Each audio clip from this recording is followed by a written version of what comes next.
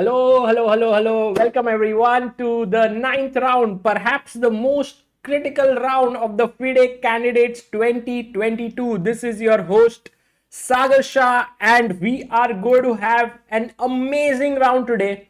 The reason? Well, it's the round between the two leaders of the tournament. In fact, it's not the two leaders. It's just one leader, that is Jan Nepomniachtchi, and he's going to take on Fabiano Caruana. And maybe my sound is a little low, but now it should be okay. Guys, please let me know in the chat if my sound is fine, if it is low, what is happening, everything. And I'm going to fix it a little bit from my end, increase it so that you can hear me well. Now it should be good. Also, hopefully we will have some very good guests today joining, but we'll see about it.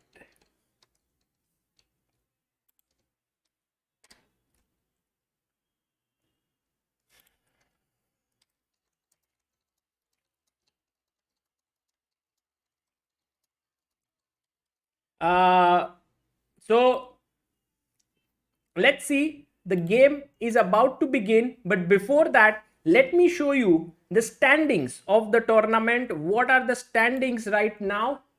So the standings look something like this. I hope you can see it. Yep, Jan Nepomniachtchi at the top with 6 points, Fabiano Caruana on 5, and we have Hikaru Nakamura on 4.5. Richard Rapport, who won his first game yesterday, on 4 points. And then we have Ding Lijian on 3.5. Let me just go to the game because it's begun. The most important round of today, E4, has been played on that game. But why is it showing D4 on the live board? Well, that's because the guest had come and made something else. So now the live board is updated and we have the first move, E4, E5. Knight F3 by Fabiano Caruana. Nepo, black, plays his favorite Petrov. Now, imagine Fabiano Caruana, one of the biggest exponents of the Petrov defense, and Jan Nepomniachtchi wants to hold a draw against him with that same opening. Knight takes E5, D6, Knight F3, takes the pawn, pushes it to D4, D5, Bishop D3. So the main line stuff happening on the board. And let's see what's happening here in the chat. How are you people? Supporting Fabi here. Is Netherlands trainer coming as guest today to test us? Netherlands trainer.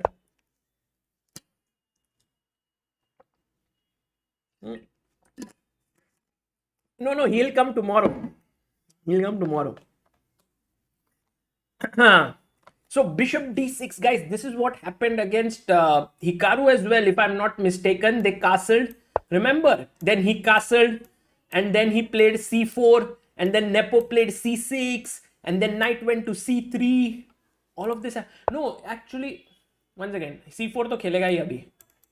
Nepo ke saath actually Knight C6, Knight B4 line had happened. This is with Rapport. Rapport. Now Queen B3 Rapport had played.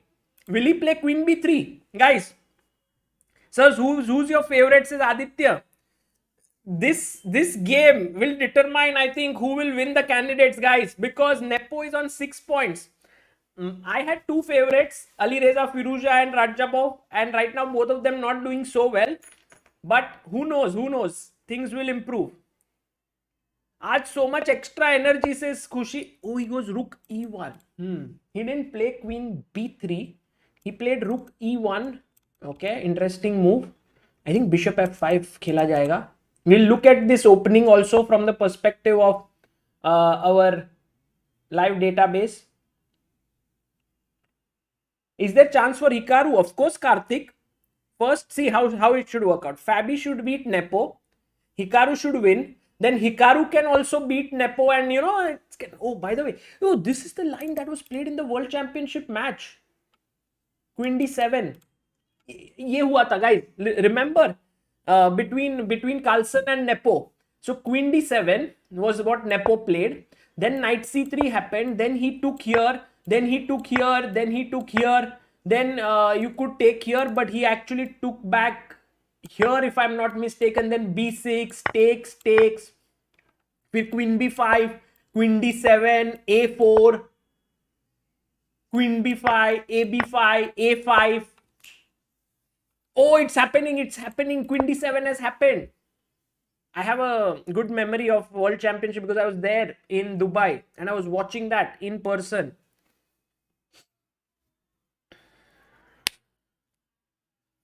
Monday blues does not affect Sagar bhai. Arey, what is the day for me? All days are same. Jis din rest day candidates mein, that day is my rest day. Monday, Tuesday, Wednesday, everything is same. Oh, and here comes the new move, knight h4. Because what we were talking about was knight c3, but Fabi, of course. Socho guys, this is the game that will determine a huge part of your chess career. For Caruana, winning today is imperative. And so he will definitely come well prepared, isn't it? So he has put his knight to h4, and this is the first new move of today.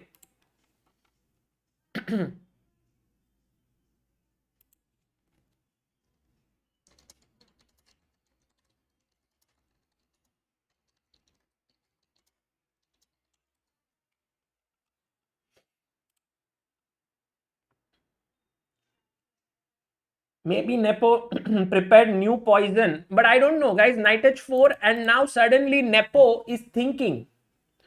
I want to check in the live database now how many times this has been played, because this will give us a good idea, because Nepo has already started to think. So here we have the live database. We have, oh no, not this one. Where is it? This one. Yeah. So here we have it, and just trying to make the moves on the board. Let me bring it here. e4, e5, knight f3, knight f6, knight e5, d6, knight f3, knight e4, d4, d5, 33,000 games, bishop d3, bishop d6, castles, c4, c6. We have 6,500 games, and now 1,500 games continued with rook e1, bishop f5, 900 games, all good. Queen b3, 395 games. Queen d7, we have already 104 games. And I was correct with Carlsen Nepo, the World Championship match. But look at this move. Knight h4, only played in one game. Played by Rozman. Not Levy Rozman, but Mitya Rozman. In Slovakian Championship under 14, Murska Sobota. So under 14 championship of Slovakia is what Fabi looked at.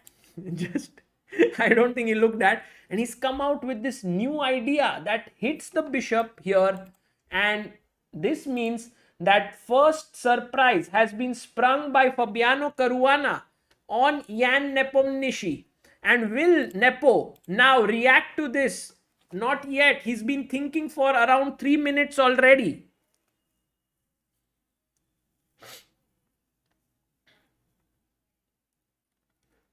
Mihir says, Sagar bhai, by the way, guys, this is correct. Yeah, Nepo is black today. Yeah. Sagar bhai, do you think Nepo has gotten slightly lucky? Says Mihir, in some games he was losing against Hikaru. I would say Mihir, he was not completely lost. Of course, he was worse, and there was still some play.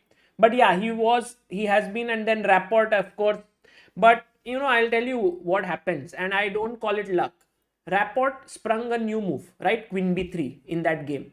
And Nepo knew the entire theory with bishop g4, and then at the end of it there was this bishop h3 move and everything.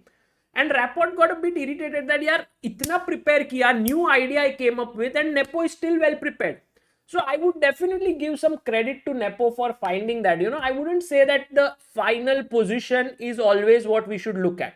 We should always see how the game develops. And there it felt, but of course, I mean, if Rapport was in better mood, perhaps he would have played, accepted the draw. Anish has tweeted, let me see what Anish has tweeted, because always some very important information flows from his Twitter account. And Anish Giri has said, who to join? Sagar Shah, Levy Chess, both none. Guys, of course. Oh, Levy Chess ko 45%. Guys, kya hai ye? Please go and hit Sagar Shah. Oh, Asim says, Sagar, why aren't we supposed to take a year break after 8 rounds of candidates? Asim, it was 7, if I'm not mistaken. Today already we are well past that stage. So the world is in a better situation, yeah. So what would be your moves, guys? If you were in Nepo's shoes right now, what would you play in this position as black? Let's see. Let's try to analyze a bit. And also, guys, let's try to hit today 935k. We are just 44 people away from hitting 935k. And then we are 65,000 people away from reaching 1 million. Go and hit Sagar Shah. Why can't you and Levy collaborate for a match? Match, maybe we should collaborate for a commentary. Yeah, we should talk. I'll write to him, but maybe he commentates. Does he commentate on which channel? For himself? Does he commentate for some official broadcast?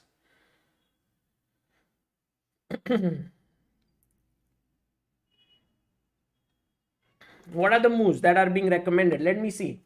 Chat chess moves. Bishop e6 is what many of you are saying for the time being. Okay, I get it. Rook e8. Okay, bg6.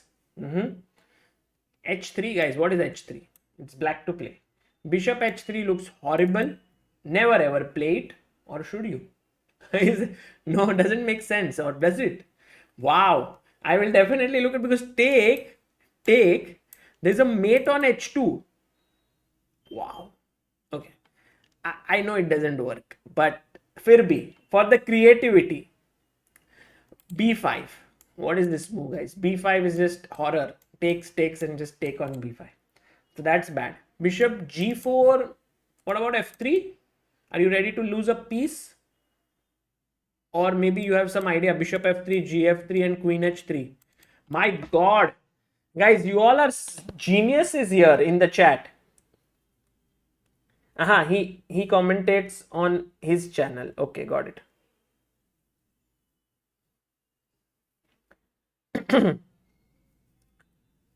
Mustafa says, I think Nepo knows what to do, but just thinking so that Fabi feels good for a moment.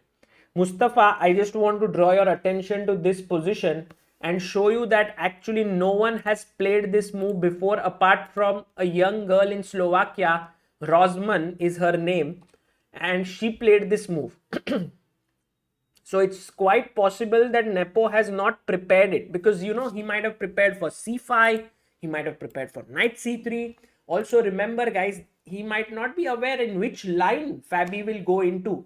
Will he go into this line? Will he play the knight c3 line? Will he play, there are many deviations before itself. So from that perspective, I am not really sure.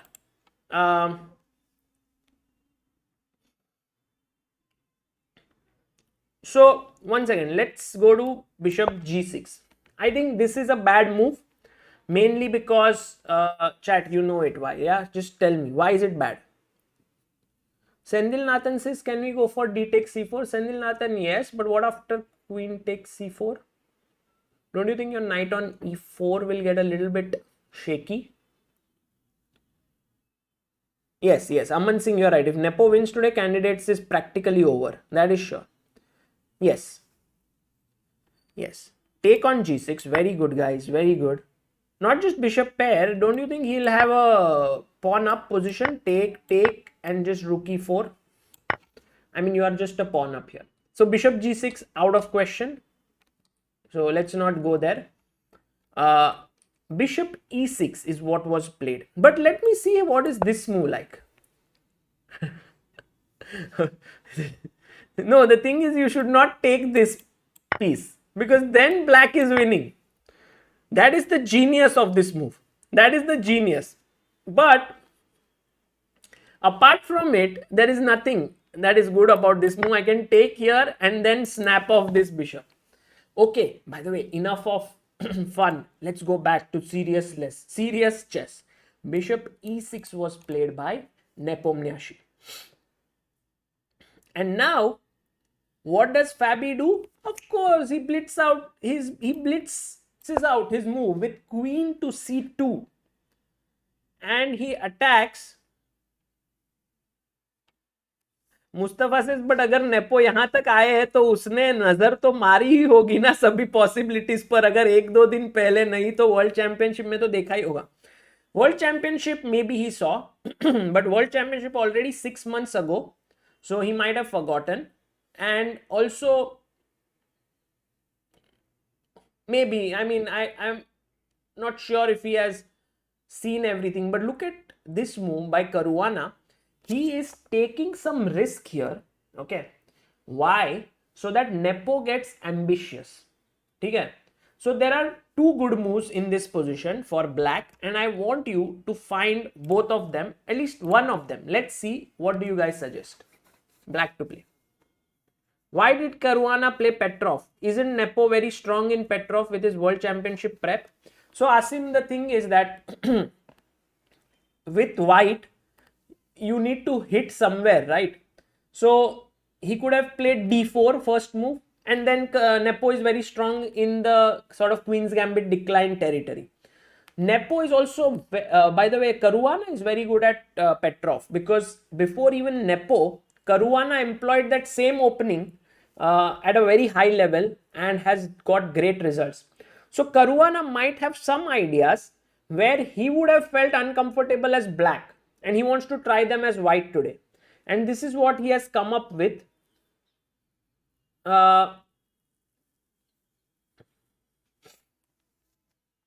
And Sagar bhaiya, I'm 16. Can I start playing professional level chess, or is it too late? Nothing is late, Khwaish. Khwaish. Your name is Khwaish, yeah? So if you dream, if you have the Khwaish to do something, you can always do it. But there's nothing like late or anything. You can just start and then see where it goes from there. If you're improving quickly, great. If you're not, then okay, it's not a bad thing. And I want to see what are the moves suggested by the chat. The chat suggests the move f5. Very good, guys. Very good. This is what Fabi wants. That he should play f5, cement his knight in the center, and maybe then there are some weaknesses later he can attack. Maybe he can go f3, rook gets activated from here, bishop is active here, knight attacks here. This is what he's thinking about. Another move which I really liked and which has been recommended by two people, Dakshat Rawat and Rahul GS. Knight a6, guys. What a move this is. Because firstly, if I take on e4, then after de, queen e4, I have not won a pawn. The reason is because of, I can take here, by the way, that looks juicy, but I can also play rook e8, creating this real problems. So that is one issue. The other one here is bishop e4. Can we go, let's say, take rook e4? What is the problem here? What is the move that you would play here? Okay, sure, I will contact Levy. Thank you so much, guys, for asking him. And oh, he will be happy to join today as well. Okay, great. I will also write to him. Thank you so much. That was very kind of you guys to ask him. I might have to set up like my second camera and all, no, because then I don't have one camera. I'll figure out.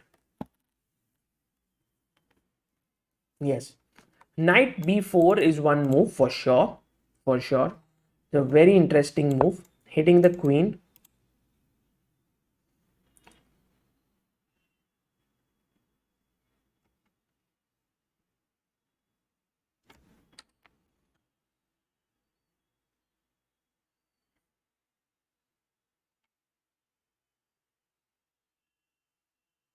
Anish wanted to join both of us. So yeah, we'll make Anish's task easier somehow. Let me think how to do it. और एक वो अपना Logitech का camera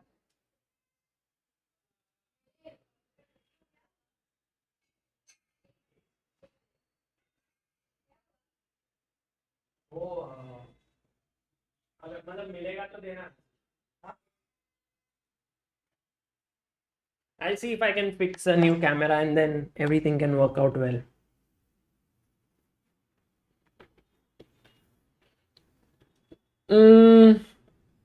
So rook e4, and then there's knight b4 that you guys have suggested, and there is also the move rook a e8, which is very interesting because you see everything is underdeveloped in the position, and already black is having a huge lead in development. Knight b4 is coming, and there are all sorts of threats. So I have a feeling that here Nepo has to tread carefully, but so does Caruana. Many times you prepare a new line and then you are all of a sudden in new territory yourself as well, because how much can you prepare yourself in a day? Whether this is Caruana's idea long back that he had prepared, whether he came up yesterday, did his second come up, did they test enough, did he play practice games? There are too many ifs and buts at this point. So why doesn't g5 followed by bishop f5 work, Kaisha? G5 already looks weakening, Kai, and also I was thinking, can we not just take on e4, and then when you take back I can play bishop takes g5 because your knight protects it. So maybe that seems like a good enough reason not to play it.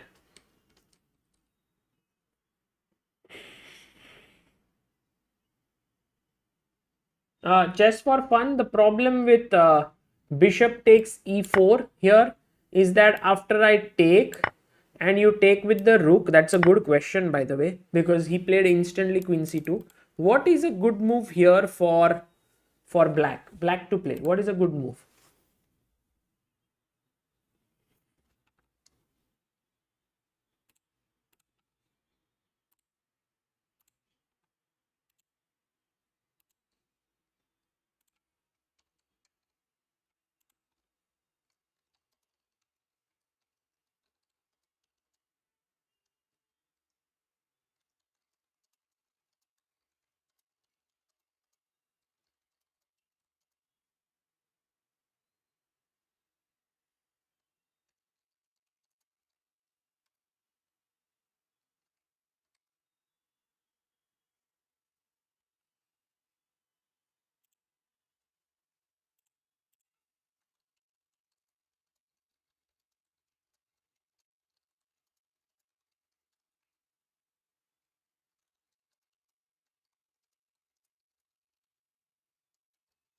Okay, I have written, let's see what happens. So here, yes, the move that I was looking for is b5. Fantastic job done by all of you hitting here. So a good answer by Paras Bhoir, Arav Arora, Sanket Joshi, Hina Firdaus, Pranjal Malhotra, Mitul KH, Subhajit, Gattu Saiteja, Sendil Nathan, and Prahalad Sen. Well done. So here, by the way, after knight, what did he play? Already he played, no? Queen c2. He went knight a6. Man, Nepo seems to be still in his prep, some way. And Caruana instantly goes a3. Okay. Caruana is like, knight ko hum active hone nahi denge. Knight b4 is not possible. And now I'm threatening to take, and then I will comfortably chop off your pawn on e4. This game is interesting.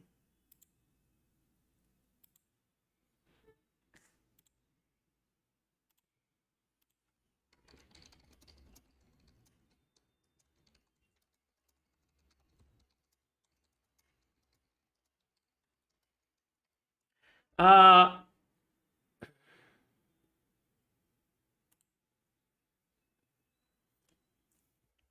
Fabi has no queenside development. Chandan Nagar says, what about f5 now? True, Chandan Nagar, f5 is possible. Now let's think what to do here, because f5 has already been played. Can we play the move f3? I like this move. Just kicking the knight away. But you know what, guys? The beauty of this is that black doesn't even bother to move the knight. You know, if you move the knight, that would not be great, because then I can push you away with c5. You have to move it back. and then I can chop off this pawn, and then I'm just better here as white. But what you can do is you can say, I ignore you. I ignore you. I'll play bishop e7. I'll hit your knight. If you take here, I will take back with fe4, hit your bishop, also your knight. You may not even go and attack him. Knight c7, just improve your knight. cd, cd, and okay. I mean, this is also possible to play.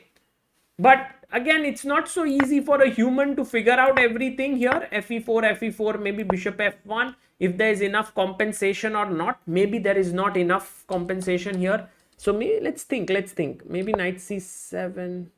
Yeah, I think f3 is a very difficult move to make here for white anyway, because just bishop e7 hits the knight and you don't want it.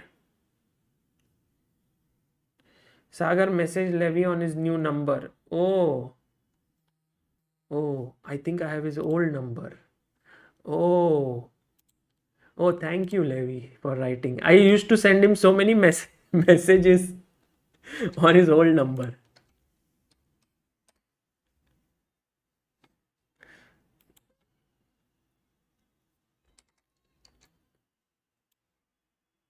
I thought maybe he was busy, but okay, his number had changed.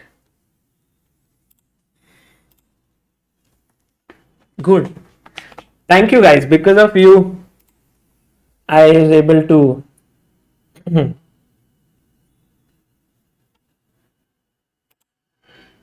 get in touch with him. Okay, a3.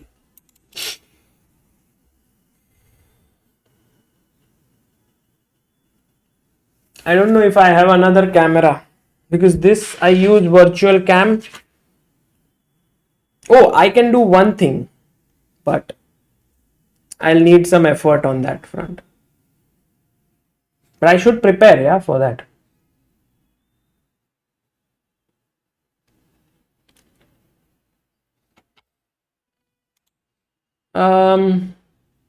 What about Rajabov and Hikaru? e4, e5, knight f3, knight c6, bishop b5. That is the Rui Lopez. This was played in the game of Rajabov and Hikaru Nakamura. Knight f6, Nakamura goes super solid. d3, anti-Berlin, bishop c5, c3, castles. Is my sound will be bad, because generally when I make a Zoom link or something, it goes. Reduce it.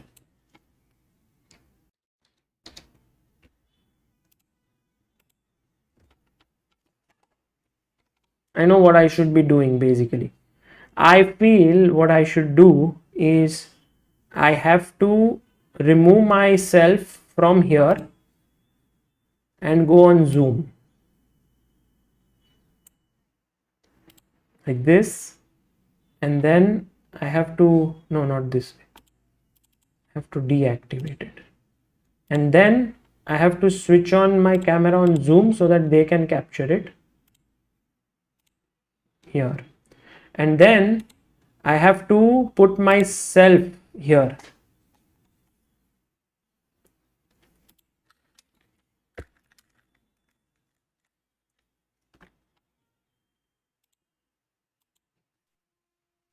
Hello, Levy. How are you? I'm so good. Sagar, how long have you been messaging my dead phone number?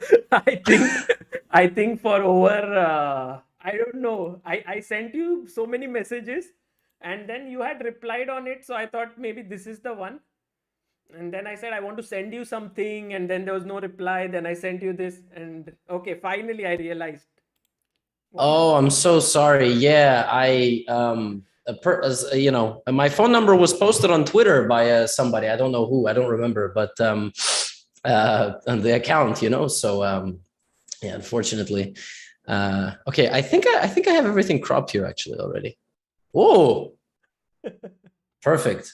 Amazing. How are you doing, Levy? And how is life? Life is Congratulations for getting married, first of all. It's the first time I'm talking to you after you got married. Really? Yes, because last time when we spoke, I don't think you had married yet. Oh, is that how fast time goes? No, I mean you are married only for a few months, right? Six Yes, months. exactly. We haven't. Wow. Oh my God. Yeah, do you ever experience that nowadays with all the chess going on? Like sometimes you're like, you think of an event, it feels like it was a week ago, but all of a sudden, you're like, wait, it's been 4 months, 6 months, a year. Absolutely. I just all the time keep feeling that time is going very quickly. And, I don't know, we might turn 40 very soon or, like that. Let me turn 30 first, okay? Yeah. And so how's candidates going? Are you streaming every day?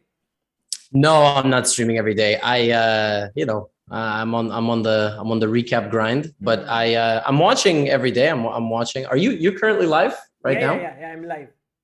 Yeah, I've been enjoying. I like digging through the openings. I like, not that I will ever use them, but just seeing, what ideas people are bringing to the table. I can't say I'm too surprised by the result of Ding and Firouzja though. Like I actually thought before the event, people were really overestimating Ding Liren's chances, and I think they were over hyping potentially. Like there was a very real chance Alireza would struggle. He wasn't just going to walk in and just crush everybody. So unfortunately, those two things have come true. What about you? I mean, like, did you think Fabi and Nepo were going to be in first place? Or that was the easiest way to think, right? So I was always thinking that Firouzja will do really well here, and I had this kind of entire sort of a romantic idea going in my mind that he will win, then he will challenge Magnus, and Magnus will play the world championship and so on. But I think that's not going to happen now. I still was very hopeful after 5 or 6 rounds that he'll make a comeback, but it was turning out to be much more difficult for him than what was anticipated, because the way he reached 2800 smoothly, the way he reached the candidates, I thought it's just he's destined for this. Yeah, but I guess it's like by the time Magnus won the candidates, although he barely won the candidates, let's remember, but he won it. He was already world number one for 3 years, but yeah, the problem for Firouzja is that Magnus exists. Like for Magnus, there was nobody, there was no dominant guy who was number one. Yeah. And so he sort of ascended to that. I mean, when Magnus won, Anand was the world champion at that point, but Magnus was the world number one. So Magnus, of course, felt like he was the stronger player. He just didn't have that experience at that point.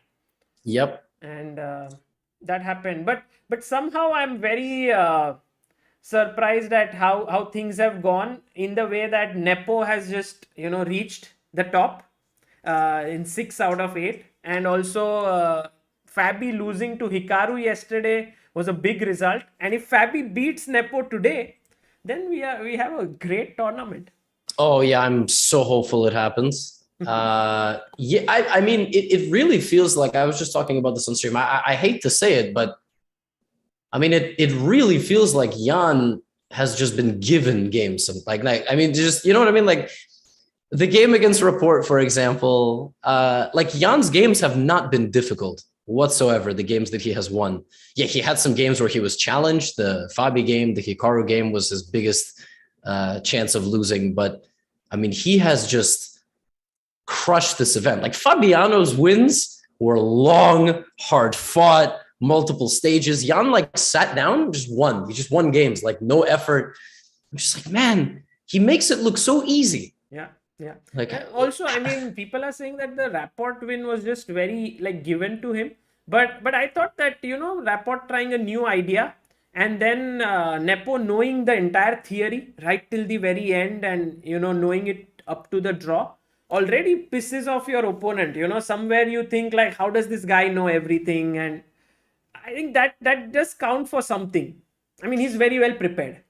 Well, I was listening to like Fabiano, for example, and they were critical of his whole Queen B3 thing, because they were saying this has been well known to be a draw for a while, and it became the drawn position.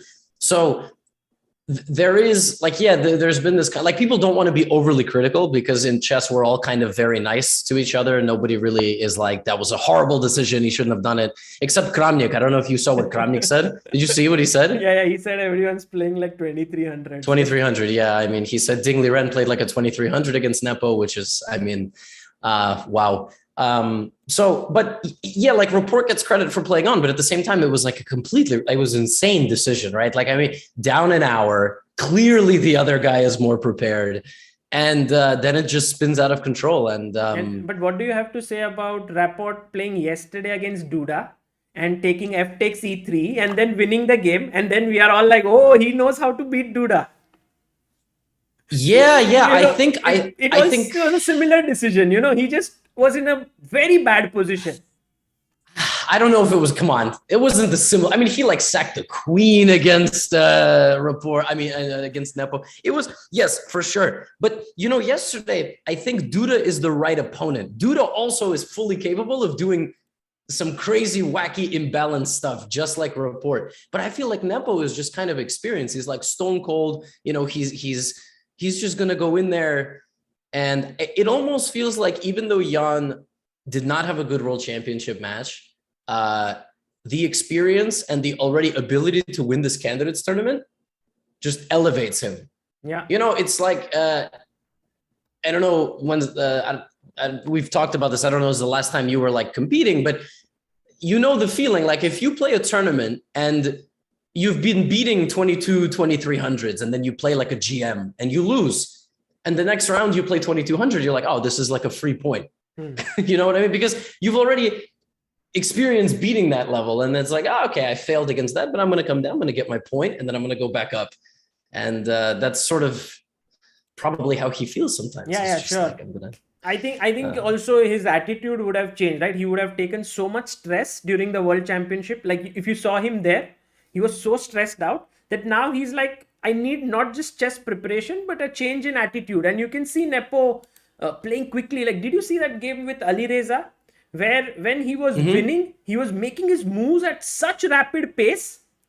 Like, it was as if, he didn't have any real worries there. So yeah, he played super confidently. He played super well that game too, like, very practical decision.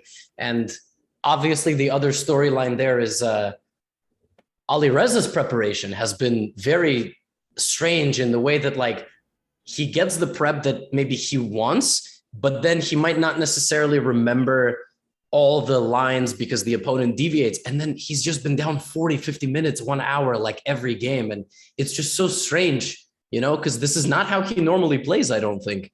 Yeah, for sure. I mean, he's just very stressed out. He doesn't play so slow. In every game, he's lagging behind on time.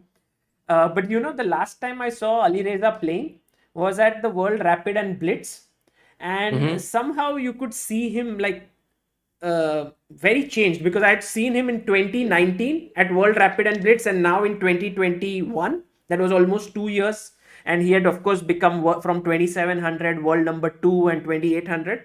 But you could see that kind of complete focus and dedication in him, like no sort of interviews. He doesn't want to talk to many people. And so I got that feeling from him that he was there, that he wanted to, preparing hard for this event, no distractions, nothing of that sort. But somehow all of that has not translated into a great performance this time. I mean, of course, he's learning and he will do it in the future, but it didn't happen this time. No, it definitely hasn't. And yeah, we'll see. We'll see as he develops, because it really sometimes feels like in chess, if you want to be the world champ and you want to be the greatest of a generation, you just go to the top. Like, nobody stops you. Magnus was a good example of that. He didn't lose if Magnus didn't win that candidates, probably he would have won the next one, but we don't know, right? We just don't know. He made it and he stayed up there. And the same thing can be said, like, if Magnus did not beat Karyakin in that game when he was down a game and losing, but then, well, we're losing for like a move or two. We don't know, right? But Magnus has had the benefit of just being at the top and like being challenged every now and again, but we don't know. And so Ferrugia, this is his first, I guess, like failure or setback at the highest level. So we'll see what happens. We'll see if he can bounce back. Yeah, and also he's just 18, yes, now 19. So Yeah. so he has, I think when Magnus played his candidates, he was 1990 born, so he was 23.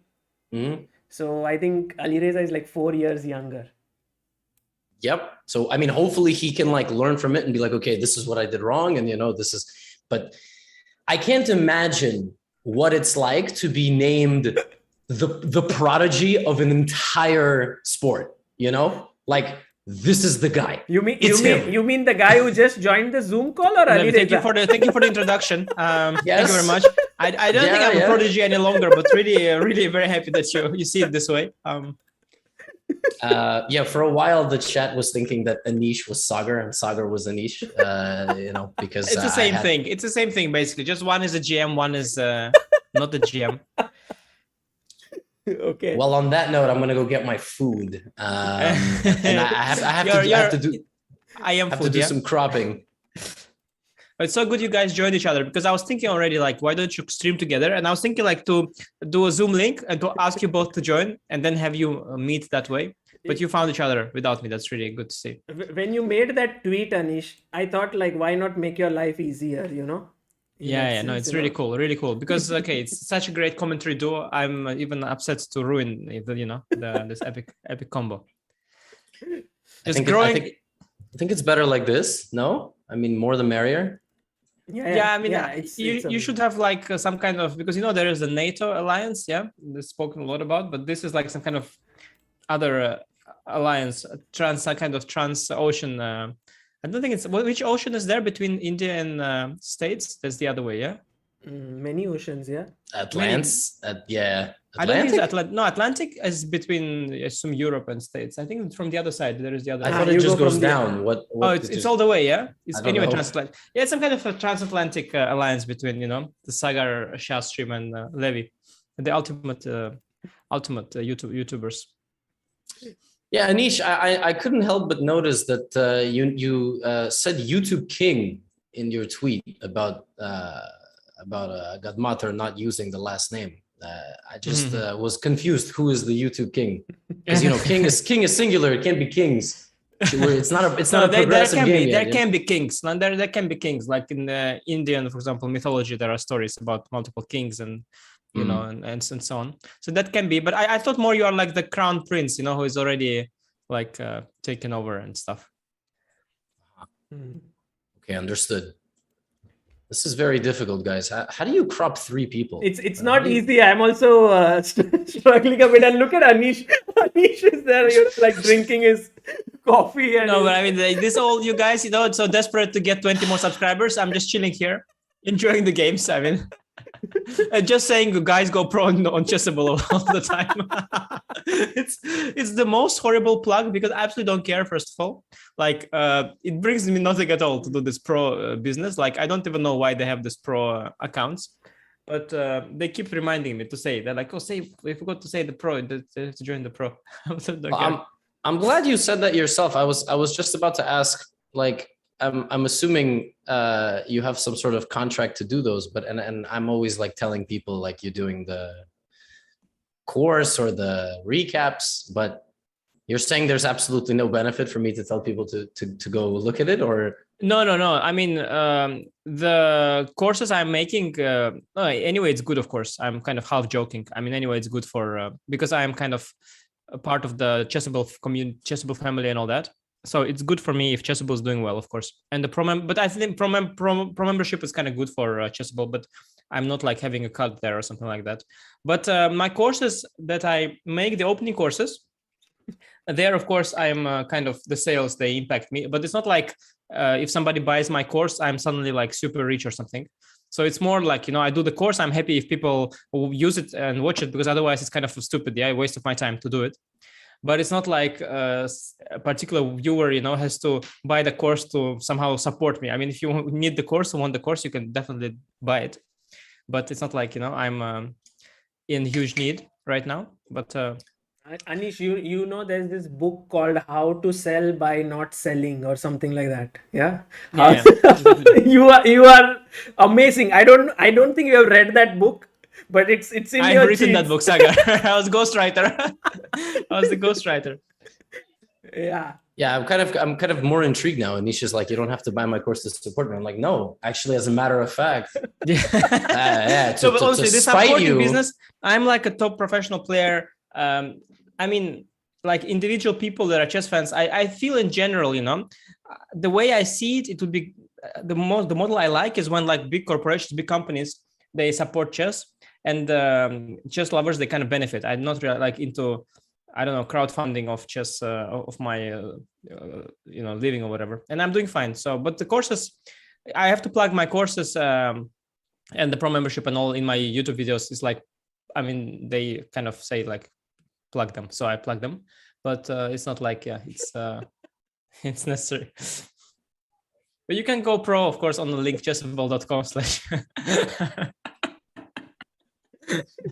You see, Levy, if he had said go pro on Chessable, we would have heard it like 10 seconds, and then you go to the candidates. But because he said I don't really promote it, you hear it. I know. 5 minutes. Okay, guys in chat are really desperate for the link. You have to give them the link now. I mean, they just cannot.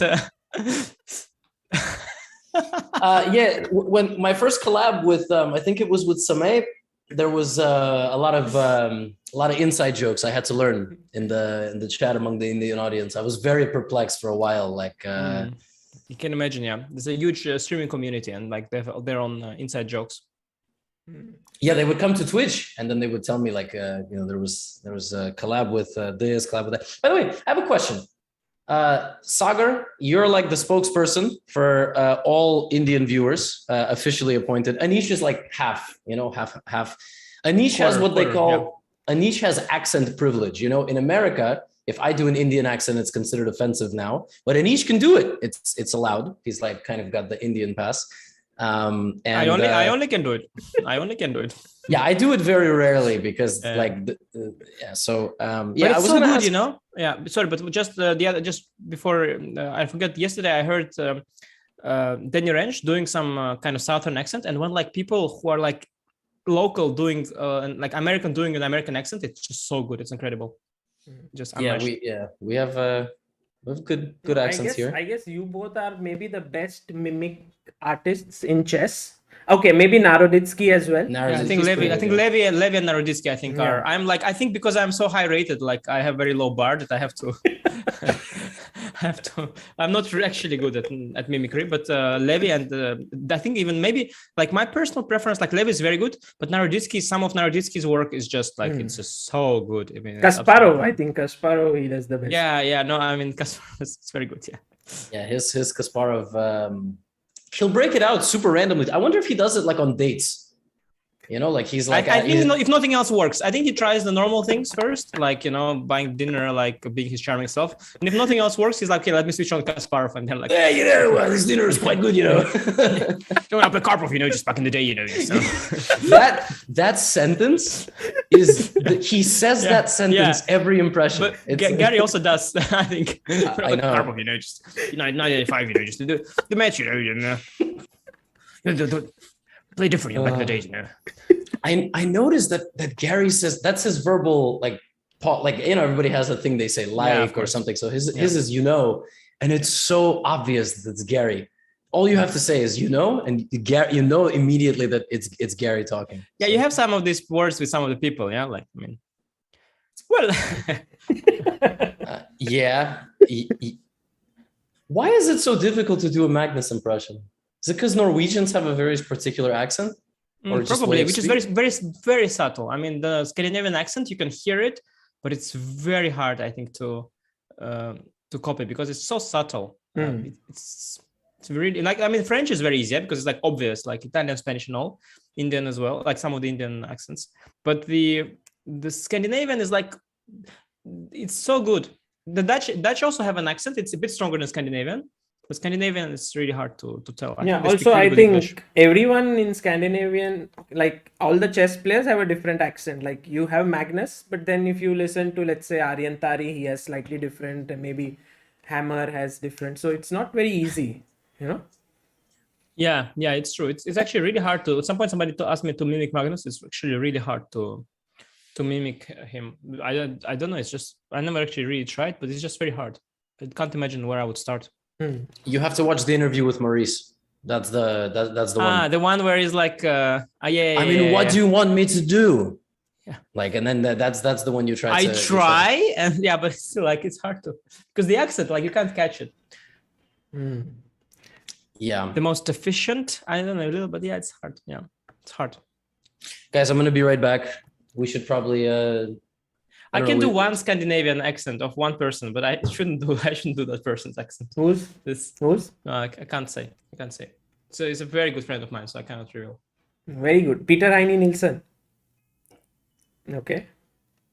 So But I can't. Why not? No, it's not the time, I think. Okay. So Anish. Yes. Today is the big day, yes? Because tomorrow is my birthday or any other reason? No, tomorrow is your birthday?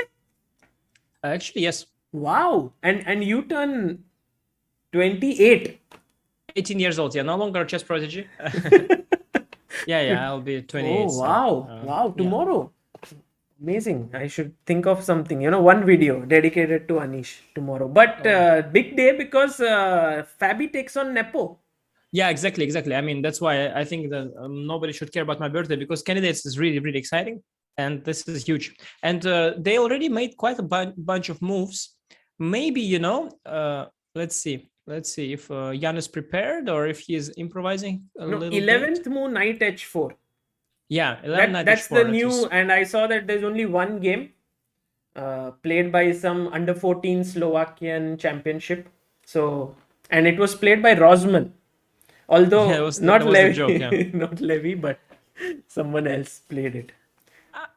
I have to say, okay, of course, it should come as a surprise to most players under most circumstances. It's not a shame to miss knight h4 in your prep, by no means.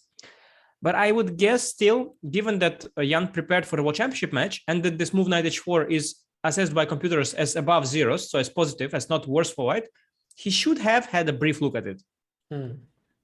It shouldn't come as a total shock because you are kind of supposed to check sort of all the moves in tabias like that are above zeros, especially if you prepare for something this important as World Championship match. And he played it in the match as well. So I guess that he might have seen it, but probably he didn't revise it before the game. But he's playing very well so far. Maybe he's following some sort of prep of his, because now if I see the website engine, it shows a very clear cut variation, which looks very good, but it has to be bishop e7 first. So after f3, bishop e7. Yeah, that's what the website says. But okay, g3, I guess, bishop f6 or what? I don't know. It's just a website engine. But yeah, go on, Levy. I was gonna say g3. What is the you just take on h4 twice? You mean after bishop h4, gh4, yeah? Yeah, apparently this is okay for wow. This looks because you've got this dark squared bishop, but of course it is unusual. Knight on a6 is also permanently bad. So on move, I think like on move 15, when I had a brief look at the computer, I think knight b8 was shown. Knight b8 to reroute to c6 is kind of a logical thing to do. But you can't play it if you are not prepared, yeah? You can. Because you might think rook c8 is a priority first. I don't know. I mean, because the problem is that with f3, you need to know exactly how to react. If you go knight b8, f3, and then what next? Like, I mean, somehow the fact that Jan plays these moves, rook c8, bishop e7, and the website engine approves, it makes me wonder if maybe he had seen this before, and he's kind of recollecting it, maybe. By the way, he played it, bishop e7. Yeah, that's why. I mean, it's he could of course have improvised the whole thing, but if he ends up playing a very, very accurate opening. It could be that he just recollects this. I don't know. Is there a big difference between Jan being up 40 minutes and down 40 minutes? Like, does for him? Yeah, does it matter? No. He very rarely takes a long time, a long thought in the opening, but usually when he does, he produces something good from my experience with him. But he often doesn't need it. But I think in this position, he probably tries to recollect his prep. And I guess that, he's just trying to make sense of his prep, because honestly, it looks very strong what he's doing. Bishop e7, bishop f6. But now bishop f6 he has to play, right? Because any other move and white is better. Yeah, if you don't know bishop f6, I think you're very tempted to take on h4. Right. Of course, you understand that white has his own pluses, but you have this very weak king for white potentially, or at least a bad pawn structure. And you might think with black that, okay, I have some issues with my position, but maybe the fact that he has this terrible pawn structure compensates for it. But position is really bad after bishop h4, gh, and the more I look at it. So knight c3, bc especially, I go bishop f4, bishop e5, king h1, rook g1. I'll use g file against you. I'll use double h pawns against you. I'll go h5. It will just be really bad. I think Jan will not take. Okay, what I was gonna say, what's the issue with bishop f6, bishop e3? I mean, I can't possibly calculate fe4 like on the spot. So why can't you just play bishop e3, knight g2, rook d1? Yeah, I think that's what he maybe will do. Bishop e3, knight d6. Yeah, so you don't go knight d6 right away because of queen e2, and the bishops are doubled. So it's kind of a good inclusion for black. Bishop f6, bishop e3, and then you go knight d6 comfortably, and you play this position. The knight on h4 is kind of far from e5 square, where it kind of belongs, I guess.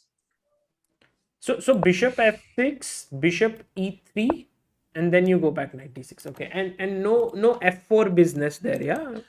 F4 business is there. Maybe then I will wait. Maybe then I will return to also bishop takes h4 now is very interesting, because you locked the f4 square for the bishop.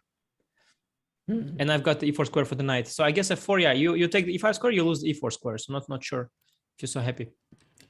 After bishop f6, I can just take the piece, by the way, yeah? Fe. Yeah. Fe, bishop takes a6. Bishop takes d4 check, intermezzo. Bishop e3, rook e3, ba6. It looks actually really hard for black. Rook d1, it just looks kind of piece down. Queen f7. Like queen f7 only move. Yeah, he has to. Yeah, but I mean, you have to know this. Like, you don't go for this. Queen f7, and you are piece down. So would you say Fabi's choice is very good for this game?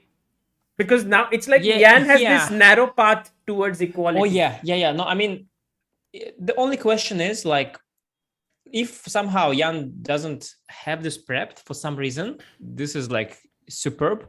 I mean, I think it's kind of, there are two types of ideas, like two parameters by which you measure it. So one is how likely is the surprise value, and the other is how high is the quality of the move in general. Yeah. So these are the two parameters of any novelty, and you have to balance it out, because I can surprise you on move 1 with f3, right? But it's so objectively bad that it's irrelevant. Correct. I can also play one e4, which has 0 surprise value, but it's so good that it's still good. So at some point you are kind of trying to balance these parameters, and knight h4, it hits that like very well, this kind of middle line in which it is kind of a surprise. Most likely could be a total surprise, most likely a surprise that like you've seen it, but not much. At the same time, it's challenging. It's so challenging that it's like, even if the opponent is not surprised, it's still kind of worth a try. So I guess in that sense, knight h4 is a very nice novelty. But if Jan will be able to suddenly show some line that he had prepared, then, because the thing is, Jan has no way back. He can no longer bail out right now. He cannot just take on c3 or just take on h4. He has to go bishop f6. Fabi will take the piece with fe, and then Jan has to show all the stuff with queen f7, and the line surely continues. Positions that look so unclear, they continue. Rook e1, you have to go bishop g4. Rook d4, you have to go queen f6. Queen d2, you have to go e3. Sorry, after rook e1, 23rd move. Bishop g4, rook d4, queen f6. Queen d2, e3, queen e3, rook c8. And this leads to perpetual. Yeah, this is the kind of line you cannot calculate from move 17. You have to know it, I guess. you can calculate it from move 22 maybe, but Yeah. Also, what you said, this quality of the move and the surprise value. I think the longer the lines go, the much better it is. Like if there is you play a novelty, and let's say it's on move number 12, and by move 17, if you make the only moves, it's clear equality. Then it's nothing. But here it seems like there is no clear equality in next. Like you have to make like 10 only moves.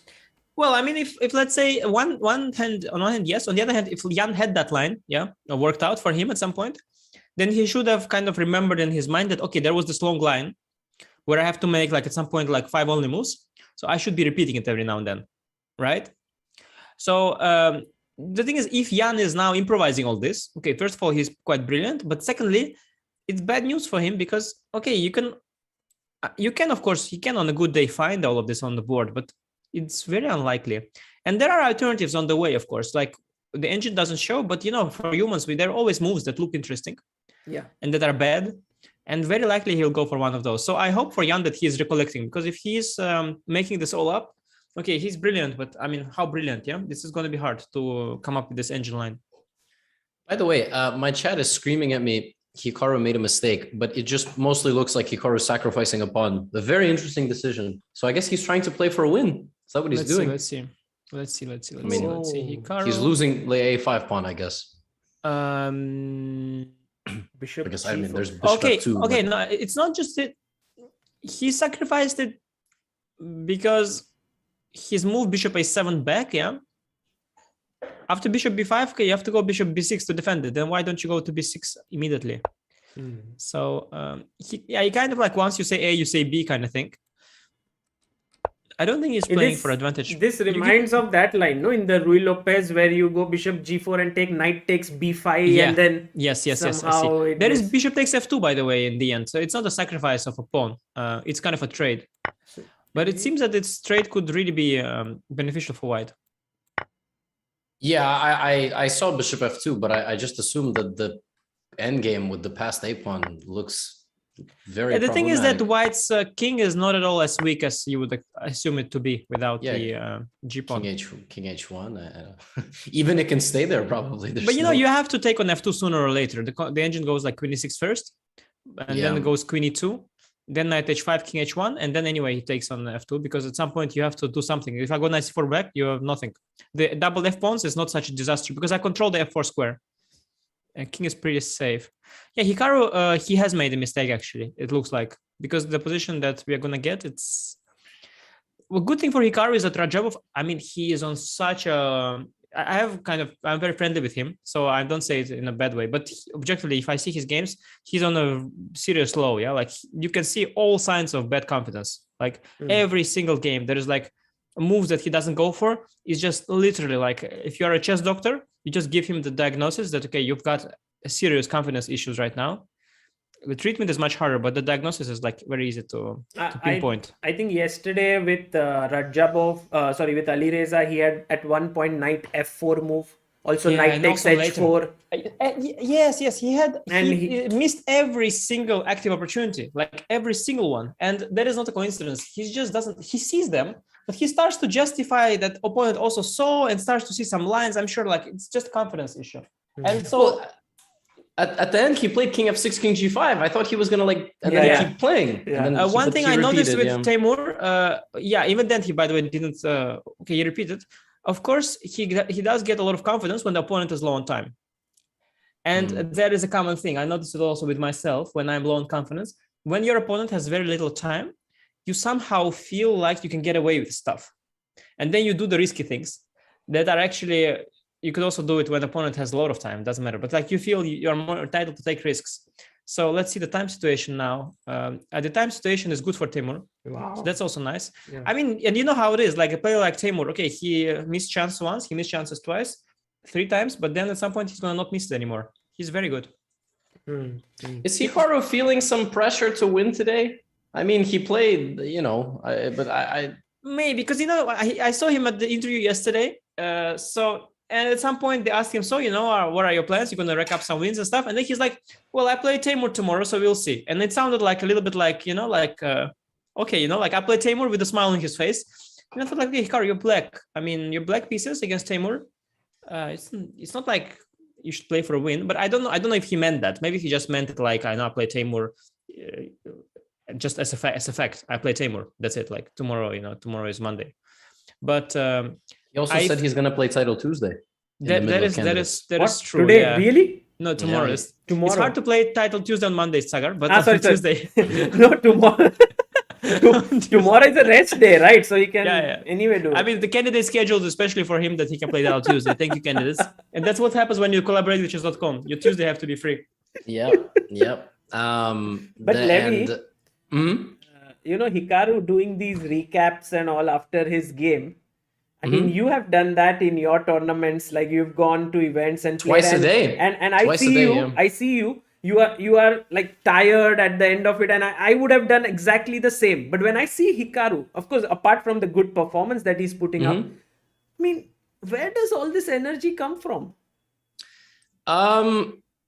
In many ways, it's like when you see that your recaps do well, that's a lot of motivation. I mean, his recaps have done, 10 times, 15 times the numbers of just, typical, like just speedrun content. And, because he has a whole YouTube team as well. So they take a lot of the Twitch stuff and they turn it into YouTube stuff. That really helps because people want to see that. I mean, their top level events aren't, going on a lot. But yeah, I mean, like that really helps. If they were not performing that well, he would be a lot less motivated to do them. I discovered this last year when I played Vegas. I had no idea.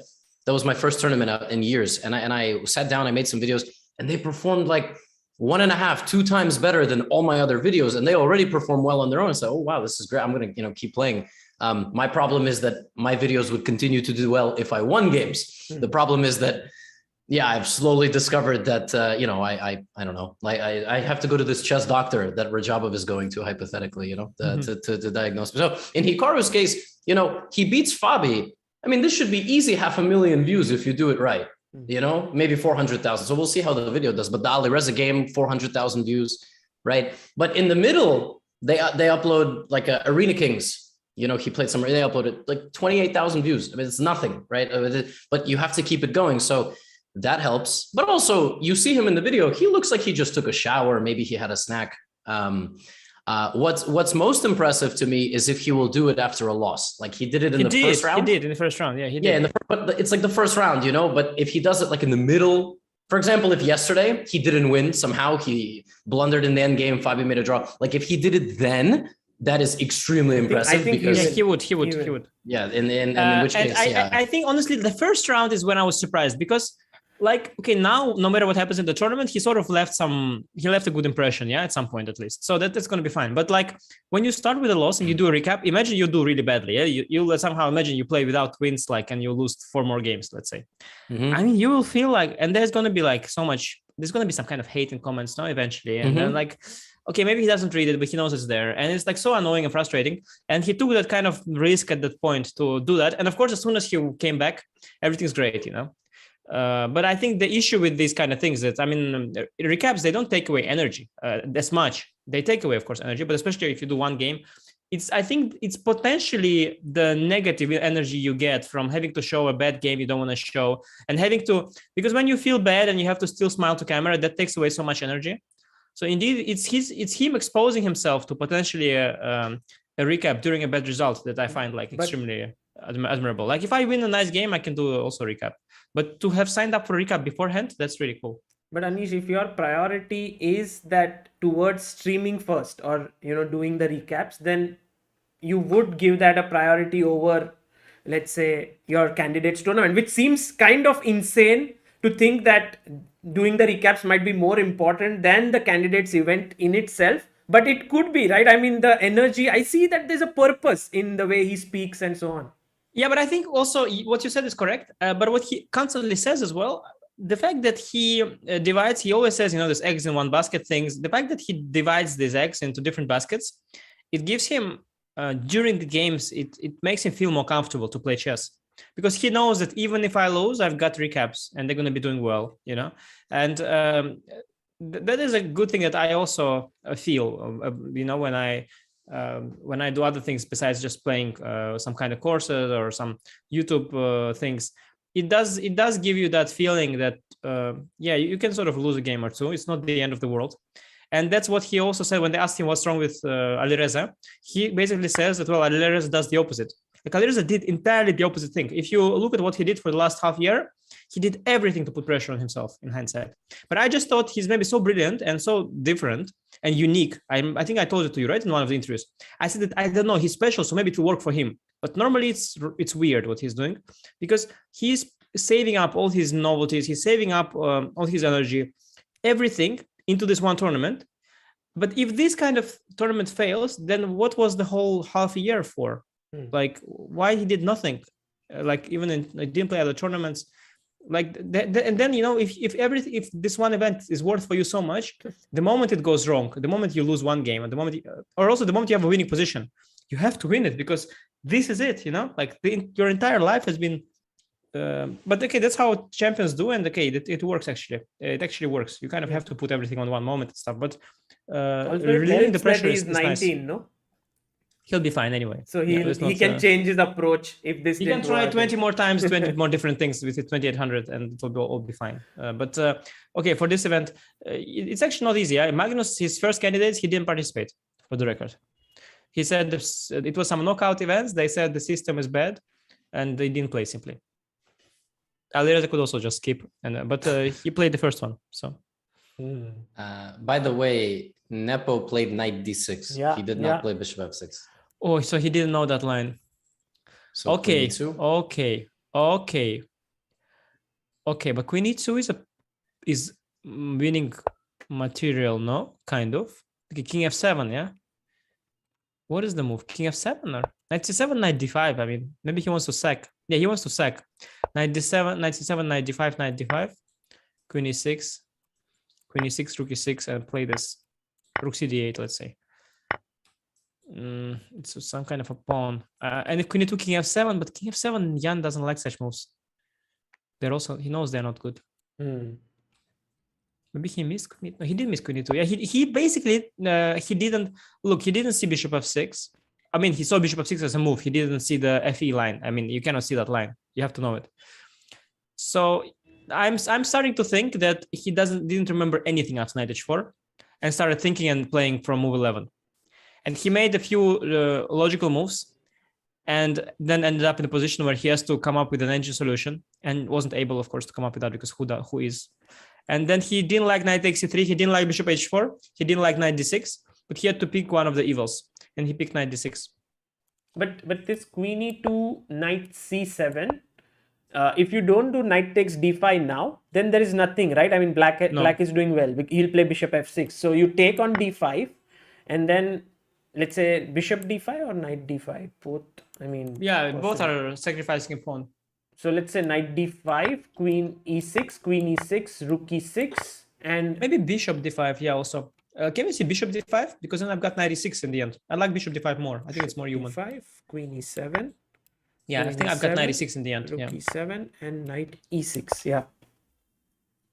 Is the rook almost trapped? Rook fd8, king f8? Yeah, a little bit. Well, knight f5 is there, so it is kind of not trapped as such, but it could be strong, could be weak. Yeah, it's one of those rooks that's kind of doing really a great thing. But if it's trapped, it's trapped.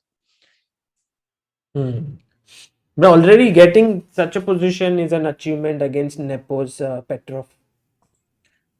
Okay, it worked out perfectly, basically. Like Fabiano, what he would hate is if he plays knight h4 and suddenly Jan just looks up, looks down, plays bishop e6. Fabi plays queen c2, he looks up, looks down, plays knight e6, and just plays the entire thing without thinking. That could have happened. Because Jan was so well prepared for the World Championship match. But it seems that, yeah, he forgot, he either didn't look at it at all, or didn't think it was critical, and just forgot to rehearse it before the game. And Anish, there's I think there's like people like to say things like world's leading expert, for example, like if you say a word association like Najdorf, MVL, Grunfeld, MVL, or Nepo, but like, I mean, everybody, it seems like, knows everything. So in this case, I mean, Jan prepared it for the World Championship. So you could argue that he's, maybe number one, number two, like leading practitioner of Petrov. Duda plays it, but Fabiano, it was also his opening, right? So when it's a case where two guys play the same opening with black, do you run the risk that one of them has something like knight h4 prepared, or again, is it mostly just everybody has? You run no, of course, you're constantly running the risk that anyone could prepare something. I mean, even Rapport could have been that guy, because nowadays it's not so hard. You just you open your laptop, you think, okay, bishop d3, bishop d6, that's what he plays. You open your laptop, you take an engine, either on your own PC or you rent it somewhere on some cloud service, on the Chessbase cloud or Chessify, whatever. And then after that, Sagar is laughing. Can you say it again? Chessbase, or what was the other one? I personally do it on Chessify. And I use Chessify? I don't care. It's actually important. Anish, you haven't said that. I don't care. No. Okay, let me actually. I don't really care, but okay, it is actually relevant. So what it is, I have to explain it now. Uh-huh. So it is actually relevant. So Chessbase, Sagar Shai. Chessbase is not just Sagar Shai. Chessbase, of course, is a software where that professionals use to prepare. That you can store databases, use engines, save your analysis, and so on.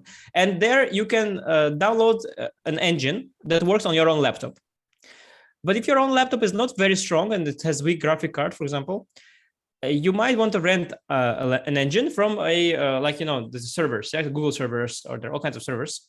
And you might want to rent an engine that runs on their hardware, and you just pay cost per minute. So there are a few services that offer that. You can try to set it up yourself, like by renting a Google hardware, but then you have to do the whole software thing. So there are a few services that already did it for you, the software and the stuff. So there is within the Chessbase a functionality of cloud engines.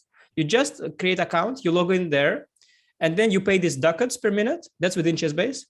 But there is also Chessify is like they are also doing that. They're providing like more options, and they're like stronger but more expensive than within Chessbase. And there you can rent that strong hardware, and you can basically with one click have access to some kind of engine that has like 100 CPUs or whatever, or like massive graphic cards, which your laptop doesn't have. So within like if you pay per minute, I don't know, something, it's not going to be very much. It's going to be like some cents.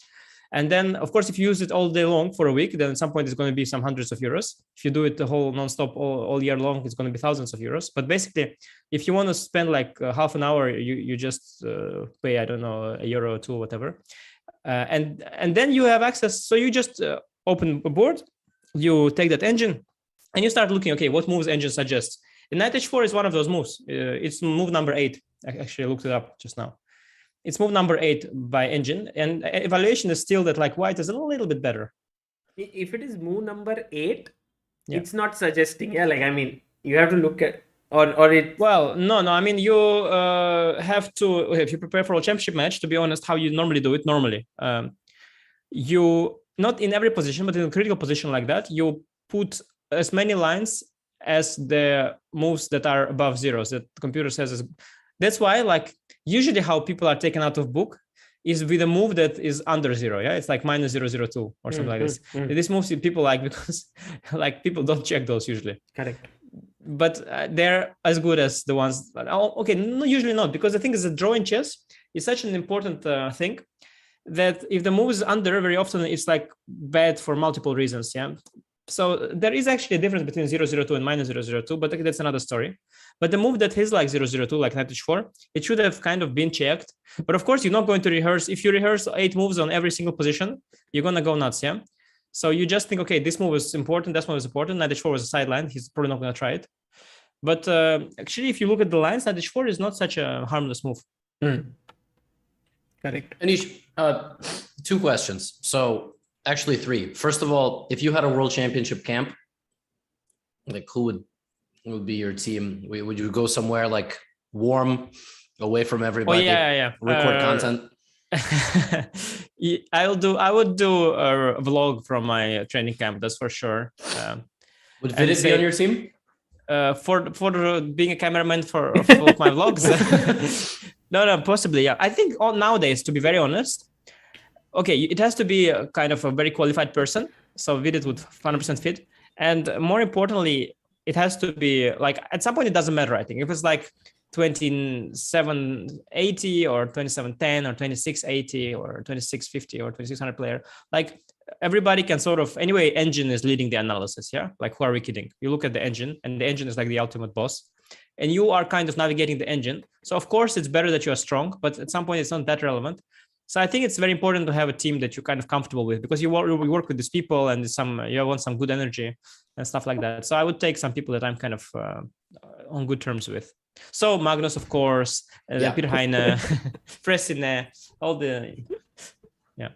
Okay, second question. So you learn all these lines. You said knight h4 is the 8th option, right? I mean, like, but this exists in all mainline openings. Yeah. How do you memorize that? Do you just have the ability to scan through it 2 times? Yeah, but that's the thing that you don't actually remember all your stuff, and that's why chess kind of remains and will remain kind of fun for top players. Because if you're able to remember all your files from just looking at it once, it's gonna get really, really tough very quickly. Because, okay, of course, there are infinite number of options in chess, but okay, all the fun lines, the critical options will be like taken out, by memorization. And it's not like there are infinite options. I mean, in chess, like, okay, you as a top player, you don't need to know how to react to h3 because you can figure out. You just go e5 and you have a better version of something that you'll get. But because you don't remember, it's going to be always fun. So maybe knight h4 Jan has in the file, but he doesn't remember. So, and you cannot remember. Just there are too many options. You cannot. There was this clip from the Magnus training camp where Dubov said, I mean, in general, no, he didn't say it at that, but he said that he can work on a file for Magnus and show it to Magnus, and Magnus looks at it once, and then like the next day, Dubov doesn't remember it, but Magnus remembers everything. So it's just a huge chunk of it, like memory. There's 2 things like about Magnus seconds. There's what they say in interviews and what they say in private conversations. I mean, in interviews, it's like, oh, he looked at it once, and in private conversation, again, I spent 2 days on the line. The guy's lazy to repeat it, and then starts thinking and mixes it up, and the whole file goes down the drain. Just look at it. I worked 2 days. Just spend 10 minutes. Go over it for Christ's sake, And they don't say Christ. They use other words, And like this is how it is. Magnus seconds in private, And in public, is like such memory, just looks at it once, and it's also okay. Like Vishy Anand is like much more diligent about his prep, but he also forgets, of course, sometimes. But also his seconds, like always, like have been. I think it's job of a second to praise your. It's one of the main jobs to praise your kind of student or whatever. So by extension, do you think that the PR job of Magnus, like team and everybody, is like is really, really commendable? Because I feel like the general public thinks Magnus is like something of a god. I mean, like for everything, very good. Chess, he chess is boxing, also, no, that's for sure. But his memory is really good, and I believe the story that he remembered a line better than Dubov. But of course, and probably his memory, let's say, is maybe better than most of the players. But still, like it is tough for everyone. So he ends up mixing up things. He ends up forgetting some of the things. And I know it firsthand in some cases. It's not just, and it's nothing like, the thing is he's built his repertoire around himself. So he kind of knows what he can handle. And very often he mixes up and it's still fine. You don't notice it, or he forgets and he still finds his way. So it's not like tries to make sure that he doesn't get these things like Alireza had against Jan, where he forgot the file and he's lost 2 moves later. He tries to do everything that the position suits his style. So even if he's out of book, he can kind of wheel it, find some kind of improvise something, and try to sort of and very often he plays these lines we don't even know, like did he check it or is he improvising, because it's such a human move anyway. And so he's trying to make sure that the prep fits him, and that's really smart, because that's very important. And you see some awkward games of some top players sometimes where you see exactly when they are out of book and the next move is just red, and that happens like a lot also to myself. It's just really hard. But yeah, his memory is good, but it's nothing like that he can from one glance memorize everything. That would be that would also be strange. People don't do that. But do you think like what happened yesterday? Like I was commentating, and there was this game, Alireza White with Rajabov, and he got this very nice Italian, And Alireza had pawns on a4 and b4. So I had Ronak Sadhwani, who is a 2600 plus GM, and he told me that if the pawns were back on a2 and b2 and black had a5 in that position, then that position would not have been so much better, as you have the pawns on a4 and b4. So, you know, somewhere it was theory, but there was also understanding behind it. And I think that with top players, they just understand position so much better that they can memorize it. Do you think for Magnus, he understands it in a different way that he can then remember it easier? Yeah, but you know, the understanding is an interesting thing. So even let's say, especially with a player as young as Raunak, and okay, he's a great player with great potential, but I would like to test that. So let's say I want to play, let's say, maybe myself or some other strong player who can match Raunak in abilities, to play some blitz games with him on that structure and see, you know, how well he scores with white, how well he scores with black, how well he understands it. Because what he basically told you, and that's something that all top players kind of know, he told you that with pawns on a4 and b4, the engine gives a higher evaluation than with pawns on a2 and b2. And then the question is, because I also have a lot of this knowledge, like, to what extent is that understanding? Like, you kind of know that's like this because the engine says so, but like, are you able to convert, let's say, this advantage to a win? Are you able to play it out well? And this is much harder, and you see that a lot, and I see that in my own games, and then I wonder sometimes, like is that like, what exactly is chess understanding, you know? Because this is kind of knowledge of computer evaluations, and there are many nuances in these structures, and just the fact that the computer gives like 0.4 somewhere doesn't mean you win the game. Yeah, and when it gives 0.0 doesn't mean you don't win the game. But yeah, there's a lot of knowledge, and top players and people that are well prepared like Rana, they know that. That's for sure. Levy, do you ever feel like, you know, with all these tournaments, you are getting stronger, like with your opening prep and all of that? No, of course not. Come on. No, by looking at these games deeper. Really, you know? not, Levy? Don't you think you get stronger? You analyze these games, you present them then, so do you analyze them really well? You understand them? No, of course not. No, because I'm never doing it for myself. I'm doing it for the audience. Like I'm breaking down concepts for levels for like them to understand. No, of course not. I mean, I can't learn things the way I imagine GMs, or I mean, I have my own way of learning. But you know, I'm not sure. I'm not sure. I think it's actually like, I think the gap between understanding of chess of top players and like what you explain to noobs is not that large, in a sense that, yeah, I mean, it's not like there's some kind of really complicated concepts that are completely unexplainable. It's just that, okay, applying the knowledge is very hard. But essentially, you know, it's active pieces, pawn structure, weak king, all that. It kind of stays from 1800 like, or 1200 all the way to top level. I mean, the concepts are the same, no? In some way. Yeah, they're the same. The difference is that as you go up and up the ladder, it just becomes a lot less about immediate benefit, immediate threats. It's like a move is good because every other move you analyzed was bad, but they were only bad because the opponent had good responses. Like the foresight of my move versus their move, what they want versus what I want. That's not something, I mean, even I can like sometimes barely do that in games. So, you know, like it can't. True, and also what I should correct myself, like the hardest thing about chess, like it's very easy to explain a move that you know is already good. Yeah. So the engine told you this move is good. And now I switch on my explanation, and it's like very easy. I'm going to tell you, yeah, because in this case, it's very important, you know, to fix the pawn structure and this and that weak square and this weak square. But the thing is that while you have a chess game going, there's always like interaction between so many different factors. There's the king safety, there is the piece play, there is the pawn structure, there is all kinds of things, and they are interacting. And in some moment, one of them becomes more important, or like sometimes you sacrifice king safety for material, but then like material in this case is more important than a little bit of king safety, while in the other case a little bit of king safety is suddenly worth more than like 2 pawns or whatever. Yeah, and then it's always kind of hard to, and then once you know what is the answer, you can very easily explain, well, that here of course king safety is more important than this stupid pawn a7 b7, while in some very similar situation a7 b7 pawns are much more important than king safety, because king will anyway be fine, but I'll have this passed a pawn that in this position kind of is relevant, in that other is not.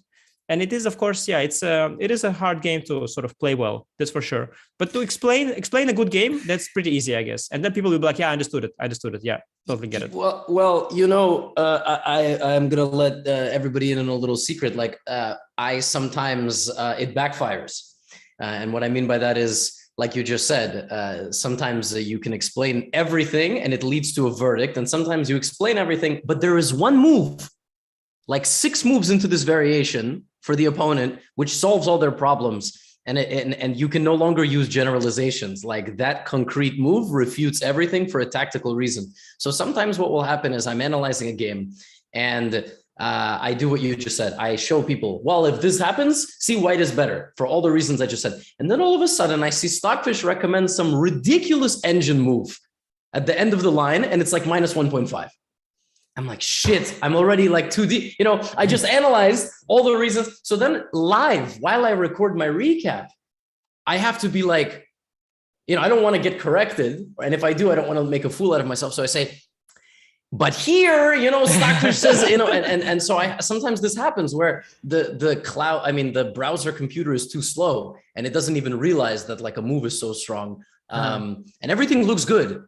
But there's those people who will watch, you know, with the engine. Some people watch in a very involved way and they go, actually, here you were completely wrong. And it happens. Like, sometimes you just make a mistake. But I mean, no, it is really hard in that sense. Yes. But you should not. That's the thing. Like, the engine is nowadays so hard, so strong. You should not. It shouldn't somehow, like, the fact that it exists.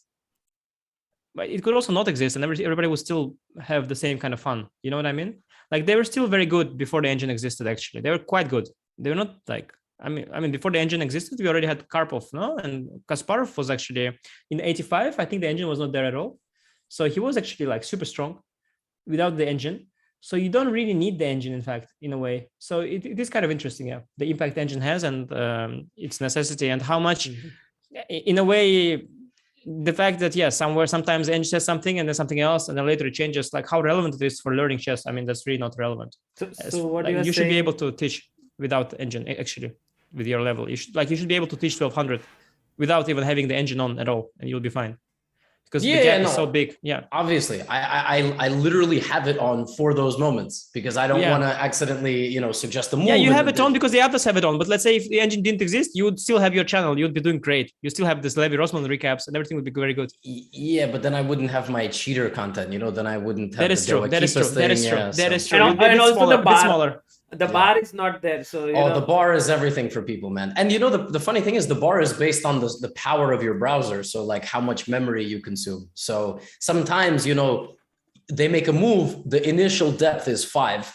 So the bar is +7, then it goes down, then it bounces up and down, you know? So people are like, oh! And then, you know, it's the same way like King's Indian defense is 0.8 for white, 0.9 constantly, you know? And it's just like, oh, white has huge advantage, you know, but it makes it very engaging. And I mean, so rarely when I follow some other sports that I have no clue about, I find it all really nice, all these gimmicks. And like, for example, when I watch some poker videos very rarely and they have these percentages, it's so good that the percentages, right? I think that was actually a big breakthrough for poker when they introduced the percentages.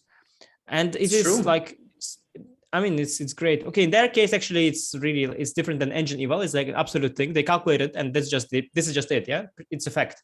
In engine evals, they can sometimes be like, and also the players, I guess, they can kind of. It's a little bit of a simpler math, of course, the poker percentages compared to chess evals, because chess evals is, of course, a much more complex thing. But anyway, it's a cool topic. But at the end of the day, when players play chess, what I know myself is I'm able to predict an outcome of the game much better if I am watching it without the engine.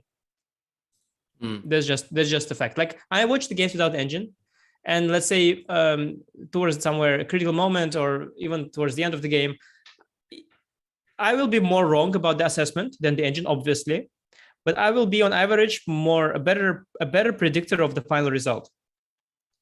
Correct. I've seen it happen. Like, I've watched some games and I saw things go wrong. Yeah. But the engine doesn't see them go wrong, but I kind of see them go wrong because, like, okay, it's less easy. I'm like, okay, now probably it's going to mess it up. And I see, oh, it's still +4. Okay, wow. Okay, well, probably not then. And then he actually messes it up. And I'm like, yeah, actually, I saw it kind of. It was really not easy anymore. But because you play at that level, yeah. So yes. So I think it doesn't go for all humans, because I mean, I'm like the closest by level to these players that I can kind of predict reasonably well what they are likely to think, kind of better than the engine, because the engine is much stronger than them, much stronger than them.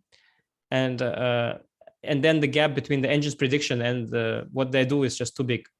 Anish, did you see the endgame yesterday where Fabiano could have played Rook H1 with the idea of like Rook H3 back preventing King G3? Yeah, I saw that moment. So is that defensive resource unfindable, or is it only unfindable because of like the game situation, constantly down 40 minutes on the clock, constantly under pressure? Like it seemed that was a good... Yeah, I can tell you honestly, it's like way too vague, the entire position, for someone who just got that position from some different position and is in time trouble. Like, if you get to the core of it and you analyze, what if this, I go back, what if this, you get to the core of the position, you figure out the point. Like, honestly, I wonder, like, without offending Fabio or anything, when did he realize that the idea is bishop of 191, bishop of 291? Because that is crucial, yeah? And that's not obvious. Like, at what point did Fabio realize that what white wants is remove the bishop from e1 and place the knight there? And I will not be surprised that he didn't realize it until the bishop, until really late into the game. So, because that's really hard. And everybody is taking it for granted, like, oh, bishop of 291. But so once you see that that's the idea, then you can go a level deeper, yeah? And then the so-called defense, I mean, it's very vague. Like, is it even a defense? And like, what is, like, it's not the defense in a human sense. Like, I still don't get it exactly like what you're saying. I didn't analyze it in that detail. I didn't get exactly like why rook to h3, what exactly like, and what is rook on h3. I think the idea is white can only make progress when the king is on g3, and then otherwise there's like g4, rook f3, g3, rook f1, like checkmate, because the king is mated on g1. So there's okay, but we have to let me see. So I'm just saying that in reality, the games, like, first of all, people have to visualize the position, which I right now was unable to. Then they have to realize, okay, what's the primary idea? And you're like going, so instead of rook f6 check, rook h1, yeah? Yeah, I think rook that was h1, the final knight g2, moment, knight g2, rook h3, yeah, that one. Yeah, rook h3. Which exactly. Number? 65. Yeah, 60. Rook h1, knight g2, rook h3. King g1, g4, bishop. And if bishop d2, g4, 91, you've got bishop e4. You give up the e pawn at the g3. It's also not even like, apparently g4 is better than rook f3. Like, I don't know. All I'm saying is that this is the kind of position where if you watch with a computer, you can really psych yourself into believing this is savable when it looks completely impossible to save. I mean, it just, you see 0.77 suddenly. So let's say, generally, if you forget all what you know, because you know like too much now, yeah. If you just look at the position, so what do we actually see, yeah? Like without the BS of the engine. Okay, so we see the passed pawn on e2, that's firmly blocked, right, by the bishop. So we also see the g pawn that can somehow maybe try to distract. And okay, so that's it. So like we are, let's say, on move 65, yeah. So I think Fabi thought that if he brings the rook to f1 or h1, first of all, I guess he realized that knight g2 is coming and not rook a1. I'm not sure about that already. Right. Because, okay, and then you have to somehow realize, okay, so once you have rook on f1, after rook h1, knight g2, rook f1, or rook f6, rook f1, because the thing is, you want to go rook f1 check, because you want to separate the king from the bishop, right? As much as possible. Yeah. You want that, because that's where you are basically, the pawn is blockaded on e1, so you want to unblock the pawn. So the first step to unblock the pawn is you kick the king away, which is logical. And then next, you want to kick the knight away. That would be by means of bishop e4, but the rook on a2 is there with rook e2. Yeah. So you basically can't unblock the e1 square. But you think that maybe since white can't take on a6 because of bishop e4, you have some kind of fortress-ish thing. Right? Because if I make, let's say, waiting move, you go rook a6, I go bishop e4. Yeah. So let's say king e7, rook e6. Yes, exactly. So you do that. That is your thinking process. king e7 maybe falls into some e file. Let's go king g7. So you go king g7. You think, okay, rook a6, bishop e4. It looks kind of vague enough. I'm winning back the piece, or force rook a1, which is very, then rook g1. So I win back the piece. So after king g7, you realize that rook a6 is not there, and then you realize, okay, there's bishop f2, knight e1, and now you understand why you want bishop f2, knight e1, because bishop e4 was there. After bishop f2, knight e1, then you take on a6, and the rook is free. So at this point, you realize that you want bishop f2. First of all, by that point, probably you already have rook on f1, but if somehow not, then you kind of try to stop the setup with king g3, bishop f2, knight e1, and then you go for this rook h3, maybe. But I mean, how many layers Fabi had to uncover to reach it? And he just got this position. He had like 5 minutes on the clock. Yeah. And it's also so vague. Like, it's not like, it's really vague, honestly. It's just, I find it very, very, very vague. I don't know. King g1, bishop f2, knight e1 also is there. Fabi played the top computer move, by the way, in his game against Nepo. Speaking of, I didn't mean to distract us. Yesterday's game was I fall for it too. I was watching the game and, there was a moment Hikaru could have just cleanly won, but then there was some counterplay. And I really started thinking like, wow, he's going to find it. Oh my God, Fabi's going to find it. But it's just even looking back at it. No, but find what? Like, exactly. No, but for what? So what? I mean, I didn't understand. Like, so we went to some kind of very deep reasoning of something, like some kind of move, like, but he didn't miss, like, find what? It's some kind of a very abstract thing that's like, you can explain, of course, because, okay, the white was bishop f2, knight e1, so you somehow try to prevent it, but it's very vague. Like, rook h3 now, why not move before? Why not move later? Like, why not start with g4? Why not, like, I mean, you know what I mean? That's the job of a commentator, right? At the end of the day. But that's not how people, of course, but so we can show what Fabi missed, let's say. But it's difficult for him to find. No, but it's not like, they would never talk about it, I think, if the game was played in time when there was no engine. Because that's what I'm saying. It's not a real thing. I know. It's not a real thing. Like, he missed some things, I can tell you, like when he went c4 or something, his pawn structure lost mobility, because now when he pushes e4, d4 will be a hole. That he missed. Because I can say it's very simple. I want to go e4, keep the knight, and then go d4 and push the pawns down. But this is like, it's not even clear what exactly he missed the first choice of engine, but it's not like he missed a particular tactic or a particular, like, for example, if he had played now queen e2, which he didn't like because of knight c7, I think. But let's say if queen e2, knight c7, he doesn't go knight takes d5. You can say he missed knight takes d5 because it's a thing, right? Knight takes d5. I win a pawn. It's a tactic. Or like there is a bishop maneuver but this is not like something you miss. It's just some kind of a weird move that was there and he didn't play it. I think it's very, very strange. One of the things which you mentioned today was that even though engines have been introduced for now nearly 2 decades, the level of play has not like risen up by such a huge level. Like Kasparov and Karpov and all were without engines also very strong. And when you compare it with, let's say, technology, let's say we have these modern tools like internet, WhatsApp, all of these, our quality of life has improved a lot in terms of that. So do you think that it's we who are not using the engine so well? Because somewhere when we are young, we are still brought up on these classics and we are still brought up on these end games. And there might be a new generation who will come up, who will say, don't do all these things, just study the engines. Yeah, I'm afraid, Sagar, the problem is that the game is too complex for that. That's kind of the thing. Like, the game is too complex for humans to try to imitate the engine and try to learn from it also. Because, like, even if you uncover, we uncovered. Let's say now we uncovered why the computer likes rook h3, right? And what we learned exactly. No, exactly, because we have not. I mean, because we are in that but stage. It's not nothing wrong with us. No, it's nothing wrong with us. It will be like this also for people in 50 years. Like, really? what exactly? So? Like, if let's say a young kid is just born and brought up on engine, like he doesn't know anything and he's just showed these, like, let's say when you are growing Sagar, up, it all has to be the same. Like, the kid, before he wins the marathon, he has to first learn to crawl, then to walk, and all these things. Anyway, He cannot start learning marathon by watching marathon runners and just go into throw him into marathon. He has to crawl, then walk, then make steps, and slowly but surely. I know because I have one that is like walking and stuff. So I know exactly how you raise a marathon runner. But I'm just telling you that, like, and all the classics and all that.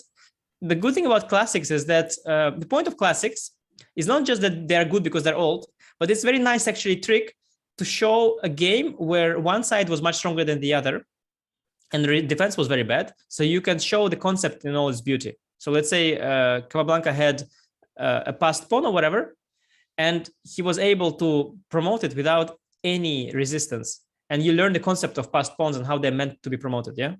And like all these top players from the past, like all the games of Capablanca and Alekhine and Lasker, like many of them, they played against really weak opposition. So when they came up with a concept, like, I don't know, they came up with the concept of like a weak square and they're going to use it. The opponent just did nothing and just watched as they use the weak square. And then we learn like, oh, and we are shown like, this is what you want, yeah? This is like the dream come true. And they had this dream come true happen because the opponents had no clue. Right. So I guess that's why I think it's essential to learn all that. So when you learn this, let's say when you learn this as a kid, it's very clear. Imagine the next generation grows up on studying games like Anish Giri versus Ding Liren or Ding Liren. They will never do that. No, this is not destructive.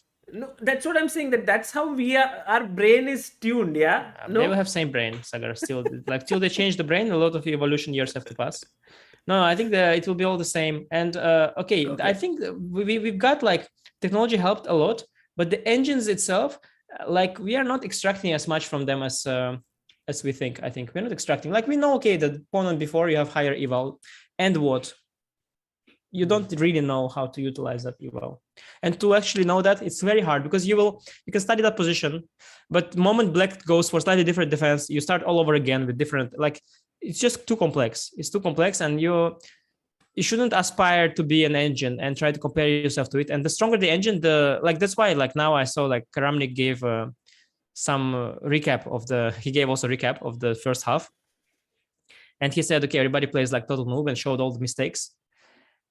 And then he's asking like, why is everybody plays so bad? I mean, one reason is because the engine got stronger. So the swing and eval became higher. Before you had 0.8 and made the move with 0.2. Now you lost a +5 advantage. Mm-hmm. Like yesterday, the fact that Naka had +5, it's only +5 on Stockfish 15. If you use Stockfish 7, it will say 0.8, 1.2, whatever. Very interesting, yeah. This is very interesting.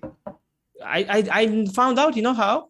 I played Vaikanzei this year, and I started getting depressed after like 4 or 5 rounds. I started getting depressed because I thought like, why am I playing so bad? Yeah, what's wrong with me? I've never played this bad before in my life. Like I had -2.5. I didn't realize it was -2.5. I thought maybe I'm a bit better. I made the move. I ruined everything. Then Fabi had +5. He didn't see it, and I thought like, how am I playing so bad? I beat Fabi. Should be very happy. I was super depressed. I was like, why am I playing so bad? What's wrong with me? You know? And then at some point I was like, okay, hang on, -2.5. From where? Equal pawns. You know, one weak pawn he has. If I'm gonna win that pawn, it's gonna be -1. Right now, I'm far from winning it. So it has to be -0.6. It can be -2.5. Something's wrong. So I opened my phone engine, Chess24 app, which they didn't update for 100 years. This broadcast, yeah, they will at some point, but it's already unbearable. Can't wait. So I'm opening this old Stockfish, which is like 6.8 or whatever. And I click the position that I have. I think it should be -0.8. I click evaluate. It says -0.8. And I'm like, hang on a second. Yeah? That's what's wrong. The Stockfish on Chess24 website, which is much more modern, it gives a different evaluation than it used to give, you know? And I missed from -0.8 to -0.2. I missed a little bit, but it went from -2.5 to -0.4, and I missed 2 pawns in one move. So it perverts and Fabi also was like, I didn't know how to win. It shows like +1 here. This one says +5 he missed, you know? So like it evaluates completely differently, and you still assess yourself in the same way. And then you look at all the games, you think like, okay, nobody can play. I mean, it's +5 with every move. Hikaru cannot even, I mean, what is this?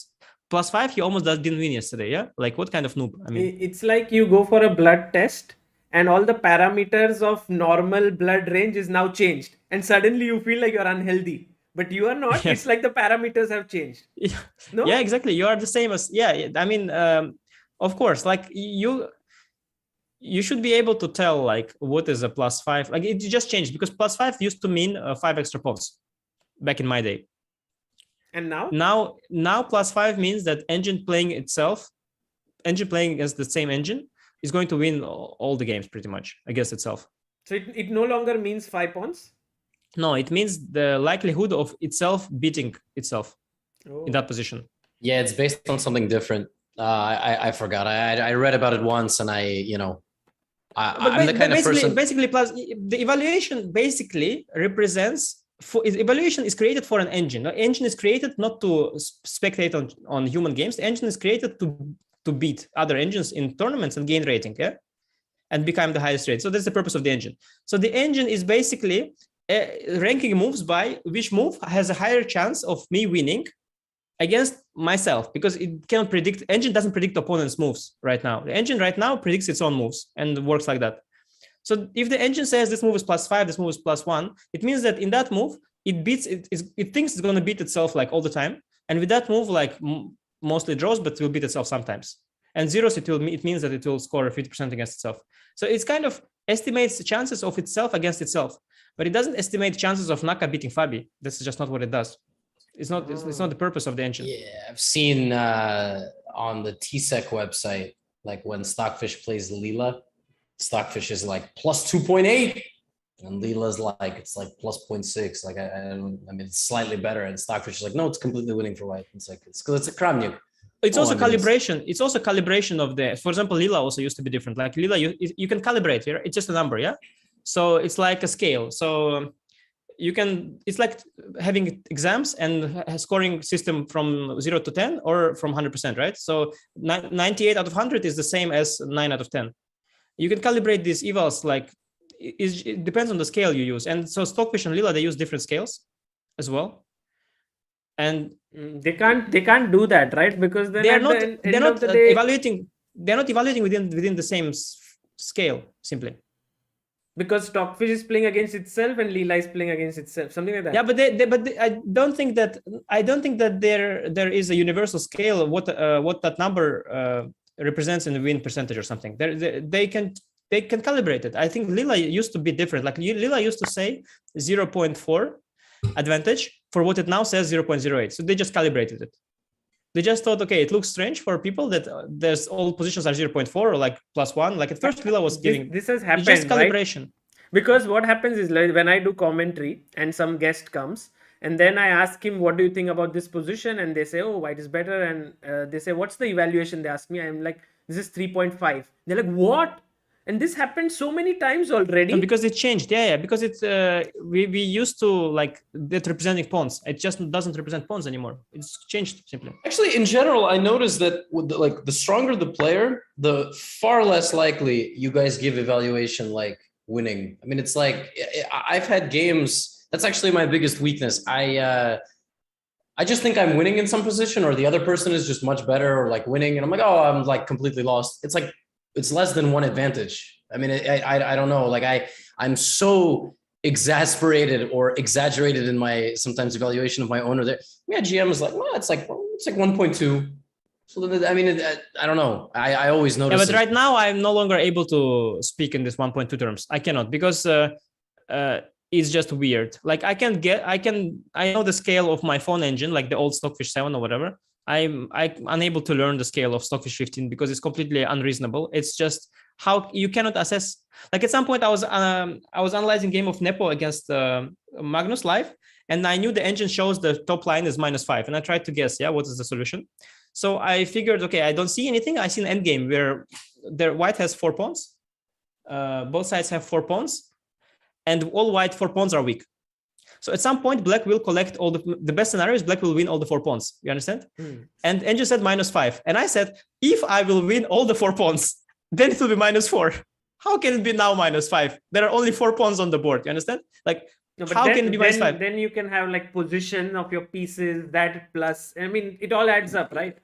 Yeah, but that phone engine I had, like old engine, it would never show -5 in an end game, which is completely winning. where each side has 4 pawns, and okay, Magnus was going to win like already couple, and then the other were very weak.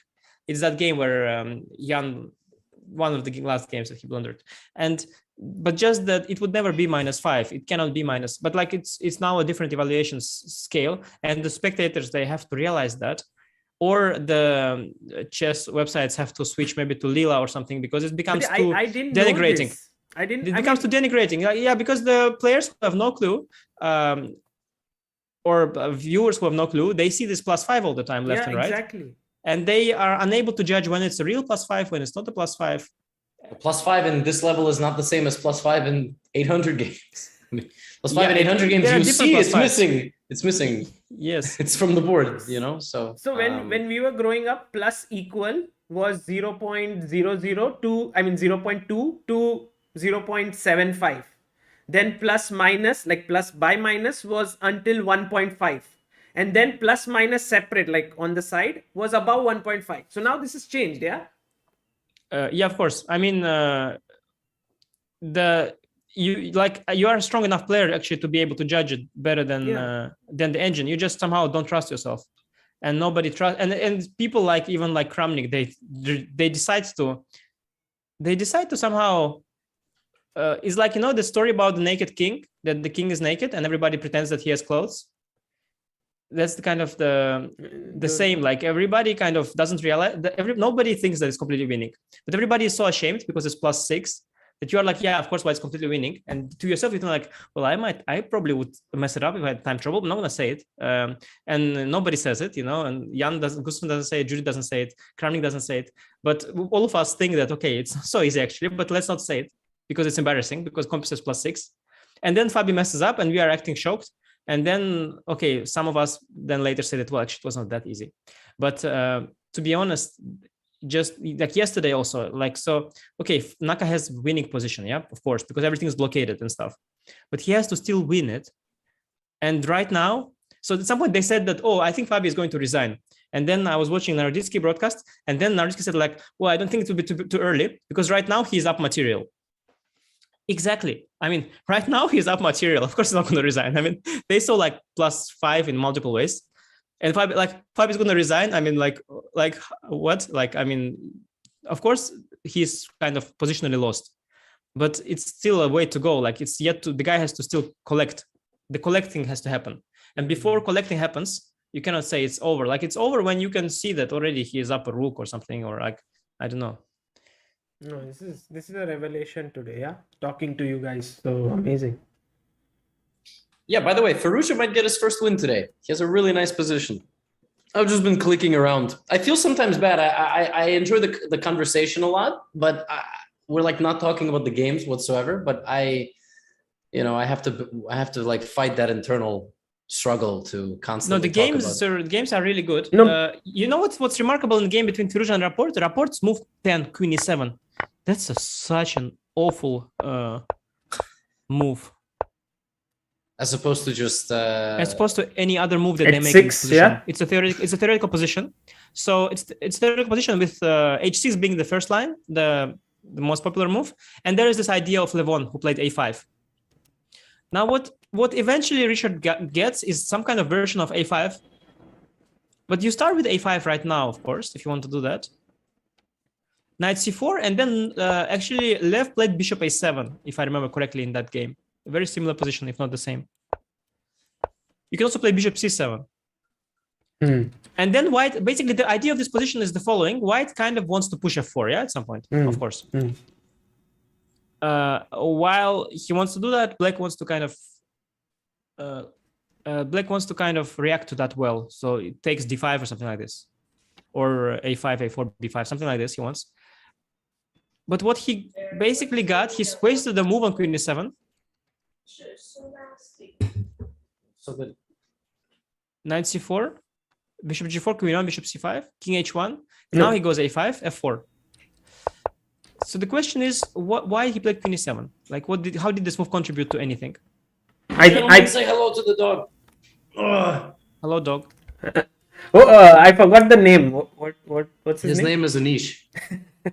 we actually had like a 10-minute discussion about naming him Anish. And then we went with Benji. Benji, yes. Anish, would you have been honored or offended? I mean, it's always been my confused. dream. It's always been my dream to, like Amber Heard, to violate your bed or whatever. But I thought it's your imagine dream like to be. Levy, Levy, tweeting like, "Oh, Anish just shit on my bed or something," yeah. And I'm like, it was the dog, and they're like, not believing me. They're like, that's what they all say. No, it was really the dog, But like, it's not gonna get away with that. Yeah. Like it stepped on a bee and stuff, but they would be like, no, it was Anish. So. Yeah, we also thought about naming it Magnus. Sagar, I would also say we thought about naming it Sagar, but then we decided to go with It's Benji. too tough to keep on saying that.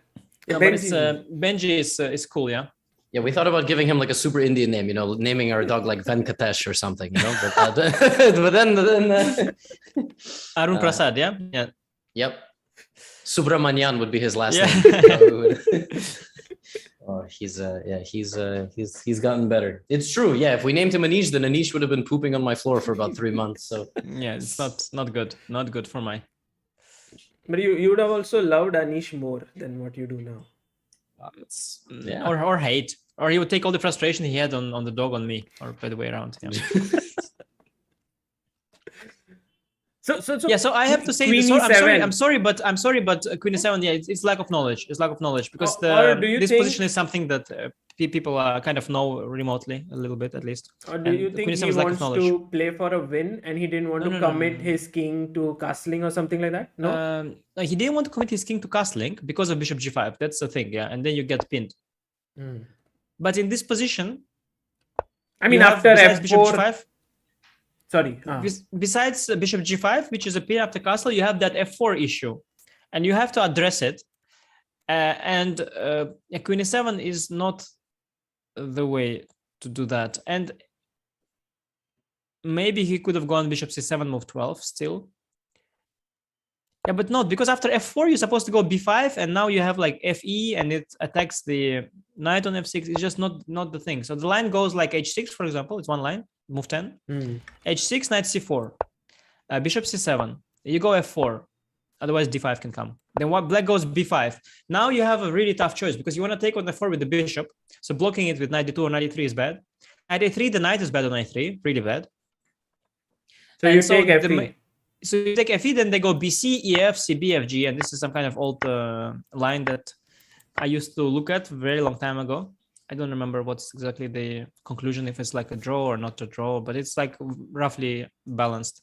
And you also got to move a5, yeah. But you just don't go queen e7, and then after king h1, he goes a5. Now actually white could even play a4. He could even afford to play a4 and go f4 next move and have all the comfort. Just a fantastic position. It's like King's Gambit, but in the ultimate best version, right? Because you didn't have to sacrifice anything. Yeah, but I mean, he didn't. He went f4 directly, and then black went a4, bishop c2, b5, fe, de, knight e5, queen e5, and d4. Yeah, and that's and now he has to still do something like, because he's given a pawn. Now he has to activate his bishops in the right way. I think bishop d2, yeah, is the engine move. That's a nice one. Bishop e3, kind of more tempting, but allows queen b2, and then it's the bishop on e3 is maybe, although queen f2 you could still play, and then bishop d4, could still argue for that. But bishop d2 seems strong, yeah. Bishop d2, queen b2, and then rook c1, and you want bishop c3. Not obvious, of course, but do you think, like, just like how plus positions are wrongly, or not wrongly, but differently calibrated, also the equal positions are differently done now? So now if it shows 0.00 here, it's not actually.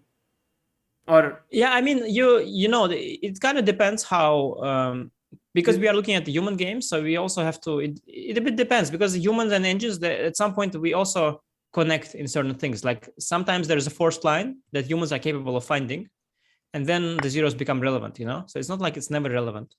But you can be more superficial. Like if you look at the position also, you just see that, okay, white has his move right now, and black hasn't castled, and white has two bishops. there are all sorts of ideas here white has, like e5 related or whatever, or bishop e3 or bishop d2. And so like, of course, Alireza sees that he has a lot of interesting ideas and he must have compensation for the pawn, which is probably more than enough for equality. But he doesn't know it's 0.8 or 0.2 or 1.5. It doesn't matter. He'll just have to make a good move. Yeah, yeah. You know that this game kind of shows that like it's not so simple, because Rapport, he plays all kinds of shady Sicilians, and it's not like you just play the Berlin and you equalize. Yeah, it's not so simple. You have to know stuff. Seems like this d3 move is, I mean, it's maybe the 7th or 8th time it's been played. Also, Hikaru is facing it right now, and also having difficulty. He played it against Rajabov too. I mean, nobody has allowed 94 in the event, right? I don't think so. Yeah, because in 94 you essentially have a choice. Like there are some sidelines, but essentially you either go for rook e1, which is a very symmetrical position, or you go for the endgame. And the endgame, of course, is just very drawish. Like, I mean, because it's the endgame. So d3 is a kind of natural place to dig, because it keeps the queen on the board. Queen's on the board, and more complicated pawn structure. Anish, why didn't anybody suggest to Gary to play d3 in 2000? Well, just back in the day, just have to play the endgame. Just the king on d8. No, but I can tell you why. Actually, first of all, I think they already had some kind of engines. And I think that I'm not sure, but I heard that these engines back then, they were giving white a huge edge. And especially since the position is kind of new and you see that, okay, the king is uncastled and you have got development with white and you can bring the rook to the center and all that. And you have pawn majority on the king side. I think Gary was completely convinced that white is better there. So he was kind of thinking that he's just better there, so he has to dig there. And of course, if you play d3, in general, d3 was not a trend even in the main lines of the Spanish. Okay, d3 was actually a thing already. But to go d3 this early, it would. They knew, of course, that it's less critical. Generally, they didn't play this kind of sidelines. They were going for main things. They believed at the time that white's better, objectively, I think. That was the conception. And so they were kind of looking for advantage everywhere. They didn't want to just play an equal position or something like that. So he was going for principal lines. And I think that he believed that endgame is better and that he's just unable to prove it. And he thought that one day he'll be able to prove it. But it just never came in that match. He did win, by the way, nice game against Kramnik in Berlin later, in some tournament. It was famous. But it was too late. On a slightly different note, my entire chat suddenly started saying that Danny Wrench says he will give you the chair and he will also sign it. Oh, thank you. No, because the thing is, I mean, of course I have to promote Chess24 broadcast, but I'm sorry, the furniture just of chess.com. I mean, the furniture. They had first the sofa in the World Championship match, and now these chairs. I mean, I know a thing or two about chairs. Yeah, I have chairs at home and stuff, and just such good furniture. Levy's there on his, his chair, thinking like, yeah, this one, not even sponsored. But what this? Oh, this is Herman Miller or what? No. I have a very funny story about this chair. You want to hear my story? Tell me. So Lucy's first job, COVID happened. And like a year after COVID, they said, we're not going to renew our lease with the building because everybody's working remotely now. So they told everybody, go loot the office, take whatever you want because we're going to throw it out. So I went to like an abandoned corporate building with Lucy at like 9 p.m. in Manhattan. And we just walked and just were like, okay, everything here is garbage. It's like electrical extension cords. And I sat in maybe 20 chairs and I literally just took the chair from the office. And this is the chair. Nice. It's a good one, you think? It's okay. I don't know. It's been really uncomfortable recently. That net sort of as a back, it kind of has some expensive vibes to it. No, I think that's what they do. Expensive chairs. Yeah. I need my upper shoulders need support, like my neck, because I do this. I sit like that. Levy fishing for that gaming chair, guys. He's fishing for that gaming chair collab. I had a bad experience almost getting a gaming chair sponsor. They sent me a chair. I assembled it, and then. And then they responded to me 2 months later. And then they said, hey, we're actually going to change the whole campaign. We're going to send you a new chair. Uh-huh. I was like, are you guys insane? I have 2 chairs now in my house I have to assemble. And then they offered very low pay. So I said no. So I have 2 chairs and no sponsorship. Okay, but the chair is nice. 2 chairs. Yeah, but speaking of Daniel Renchen, he's just really good furniture, and I think that's the standards of chess broadcasting. I mean, they set the bar very high because at the end of the day, everybody talks something, everybody has a bar, everybody knows some engine moves, but it's really the furniture that separates broadcasts, and they just outmatch everyone head and shoulders. So yeah, just very impressive, very impressive. By the way, guys, look at the game of Nepo and Fabi, and there are these 5 pieces on the D file, and it looks so complicated. Yeah, we need rook cd8, bishop d2, rook a d1. That's what we need. Yeah, it's kind of black is facing a concrete issue because everything is symmetric, and when you play a game, you kind of don't calculate like a machine. So you think at some point you stop around here, you think like, okay, it's kind of symmetric. There is a threat of 97, but I can play whatever, king h8 or something. But of course, as you start thinking about the details, you kind of realize that there are issues because 97 is a threat, but also bishop f4 is kind of jumping out. Bishop f4 and the knight on d6 and is f5, loose. Is that the point? F5 pawn. I think f5 pawn is falling, kind of. Bishop f4. Are you trying to play like rook d1 because b2 never hangs somehow? Because you have maybe like bishop... Well, right now it's your move, yeah. So make it. King. No, Sagar, you make it. I'm not moving. King h8 maybe. Let's say you think of king h8. Going away from knight e7 maybe. Yeah, king h8. Yeah, the problem is that knight e7 is just very strong. Yeah, knight e7, rook e8, now bishop f4. Yeah, you should go rook e8 first to be able to meet knight e7 with king f7, attacking the knight. Rook c8, okay. But then knight e7, knight f5, no? Okay. Rook e1 is hanging. So you start with rook e8, bishop f4. Tempo move. Yeah. Okay. I mean, you're kind of collapsing, yeah? Because knight c5 you have to go. Knight c5 is very strong to counter against the d3 bishop. Then you go knight e7. Now you go king f7.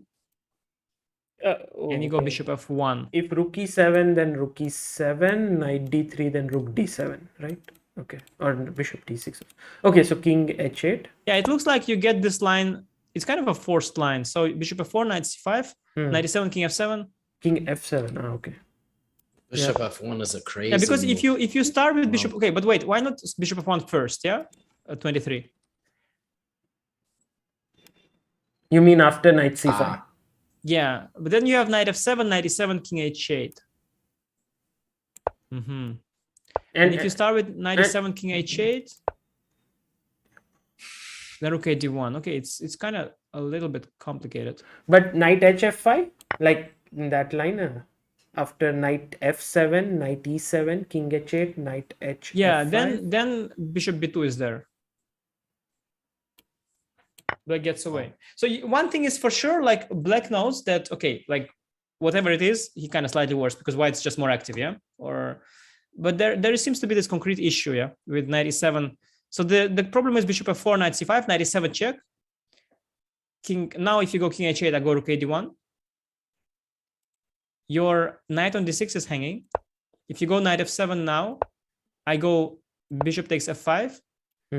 Oh, by the way, this is likely a line that can happen. Bishop takes f5, bishop takes f5, and rook d4 just is the simplest.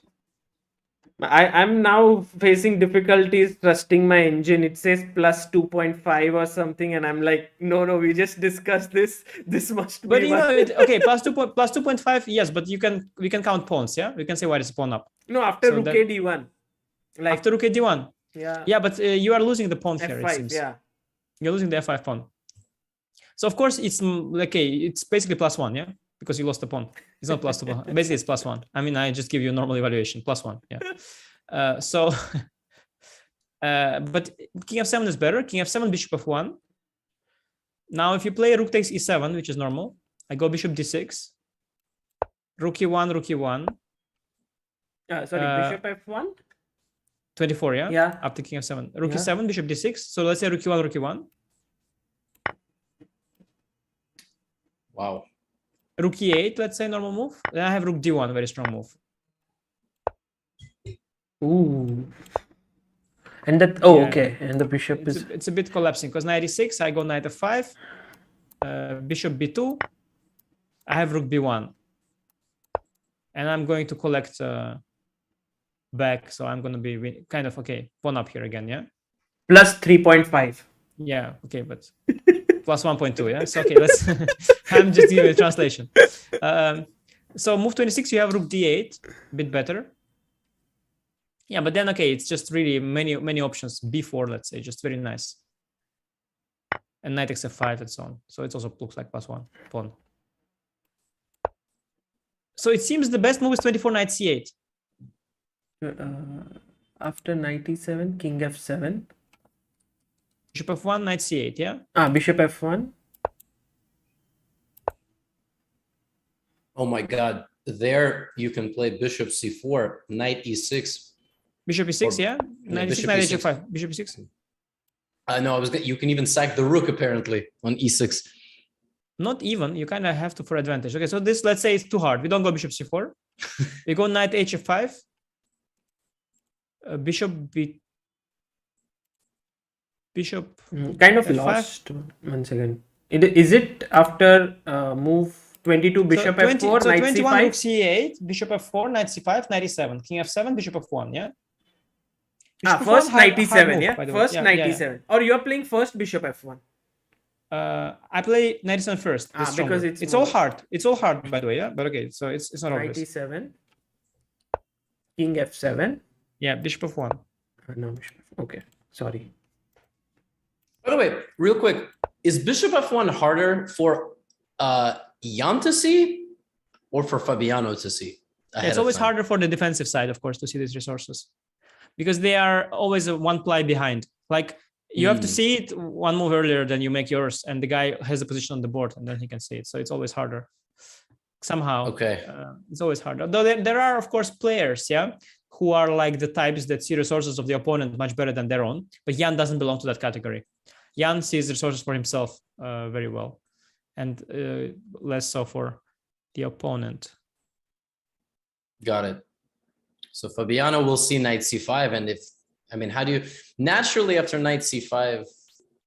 What you look at bishop c2? I don't go back to all the way to so after rook c8, rook c8. Yeah, let's think. So to be honest, rook c8. Yeah, bishop f4. Bishop f4. Yeah, that's bishop f4 is natural. That's a must. That's a must. Yeah, you can give a check on e7 later. So bishop f4 is a must. Yeah, bishop f4 is a must. Knight c5. Yeah, what would you think? Yeah. Even knight c5 is not a given, right? He can go knight c8, stopping knight e7 check. That is true. But then I will take. Yeah, it's possible. Yeah, I take on e8, take on f5. You take on b2. Oh yeah, that's very much possible actually. wow. e8, e8, knight f5, bishop b2, rook b1, bishop e5, bishop e5. Is b7 hanging by any chance? Yeah. knight c5 probably is what's coming.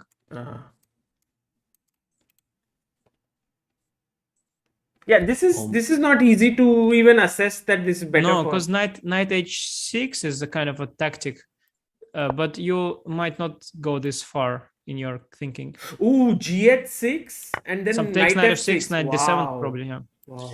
Guys, by the way, real quick, Firouzja did some crazy stuff, and we have one of two options that might happen here. Firouzja will either repeat moves, or he will sacrifice 3 pawns. Yeah, sorry, but bishop e3, queen f2 is what I was saying. Yeah, this was the more natural thing to do. Yeah, than bishop d2. Bishop e3, queen b2. He will not repeat moves. He will go bishop d4, bishop c5, and he will think there. So bishop d4, bishop c5. Where do you play the queen? I think still looks very good for white because you cannot castle. Queen c3. Queen c3. Okay, and now I have to think. So you're not gonna castle long. Rook c1 I like. Knight g4, queen g1. Yeah, knight g4, queen g1, queen e5. Yeah, queen g1 is a bit sad, of course. Yeah, I'm not really h3 maybe. Or rook d1. 6. h3 or rook d1, rook c d1, rook f d1. I think the main point is that the black king cannot castle, so I guess white will always by the have way, good yeah. compensation. No? Yeah, I should also just note, yeah, of course you're afraid. I should note that bishop e6 is really not a given also. We say like it's bishop e6, but of course you first wonder, what if I castle, yeah? That's He the first played, question. but bishop e6. Oh, he did, yeah? Yeah, but it's not clear if Alireza realized how strong that move is, because you might think about castle, then you have bishop d4, and you collect f6 and queen g3, so that's easy. Yeah, it's... And you might think then, okay, maybe queen e5 back, but bishop e6 is not a given. And now bishop d4, queen b4 or a3 is probably the same. Queen b4, bishop c5. Now we can take on f6, no? Take. After queen a3, take, queen f6. But I can play rook g8. I don't have to castle anymore. Yeah, you don't have any active piece. Queen e7 coming. How is this move? After rook g8, bishop b3. Because then I have like ab3, ab3. AB, king d7. Yeah, I can connect. No, your queen is on a3. Yeah. Oh, I went. Okay. You went queen. I'll go to b4 probably. Bishop b3 is a disgusting move, Sagar. That's wow. Oh with my bishop, god. With queen on a3, yeah. That's very nice. Queen on wow. A3. It's a very nice move to like suggest as you watch. You're just like, man. I actually think isn't the position after bishop d4, I don't know where the black queen will go, let's say a3. Yeah, I guess you can take on f6, but just bishop c5, isn't this looks so dangerous for black. I mean, he's never gonna castle. Ever. Like how is he gonna castle long? That's what I mean. Yeah. Well, I think there is this knight g4 f6 idea. Knight g4 f6 king f7.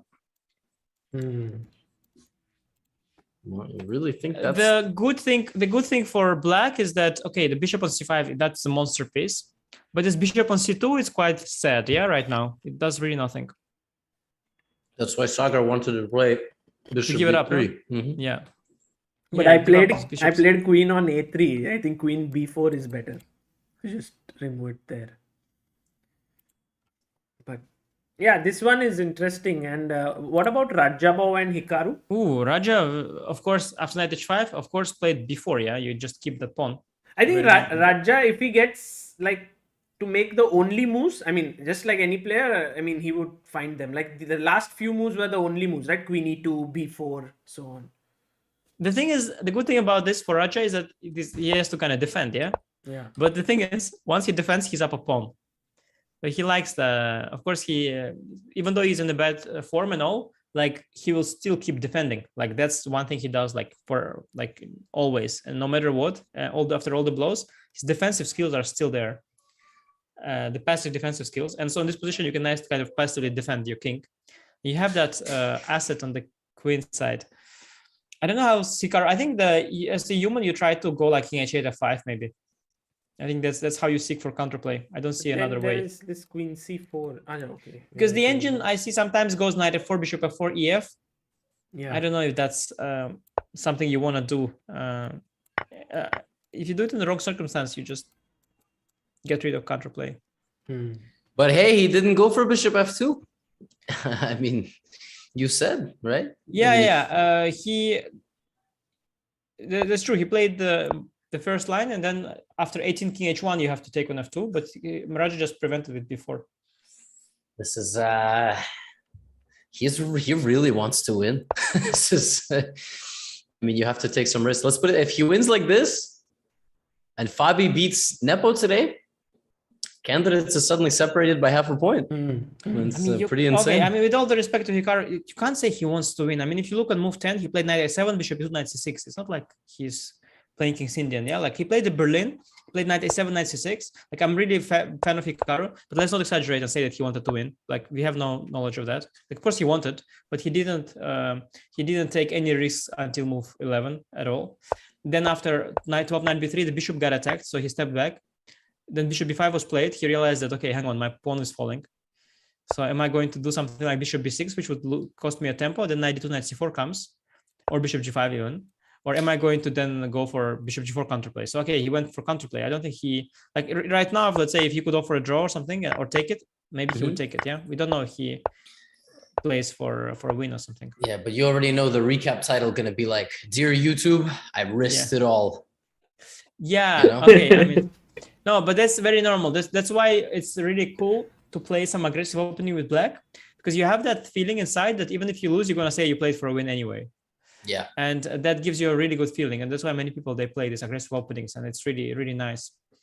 But of course, I mean, I don't think that he's there are signs to say that he's playing for a win. I mean, right now, but I don't feel pessimistic for him, because okay, he has some kind of, the thing is the a pawn, yeah, it's not like it's queening anytime soon, so it's like it's there, but it's there. And the good thing is that I tell you, Raja this tournament, it really showed very low confidence. So I don't worry too much for Hikaru, but he has to, of course, think up something, because I don't know, like King H8 F5, really like F5 plan is what I would strongly seek in these kind of positions. But maybe I'm so I'm if probably you wrong. go King H8 here, and I go what King happens? H1, Then you play F5. or Queen C4, yeah, is a problem. Queen C4 is a problem. But Queen C, okay, then C6 is hanging. Yeah, it's kind of falling with the tempo, and you chase my queen. Queen C4, Queen C8 or something, but.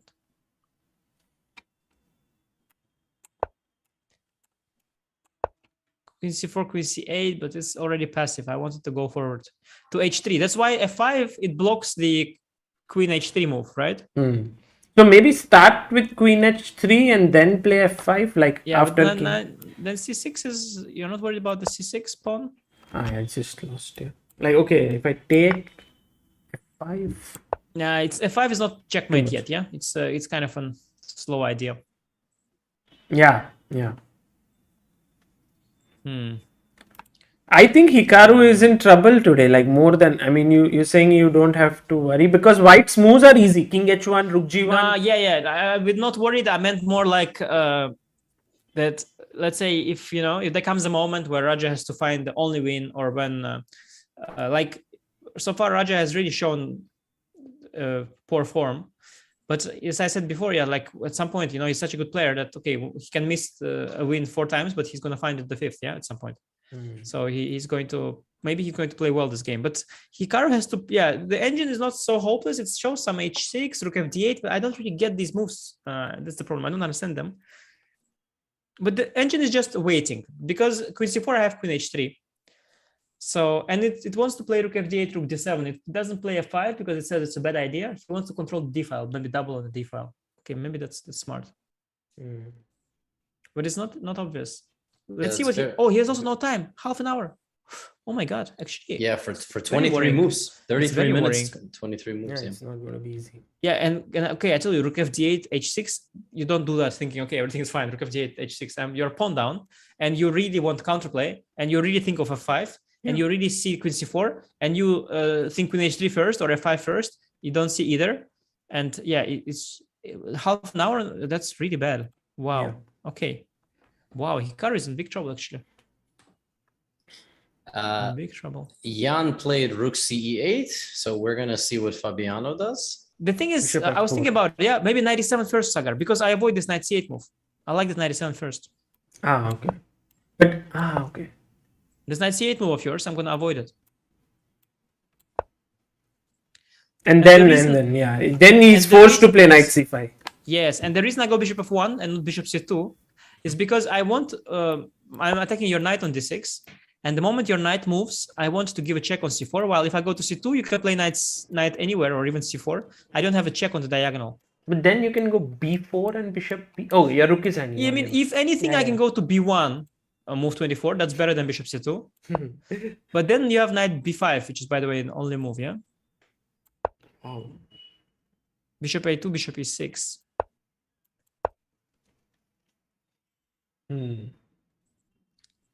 But bishop F1 is a better move than... Yeah. I mean, you want to go to C4. That's the main point. That's. But it's not over, yeah? Knight C8. I mean, this rook E6 sack is kind of abstract. And if I go knight F5, you have bishop B2. It's not over, but it's looking very promising for Fabi. And Fabi, by the way, is someone who is capable of calculating these things like a computer, yeah? When it's like calculating position, it's all very concrete. He can kind of dig in there. Right. And good time for him, 40 minutes each, no time trouble, like mutual time. So it looks good. Can we follow that top line all the way down? So like bishop f4. I mean, I know there's knight c8. So I guess knight e7, king f7, bishop f4, knight c5, bishop f1. What is the move there? It's knight c8 anyway. Knight c8, yeah, knight c8. So knight h. You want bishop c4, bishop e6, rook e6, yeah? Let's see that. I don't want anything. Yeah, I don't understand what's happening. So yeah, it's, that's by the an way, option. Quite a cool line. Rook e6, knight e6, knight hf5. So the bishop on d4 is kind of hanging. That's the biggest issue. King f6 I have. Wow, that's king nice f6. Is that easy to miss? Yes. Knight d5 check with king f5, bishop d3 mate. That's a nice line. Wow. It's amazing. Repeat moves? Oh no, king f7, knight c7. Yeah, this I just collect on the pin. So you go king g6. And then I just have positional compensation kind of. Knight d4, rook d1 or whatever.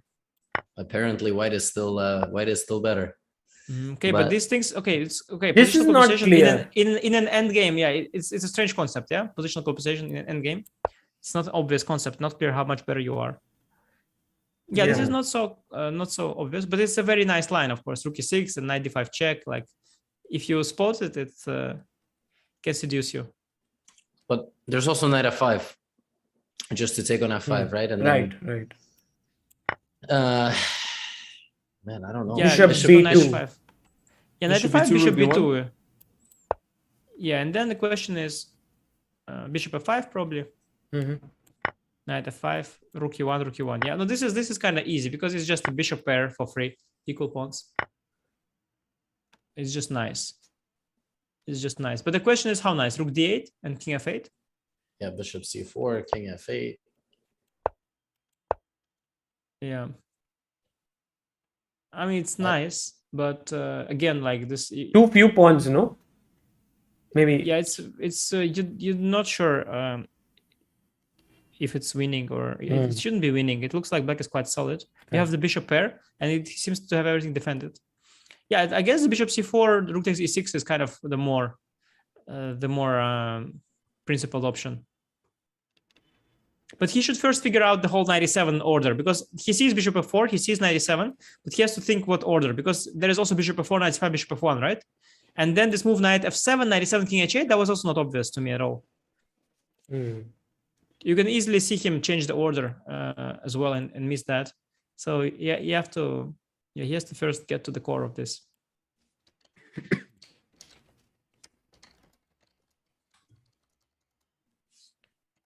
This is a very fitting battle for first place in round 9. The good thing is for Fabi, by the way, what is really nice after a loss, that he has such a comfortable position. Like he has obviously only one playing for a win here. That's really comfortable because after a loss, the confidence is a little bit shaken. You don't want any complications and like to lose again also would be disaster. So it's really nice that he gets to play for a win without taking risks. It's really a blessing. Yeah, absolutely. By the way, Levy, would you be thinking of coming to India during the Olympiad or something like that? Not this year. It's a little bit too. I've been asked this question, but now I'm not gonna travel until I think Lucy and I can go together, at least somewhere. But yeah, I saw that it's gonna be like a huge thing. Yeah. So very much looking forward. I don't even know when it starts actually. When does it start? 28th July. And 2 days before that is a very big match between Anish and Vidit. Yes, this I know. In person, chess boxing. Okay, so Levy, you don't come for Olympiad. Are you coming for that match at least, or? You know, I'm gonna check. If you are invited, Levy, would you come? What does that mean? If I was invited, like they pay your flight. Yeah, you come, and I don't know. If I can't go with my wife, then no. So I can't go with my wife yet. So we're still figuring out. Like, is that a gun there on the left side? Pointed at you? Is that a gun? Yeah, it looks like a gun. Okay. I thought you meant something behind me. No. Listen, I've been invited. My uncle. My uncle is, You have an Indian uncle. You have an Indian uncle. No, okay, tell us about it. No. No, my uncle was like, "Hey, go skiing with me in the Alps." I was like, "What?" No, like, so I made a decision. I'm gonna stay and work until I can travel with Lucy. And oh, by the way, it's happening. Bishop f4, knight c5. We'll see if we have knight e7 now, or bishop f1, or something else. But yeah, I really want to go to Amsterdam. That I really want to go to Yeah, it's Netherlands. So Famous Anish, if I go to the Netherlands, will you grab a beer with us? If I'm here, I will definitely try. Yeah, I'll to tell meet you the dates for so sure. you can make plans and then say, "Oh, I'm sorry." Yeah. I'm going to post on I'm going to post an Instagram photo with you, tag you, and if you share it on your timeline, certainly going to take that drink with you. Okay, guys. You have to get Anish Giri's Najdorf course. Okay, so when are you coming? Available at www.chessable.com/. How many hours of video is your Najdorf course? That's actually a really easy number to remember. So the trick is, if let's say today, right now, yeah, whatever it is in your, it's like, let's say, what time is it in your, where you are in the States? 11:30 a.m. 11:30 a.m. So if you purchase my course right now, tomorrow, 11:30 a.m., if you watch my course from now until tomorrow without a break, 24 hours, then same time tomorrow, you're going to be able to play the Najdorf perfectly. That's the beauty of it. It's exactly 24-hour long. And you know, Levy, tomorrow is Anish's birthday. I did not know that. Wow, that's, oh my god. Don't get me my own Najdorf course, because yeah, guys, you know what to do. You know, I find it fascinating. I like to look at like Lichess database. They have 1600 games, 1800 games. It completely mimics top level. Najdorf is still the most popular Sicilian, which is so funny. Knight c6 is like very close, number 2 Sicilian. But it's amazing. Like you have 1200s playing Najdorf. Like anyway, that just blows my mind. Not to, you know. Yeah, but that's not the weird. That's actually very normal. That's the beauty of chess, and that's like the issue with chess. 960, the Fischer random, is that people are able, exactly the weaker players are able to do the same thing that their heroes do. Like if you want to play like Jan Nepomniachtchi, like you can do it, like play e5, knight f6 on move 2, and you just get it, and you can just play like Jan. The first 2 moves. If you remember, even 10, maybe even 15, but at some point, okay, you are on your own, and you make your own blunders. But that's the beauty of it, and that's why like this whole chess thing works really well. And there's like openings, and like it's people buying it, and they're interested because you can do the same thing. Below 2000, Vienna is like auto victory for white. And once I discovered this fact, was just, yeah, there are a few shortcuts, of course. There are a few shortcuts. Like also, I imagine against 1e4. To be very frank, I guess some kind of Scandinavian. Like there are these Scandinavians where you send the queen to h5. These are like so dirty. Even yeah. And then they go like bishop to g4, bishop out to d6, and they try to checkmate you, and you go h3, and they take on h3 and checkmate you anyway. So there are some of those shortcuts, but once you know how to deal with them, they no longer work. The one of the biggest shortcuts with black for a very long time is playing Caro, and they play e5, move 3, c5. It's like also auto victory, because nobody plays DC A3, like nobody plays all the cutting edge stuff, and like even if they do, okay, black can be completely fine, but I had this I had a beef, you know. One day somebody showed up to my chat and they said, hey, Hikaru said nobody should play c5, move 3. It's not a good move. You should only play bishop f5. And I was like, yeah, but look at the stats. Like after c5, black wins maybe 60% of the games. But like it's really even funny. Yeah, but it's normal. I mean, I think at some point Vishy played it, and some people played it, and it's even the engines are okay with it. It's a legit way to play. It's possible. Even at legit openings. Yeah, there are some players playing it. It's a legit thing. Artemyev plays Caro-Kann. Where is Artemyev? I feel like I haven't seen Artemyev in a long time. Well, I mean, he's in Russia, and I guess like Jan gets to play this event, of course, but it's not like top tournaments are going to randomly invite Russian number, whatever he is, 7 or something right now. So not playing that much, I guess. He played, I think, some Russian event, some team championship at some point. There was Anish, you were involved in one of the recaps recently, the game Hikaru Ding. So there was your game in the database versus David Anton when David played Queen B7. Yeah. Mm-hmm. Yeah.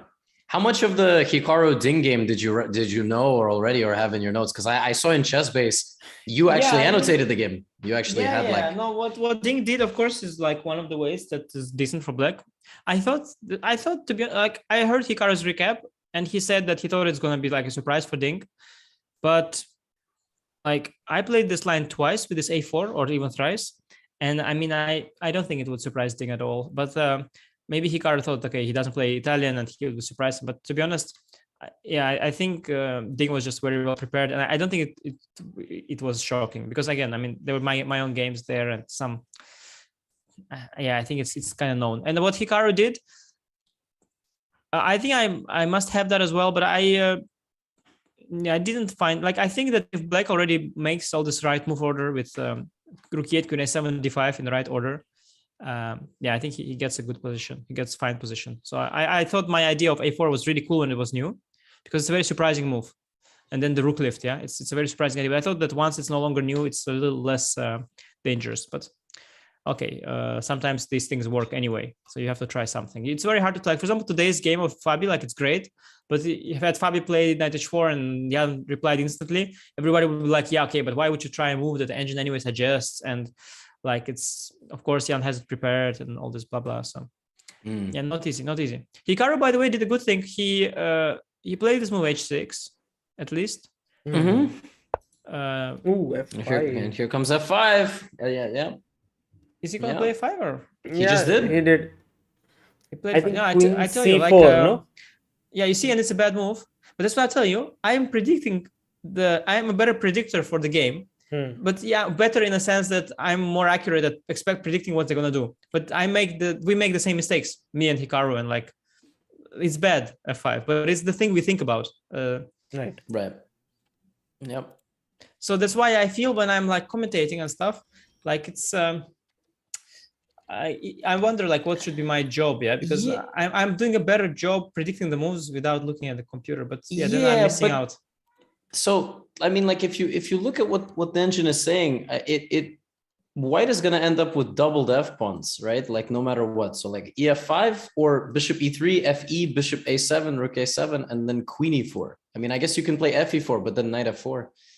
It's not the end of the world, these double f pawns. The thing is that I've got a pawn on the other side. So what I really don't like, but the queen c4, no? What did you do after queen c4? Okay, the f2 pawn is falling. So maybe that's what he thinks. But these endgames are, white has, of course, a lot of options. So the thing is that these double f pawns, okay, they're ugly, but you're not checkmating my king, not at all. Rook on g1 is there. Looking bad for Hikaru, to be honest, but we'll see. It's a long way to go. The a pawn is not queening, and I would give this a plus 0.9. Really? But it's because you know why? Will Rajabov take ef5 here, or he will not? Whatever he does, basically, like, I'm down a pawn and I have a bit of compensation, just a little bit. So I would give it a 0.9. No, look, if you take ef5, rook f5, bishop e3. And now you can't move your other rook because your bishop I'll take the so fe3. Now I undouble the pawns. Rook a8 and rook af1. Rook a1. Okay, some don't I have some e4? I don't really have. So c5. then c5. I don't know, but it's maybe I can play not rook a8, maybe queen f6. Guys, Fabi is going for it. Fabi is going. Knight e7, king f7 on the board. I assume bishop f1 is coming. He'll calculate bishop f1, and it's not difficult for someone like Fabi. Bishop b1 is also possible, Knight b5 was kind of random. I keep trying to move the bishop to that diagonal, like bishop c2. C2 is not helping because the b3 square is protected. But b1 or f1 is kind of bishop b1 is possible. Knight b5, I don't think it's easy at all. What is the idea of knight b5? Just getting out of the way. Is there anything else? Knight b5, it's just a square. It's just a square, I think. Just a square. Is knight c8 like tactically refuted? I think after knight c8, bishop a2, bishop b6, rook e6. So knight b5, bishop a2, bishop e6, rook e6. I guess in these complications, knight is somehow better. On that square. Yeah, because after knight hf5, there is no knight takes c8 idea. So you can just play g6. Outstanding. You have to see that, but you might anyway feel bishop f1 is a more, because bishop b1 it disrupts the coordination between the rooks for a move, and it might be bothering you a little bit. So bishop f1 might anyway have your preference. Fabi's he's still deciding. You know, when you play knight e7. Oh my God! Wait, is the time correct? No, it's what? It's 36 minutes. What happened to this? Just let me reload. 36 minutes. Okay, because I suddenly had like 5 minutes. 36 minutes. Okay, that's still fine. But he's thinking, so it's a little hesitation. I mean, knight e7, king f7, you could have expected, right? So you just double checking now. I think it's very normal. Yeah, you have a line in your head, and you are every move you are double checking, because it's really hard. Bishop f1, knight c8. The whole thing is just really very hard and very concrete. If you sack an exchange, okay, you have some responsibility also that you take. But after bishop e6, by the way, what about bishop takes? Sorry, guys, bishop takes f5. What about that? So pawn. Knight takes. Yeah, but look, it's not easy. Yeah, it's very important in the end. There's knight d3. So take, rook e1, rook e1. Knight d3 is there. Knight d3. Rook e7. But even bishop f6. Yeah, it's a bunch of stuff is hanging. Oh my bishop God. Bishop f5 is also the bishop f5 is the first move you think about, actually, probably. Here's if you follow that line, bishop f5, knight f5, blah, blah, blah, blah. Knight d3, rook e7, king f6. White has bishop d6, king f5, rook e4. Yeah, you collect. It's not over. Rook c8, rook d4, knight b2. Oh my God. Yeah, now it kind of simplifies. Yeah, you have to see all these things. It takes time for Fabi, but this is like the thing he excels in from all the players. Like he can, one by one. Bishop f5 calculated, bishop c2 calculated, bishop b1 calculated, bishop f1 calculated. Everything's calculated, and then comes out a conclusion. And he's like very systematic about it. And he should be able to find some good solution here. Oh, this is a pretty crazy situation because I think everybody, I don't know, I as a spectator wanted Fabi to beat Jan today. I don't have a horse in the race. Of course, yeah. You want the tournament to be as open as possible and for Hikaru to win, right? Yes, of course. But now it looks like Hikaru is going to lose. So this is a problem. Oh yeah, that's a problem. I mean, it's okay, Chad. I mean, it doesn't matter. What happened? But no, it is not nice. But it's a long way to go. Long way to go. He played f5, right? Like if you have like a betting website that gives you really good odds on Hikaru not losing, you can risk a little bit on that. Put a little bit. Humorous +2. Yeah, that's why. But like if you get some insane odds, like if you get like $10 from one, just put $25. Maybe you win $250. Guys, what's wrong with Ting? Because even today, like he's having no advantage and he's just not able to win or even kind of push confidence. Or press. Yeah, just confidence. Just no confidence. Chess players, they need to win to feel the taste of victory, And the people who haven't won a single game, they're just different people. I can tell from experience because I have got these streaks in events where I don't win a game for like rounds and rounds on end. 14. And sorry, yeah, that as well sometimes. But like I've had these streaks, and like your just confidence is not there, and you are a little, somehow it starts to not click any longer. But this position is still playable. He's I don't know, it's a concrete position. Duda also completely random in this event. Actually, right now, as we speak, like 96, how does Black play? I don't know. Rook d2. There's knight a5. Yeah, and then you do like g6. Then I have a check and knight c4, and I kind of have everything. You have rook c2, then knight b6. Yeah, this is not clear. This line. Yeah, Rook D2 you have to, yeah? Duda yesterday was very shaky. I don't know if he will play well today. Not at all sure. He's in some time trouble. Not really. I mean, but 12. To be 12 honest, moves. in Ding's defense, this opening that Duda played is so solid. It's so hard to get something more than this very small plus, some kind of Catalan-ish thing. So yeah, I guess you can't ask too much from him from this opening. He has a small plus and he's kind of nurturing. This is this Nepo Alexienko game, right? This opening from. Yeah, except that of course he played. Duda is now more accurate. Alexenko was very inaccurate in that game. Right. By the way, Firouzja played what you said, Anish. So now we just have to see if knight g4 will happen. Firouzja making all my bad moves. Yeah. Okay. Excellent. Yeah, there are options. Yeah. Knight g4, queen e5, rook d8, also something. If Richard wins today by chance, like it's not like a winning position. If he wins, he will really be back in this event, no? Like 5 points and yeah. Well, in fact, the battle for second place, like I like it, but I can almost tell from the way people play. Okay, they all say that no, Magnus this, Magnus that, we don't care, yeah. But low key, everybody is looking at that second place, yeah. Really? With grid, yeah. You can see that. You can see that. I mean, I'm sure that Nepo, Fabi, and Hikaru, they are low key in the back of their mind, thinking, okay, second place, it also counts potentially.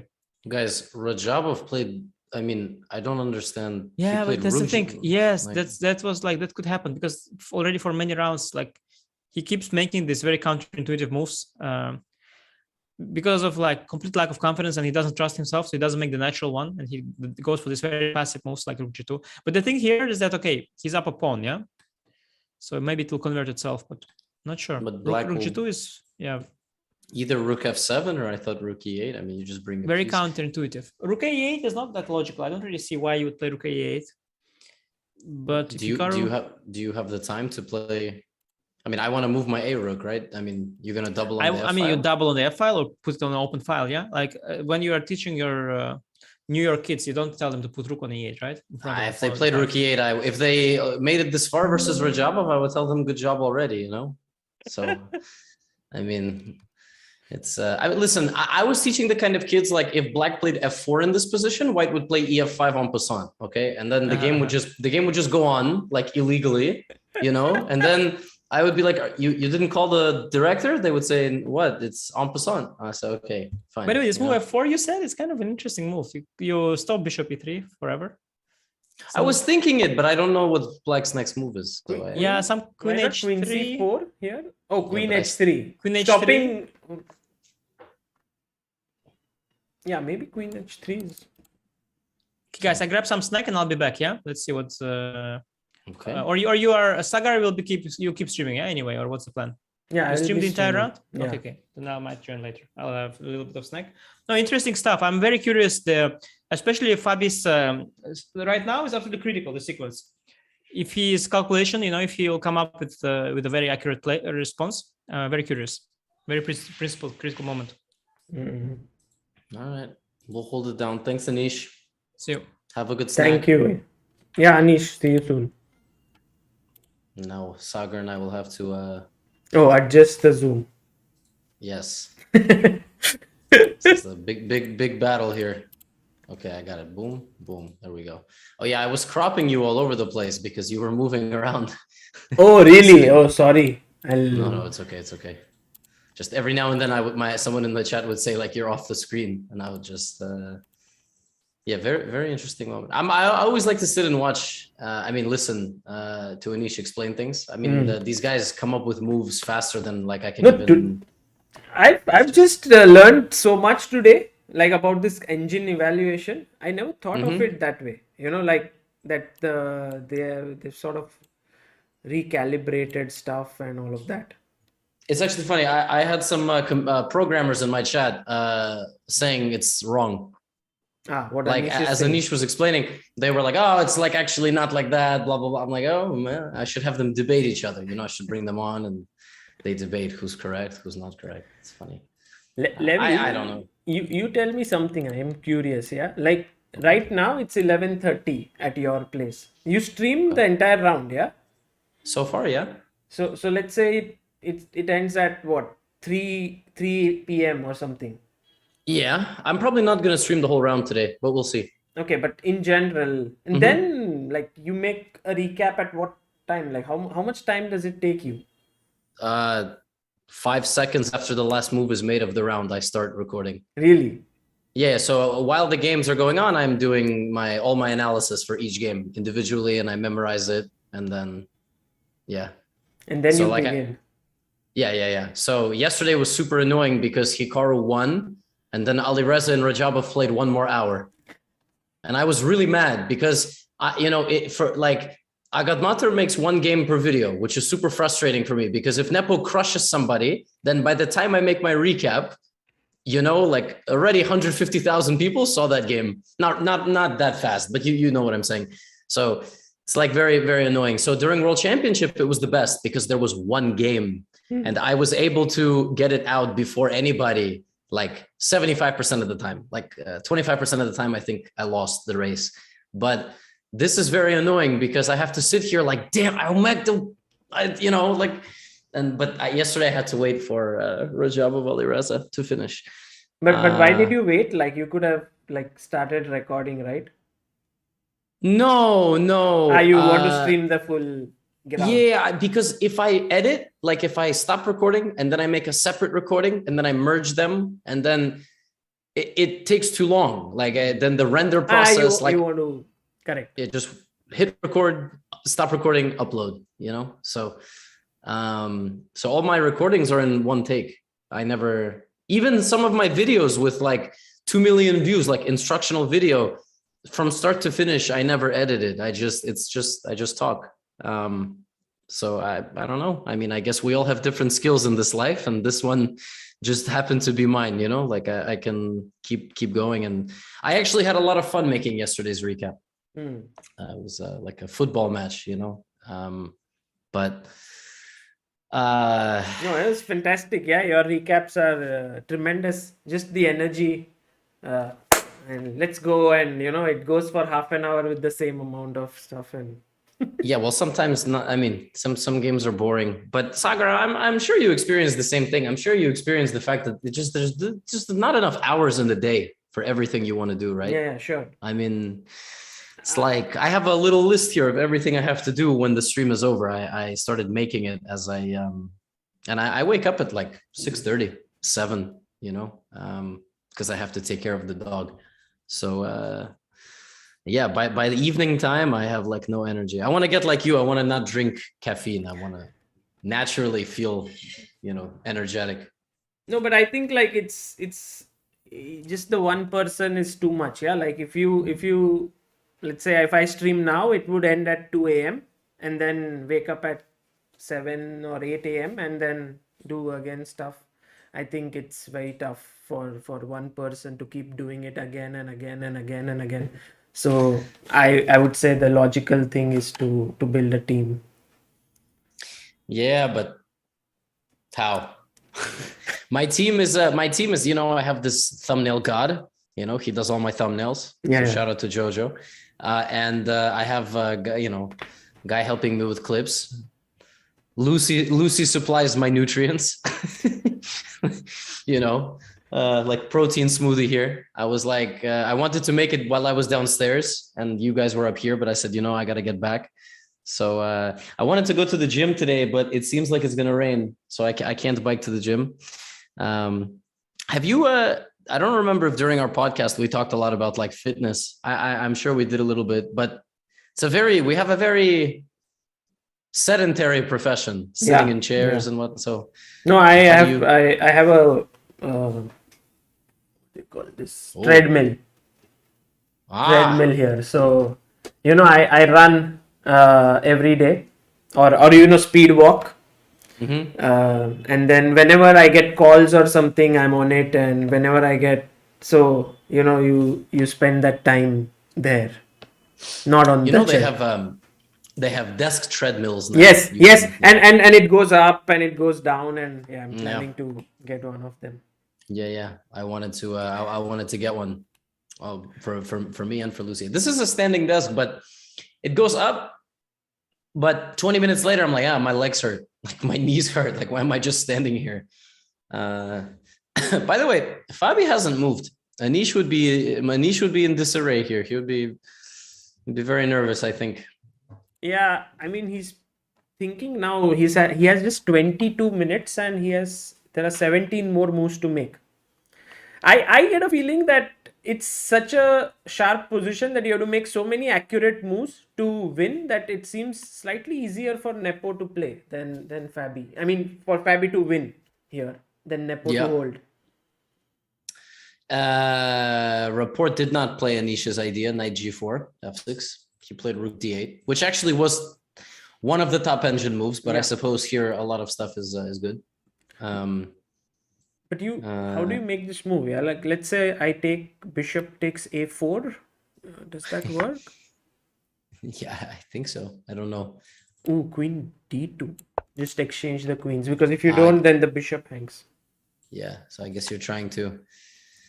No, this position I cannot possibly calculate. And by the way, if rook d8, bishop b3, is that the same idea? That's even worse. Still queen d2. I mean, the point is to exchange the queens, I guess. So yeah. But yeah. Bishop a4, queen d2, and queen g3, threatening g7. Oh, because rook g8 and there's mate on g2. So like b takes a4, queen g7, and rook g8. You don't have a threat. Oops. Apparently Hikaru blundered. Oh, what? I don't know what? He took on e4 to open the position. Why is this a blunder? But it's not a blunder, right? I mean, white gets slightly. It's the same. So he wants queen e4, rook f6, probably. Queen e4, rook f6, and then bring the other rook to f8. Yeah. He wants to guard c6 with rook f6, yeah. But then bishop e3, just so that that rook cannot move. Oh, and then fe3, right? Your idea to take with the pawn. Yeah. Bishop e3, fe3. And then rook a f8 and rook f1. I guess white has saved everything there. I'm more interested in in whether Fabiano can kind of find his way.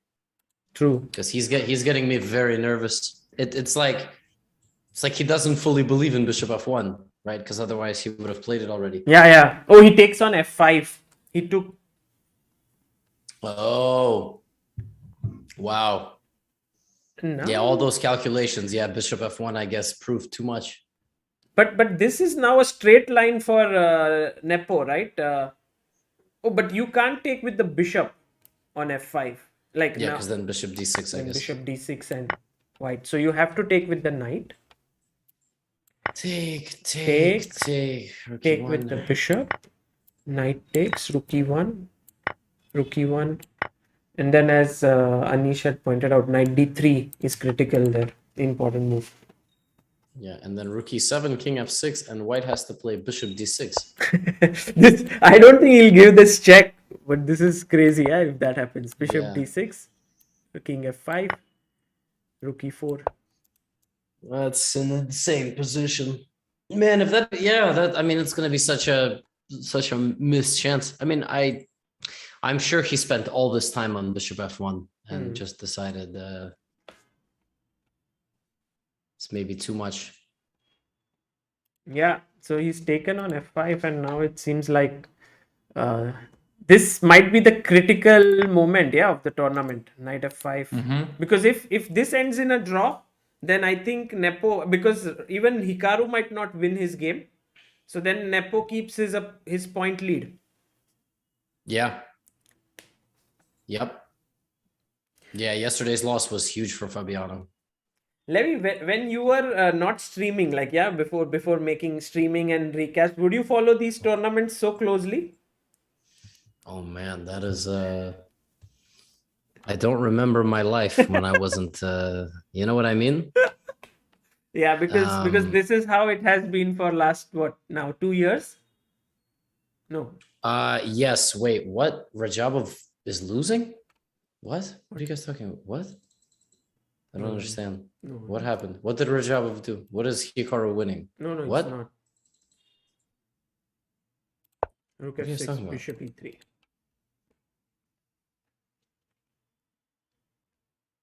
What? What is? I'm so perplexed. Why did? Oh my good. Oh no. Oh wow. Okay. To answer your question, I don't think so. If I'm being completely honest, I think I don't think there was any reason to really. I mean, I would probably boot up like the app on my phone. I would just go through the games, but yeah, I don't think so. I think you probably did. I feel like you were doing a lot with Chess-Based India even before 2020. Yeah. I would maybe make some recaps, like just because it was interesting, not because I had to. But if I went to the candidates, then I would do the coverage. I went Yeah. to 2016 candidates, but after that, not really. And basically, this candidates, because there's no Indian playing, so it's not very exciting as such for all the audience that I make stuff for. But I mean, overall, it's just such high quality chess that you enjoy. I know everybody keeps asking, like, when do you think the next candidates will have Prague or something like this? But I think the truth is, which might be kind of difficult to hear for a lot of Indian fans, is like, if it's not Vichy and it's not Vidit somehow in the next cycle, I mean, those guys are really good, but they're still pretty far, right? Because they either have to get first or second in Grand Swiss or Grand Prix, and I don't know how easy it is to get invited to the Grand Prix, right? So it's like, I don't know. I mean, in the next cycle, how do you evaluate the chances of a young Indian making it to the candidate? I mean, I think it's still at least maybe one more cycle away. But it's 2 years away. Yeah? 2 years is a lot of time. Yeah. And yeah. Oh, I didn't realize it's 2 years. Yeah. So the next one would be 2020. Yeah, 2024. And I think by that time, it's quite possible that one of them reaches 2730, 2740. It's possible. I mean, they are all around 2650. So to gain around 100 ELO points might not be so... It's tough, but it's not impossible. Yeah. Plus, I mean, look at Hans Niemann. No? Yeah, of course, Vidit is going. I mean, he's working very hard and he wants to reach there, and also Hari Krishna. So these two are there.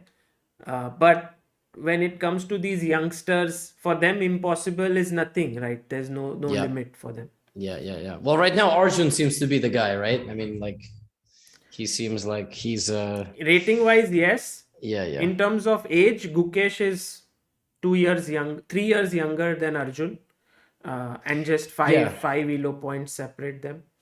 Yeah. And I 5. Yeah, I think 5 or 10. Just I mean, Gukesh is 2680 already, I think. So. Oh my God! I did not even realize that. I feel like he is not getting. Am I wrong? He's not getting as much publicity. Well, because Arjun won those tournaments which were like Tata Steel Challengers. He played, he wins. And in all the events where he won, Gukesh finished second. Like, so they would always be on similar points. But Gukesh is very close. And I think he's just 2006 born. So. Wow.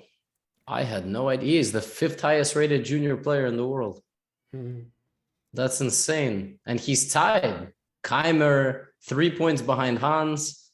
Yes, 6 points behind Arjun. He's going to play in BL in the Masters group. So there, I think if he wins, he'll get that kind of,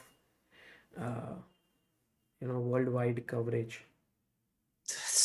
Wow. Incredible. Yeah, Firouzja kind of made the bar a bit high. Yeah. 100 points higher than everybody else. This is kind of sad. Knight d3, rook e7. It seems like after knight d3, the only move is rook e7, right? I mean, I guess maybe you could play I don't know what you can play actually. Rookie 2. He's going to play But- knight d3 now. Oof. Nepo moving very quickly. Yeah, again, all these defensive moves. He has still 34 minutes. Yep. We went from Fabiano up 40 minutes to down 20 minutes. Yeah, yeah. I feel like only against Jan this happens. It's just really, I don't know. It's like Jan has this effect. Just.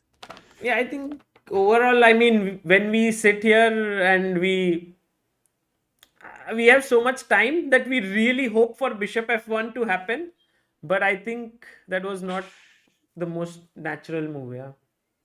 Yeah, 3 heads are better than 1. Fabiano is just himself, you know. He doesn't have. Plus, he's actually playing the moves. It's very different than just suggesting them and Yeah, so then hoping that they get played. So this one, yeah, maybe a draw. By the way, Hans Niemann is doing amazingly well, right? He's what? Yes, he is. 2700 now, 2690. It's completely insane. I remember I watched him play a game.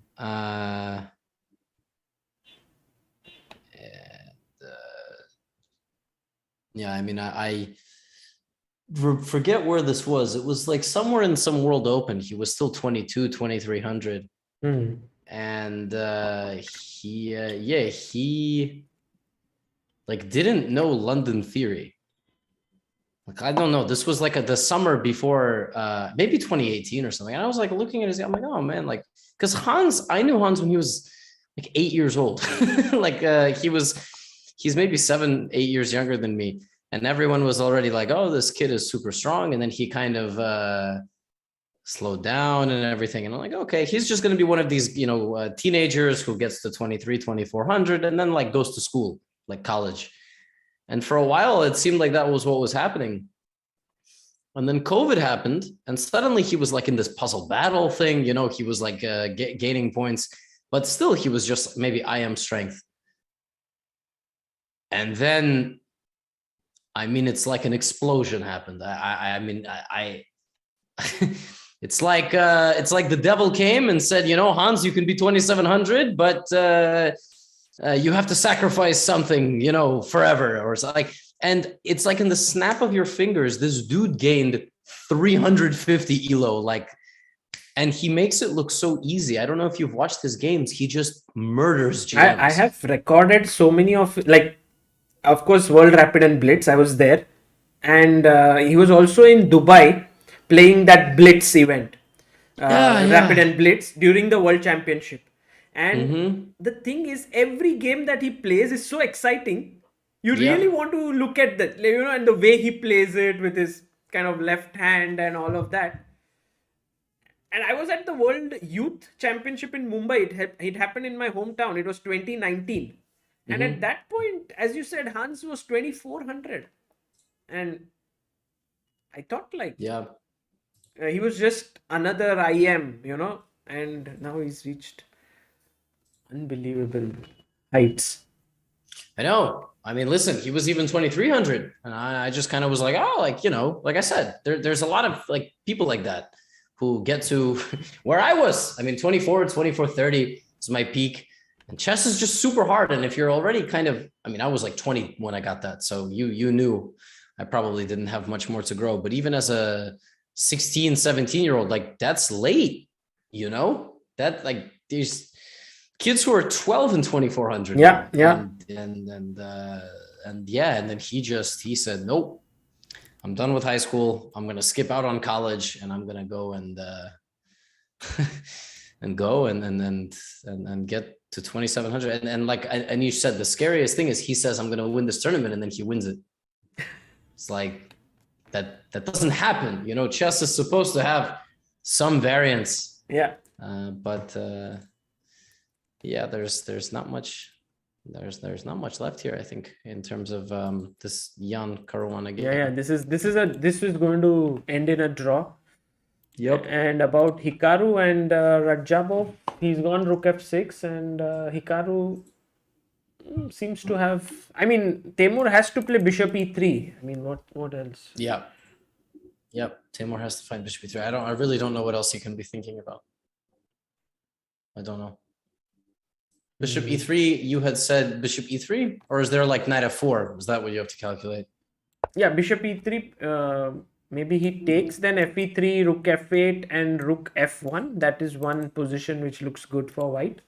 But if after bishop e3 he doesn't take and doesn't want to undouble your pawns, then what Yeah, I was does he do? thinking knight f4. Yeah, knight f4. But then I have to take. And you must take with the rook, right? Because if you take with the pawn, then queens get traded. Actually, I thought rook f4, queen c6. Ah, yeah. And, So, but if you take with the pawn, then queen takes e6, and yeah, I know. that looks. I know. I don't know why you would do this to yourself. But maybe like rook e2, maybe you just rely on some sort of counterplay. I don't know. It doesn't look pleasant at all. But I don't exactly know what Rajabov is thinking about either, because bishop e3 seems supernatural. Yeah. This thing about lack of confidence is something which Anish mentioned so many times, and I don't know, it takes one game to win, but sometimes that just doesn't come, and I think for Rajabov it's the case. They said that he hasn't won a single classical game since 2019. Yep, 30 draws and 5 losses. Actually, after yesterday, he drew yesterday, so 31 and 5. It's nuts. It's crazy. Is it the longest ever? I think it was some record. Really? Yeah, and it's crazy. I mean, yeah, like I said, the chess world is, everybody's super nice to each other. It's very difficult to be critical, unless you're Magnus. Did you see all the comments that he made? Yeah, I saw your video as well in which you said about all Oh the things man, I wrote a list of everything he said, and people were making me laugh. They were like, he's just honest, or some people were saying, no, this is too much, he's being too arrogant. And I always enjoy reading people's takes and opinions, but yeah, I mean, Mike, he did not leave any stone unturned, but he is very respectful about like Ding, and he still gives a lot of respect and hype to Ali Reza, but yeah, it's very funny. Yeah. But I think when he says it, it's okay, because no one can say that, he'll beat you the next game if you play against him or something like that. No one can say that. Yeah. Nobody can say, that's what you think. All right, I'll see you in Norway. Like, let's see what happens, because he's probably gonna win. What are you gonna do? Sagar, I think I'm gonna call it a day. I was gonna stream until 12. It's 12:15. I'm already very tired. It's like longer than I normally stream. So I think I'll leave here. I'll try to get to the gym before it starts raining. It's gonna rain in like 2 hours. Oh, is it already raining? Damn. All right, then I guess I'll just work out here. So, right. But I'll send my people to you. No, that's completely fine, Levy. I enjoyed this today with you, streaming with you. In fact, I didn't know that your number has changed, and I'll send you the messages again, which I had already sent. So, this is good that we could reconnect again.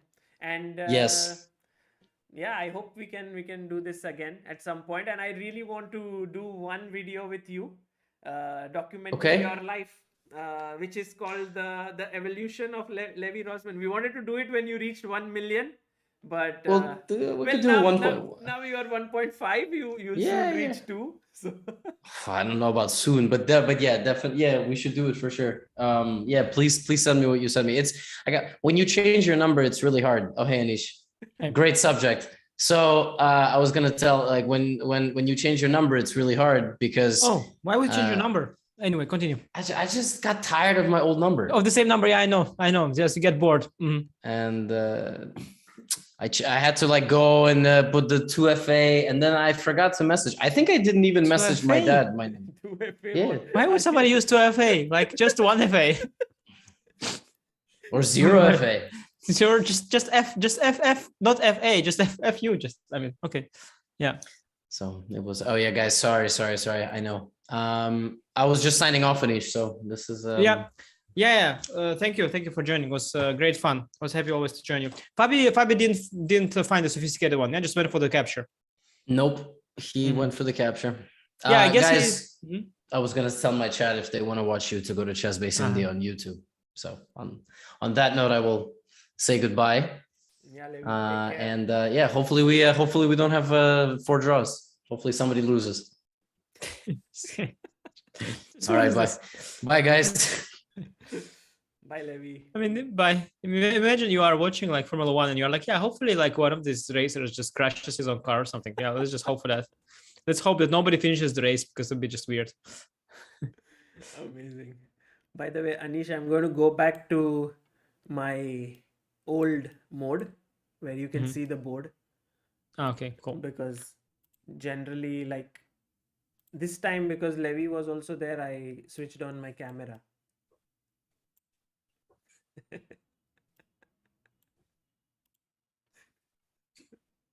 Okay, Very nice. it's my stuff.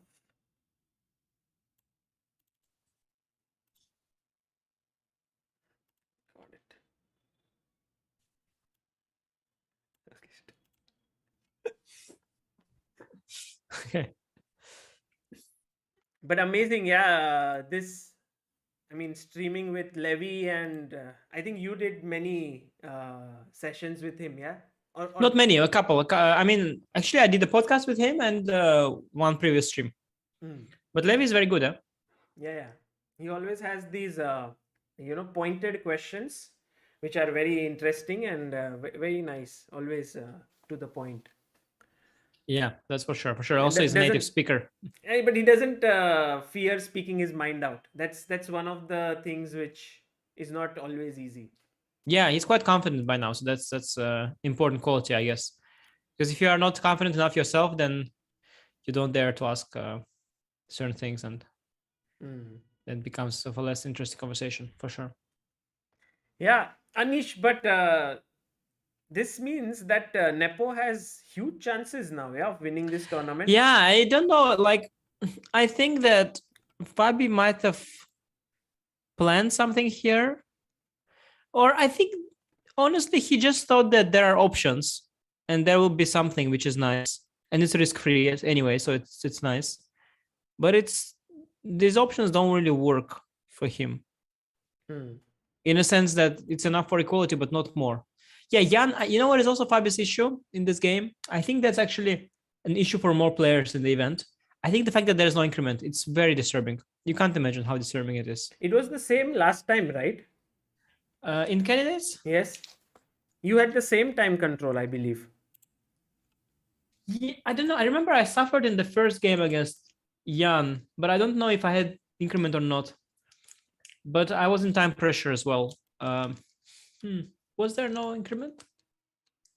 I don't remember, but I remember now in Norway I played without increment. This is disturbing time control. It's very disturbing. Like, it's really disturbing somehow. But somehow the World Championship has that time control, so in a way that's what everyone was. Yeah, it's a new thing. Calling for, like, make the entire cycle where you have the same time. Like, they're a bit weird. Like, they somehow want to keep classical chess because they like the name classical. Sounds really good, like classical music. But then they remove the increment because they want it to be more fun or whatever. So it's insane how much chess can be, twisted with just the change of time. Like, yeah, it's very interesting how it impacts the game for sure. It's amazing. By the way, everyone's saying that Raja just seems to have not played the best move. Oh no, he played. Bishop E3. Raja OP in the chat, yeah. No, Raja is it's following. Oh, it's even better than what we discussed somehow, right? So the rook is on F6. Because he played rook G2, and here Hikaru took on E4. Why did he take though? I mean, because if rook F6, why not rook F6 then EF or then Queen F5? Then he can take with the queen because this is defended. Yeah, Queen E4 then takes and F2 hangs. Like, let's be honest. Like, I trust Hikaru in terms of fighting in a half lost position. He will do it better than whatever I try here. So I trust him on that. But yeah, I don't No, FE, rook F8, I guess. Knight and H5, a bit lonely also, but okay, rook F8, I guess. Rook F. Rook F8, Rook F1, right? Isn't there some Queen H3 or something? Some tricks. But then this move, yeah. Mm. But Yeah, that spoils everything. take Spoils the... Rook F3. Yeah, but the A pawn, yeah, it's huge in the endgame. I guess the A pawn just runs.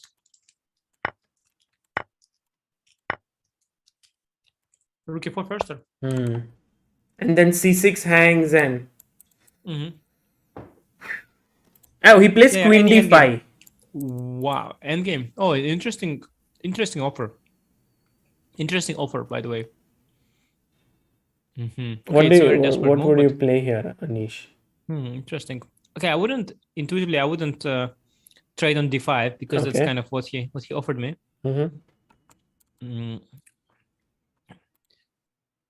He attacked the F3 pawn with this move, by the way. Rook F3 is a threat, right? And you can't play Rook F1 because of Queen E4. Yeah, if I play C4, I weaken the whole structure a lot. So you'll just take on C5. That like collapses the entire thing. So I cannot do that. Yeah. Okay, let's see what if I take finally on D5. How is that? Take on D5, C takes D5. And so do you guard the F3 pawn or do you go for activity? Let's start. Yeah, Rook D1. Can start with Rook F2 maybe as well. Because take here. Yeah, you don't want to give too many pawns. Yeah, Rook E3 also. Knight F4 comes back in as well into the game. Right. So that's the problem. So maybe Rook F2 or something. And if Rook F8, you have always King G2. So yeah, but you will start to check me maybe. Then I go to F1 to E2. Yeah, that makes sense. Also, you have to still keep in mind that I just move the knight and push the A pawn. Yeah, that's also a thing. Like knight B3. Yeah, you have to check if that's possible. Yeah, take just A5, A6, A7, and just. And what are these guys doing here? Yeah, he's screening. Yeah, I'm very fast. Now all endgames are very dangerous for. Okay, but he has maybe no choice at this point. It's black. So Timur might be close to winning. Yeah, or what? Yeah. Takes and Rook F2. Takes. I think C5. I think C5 black maybe once. Then I move my knight away. You mean yeah, take on D5, CD, Rook F2. Maybe he wants C5 or something. But then I just move the knight, yeah? Knight B3, yeah. Wow. Oh, everyone's saying Nepo versus Fabi game, something happened. Nothing happened though. The moves happened. Moves happened. Rook takes, knight D3, Rook E4. Bishop B2. Bishop B2. Bishop E3. Yeah, if I just take on A3.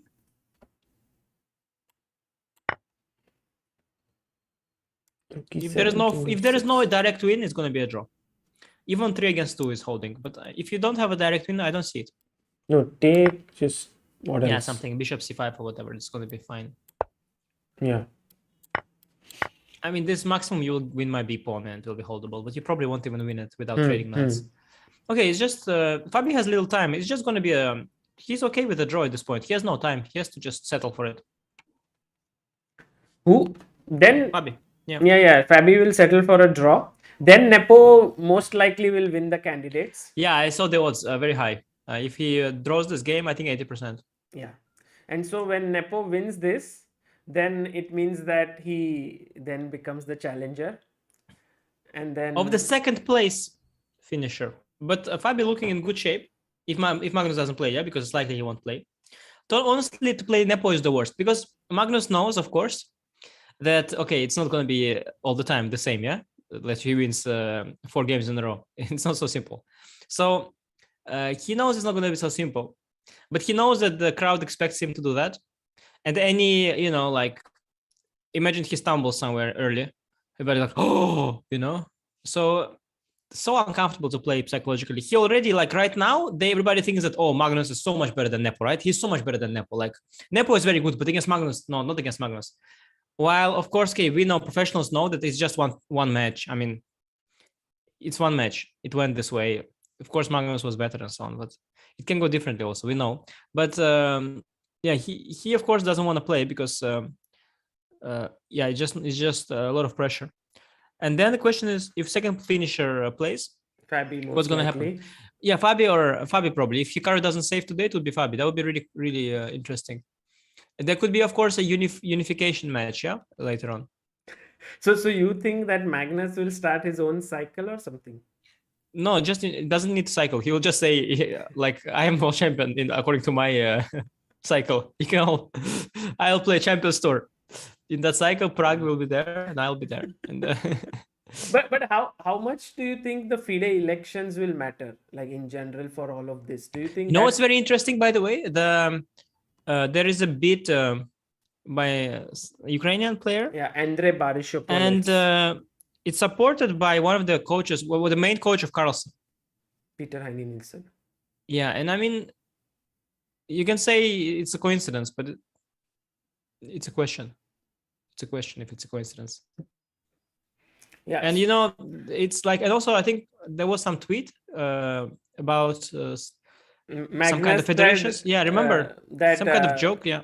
If there are 5 federations or something, please give the 5th one so that Peter can go back and prepare you. Yeah, it's funny. It's funny, of course, but you know, okay, it's all funny until it will stop being funny when suddenly one of the big sponsors of Magnus will be like, okay, we are supporting this bid, yeah, and we have like, because they need that. They right now, how it is basically, FIDE election is not a Twitter poll. It's very different. Every federation sends one person who anonymously casts his vote. And that person has to realize why he's voting for someone. So he has to have an incentive. So it's basically like the system is just begging for corruption, of course, obviously, because literally it's the only incentive for the person to vote is because he can get something out of it. It's just, there's almost no other incentives. And besides that, you kind of need you need resources and you need money, because if you don't offer anything and any future for projects for the federations and stuff, why would federation vote for you, right? It's all nice, of course, but you have to have some kind of plan, like you will develop chairs here and there, you'll spend money there, you'll spend money here. So I guess, but the moment there comes like a sponsor for this bid and some big company that will say, okay, we are going to support chess development, then it will look very different. And then these delegates who are voting, who want to get something out of it, they'll be like, oh, wait a second, they have some money. So maybe our federation can get support for some program, for chess and school program, or maybe we'll get 5,000 chess cloaks, you know, sent to our federation or whatever. So it can get interesting. And then in that context, it will be kind of funny that all these random stories that don't make any sense, they come together at one moment. And so there is Carlsen refusing to play for the title. There is his trainer that was running for the FIDE presidency, you know, and then we need just the last thing, like a sponsor of his to join in, and suddenly in a split second there is a new federation, like sponsor to join in. I mean, because without the sponsor you're not going to, I don't see how you're going to win the election. I just don't see it happen. Like, why would the delegates vote for like, I don't see the incentive for delegates and federations also. But you don't need to reveal it, right? You can always say that there is someone and you can but you have to with the federation. Yeah, but they are like not going to invent a sponsor if they don't have it. Their whole campaign is based on not inventing stuff. So they probably, I don't know if they have it or not. But it, of course, it's a lot of speculation, but it's just kind of funny that there are a lot of these things that seem like coincidence, but it could be that they're not. And this could be like an entire, conspiracy against the current world cycle. But we'll see. Yeah, that's actually, this is taking us back to 2000s or like 1990s, and it could become. I'm actually thinking it might go, because at some point when you say you're not going to defend the world title, then what next? I mean, I think Magnus loves playing chess, so he will play chess. Playing chess he will, but just again, this we'll see. But I'm sorry, but what is Fabi doing? B5, B4. I mean, black is better, no? Already the B pawn is. Yeah, slightly better. And much more time. What is how many moves you made? 32 moves. 8 more moves to make. Fabi has 2 minutes. It's a lot of moves. Oh my god! And 25. But this is an easy position, to play as. Depends on what moves black will make. It's an easy position until it's hard. I mean, rook a3 or something. Because while we were talking, I was analyzing in my head, bishop takes g7. But the problem with bishop takes g7 was rook a2. Rook a2, I guess. Oh, really? But not this and king f6? No, but this I will manage. King f6, rook g7, king f5, rook b7. I thought I'll manage. Ah, this way, okay. But I thought rook a2 check first. Here after king f6? No. No, I think when rook is still on e4. Yeah, instead of take on g7. Rook a2 check first. Check king g1? Yeah, but... Because king h3, knight f2. Yeah, that's the idea. Yeah, knight f2. So king g1, bishop g7, rook e7, king f6. Now you're cut off on the back rank. And I think Fabi was not thrilled. Rook g7, king f5. It's a bit scary. Rook b7. You're a bit worried. Maybe h6 and 95 somewhere. I don't know. You're a bit worried. But this would still hold, right? Yeah, this looks... But you don't want to... Yeah, maybe he should have done this because now rook e2, okay, it depends. So b5, he's got rook d2. He needs to... but there is rook a3, no? And 91 is there. So if he needs to somehow stop before b3 and stuff from happening. But you know what I really like for black is that it's so easy for black. And the annoying thing is, it's psychology, yeah? You feel when you had a position that Fabi had, you're in control and you're better. And now you are slightly worse.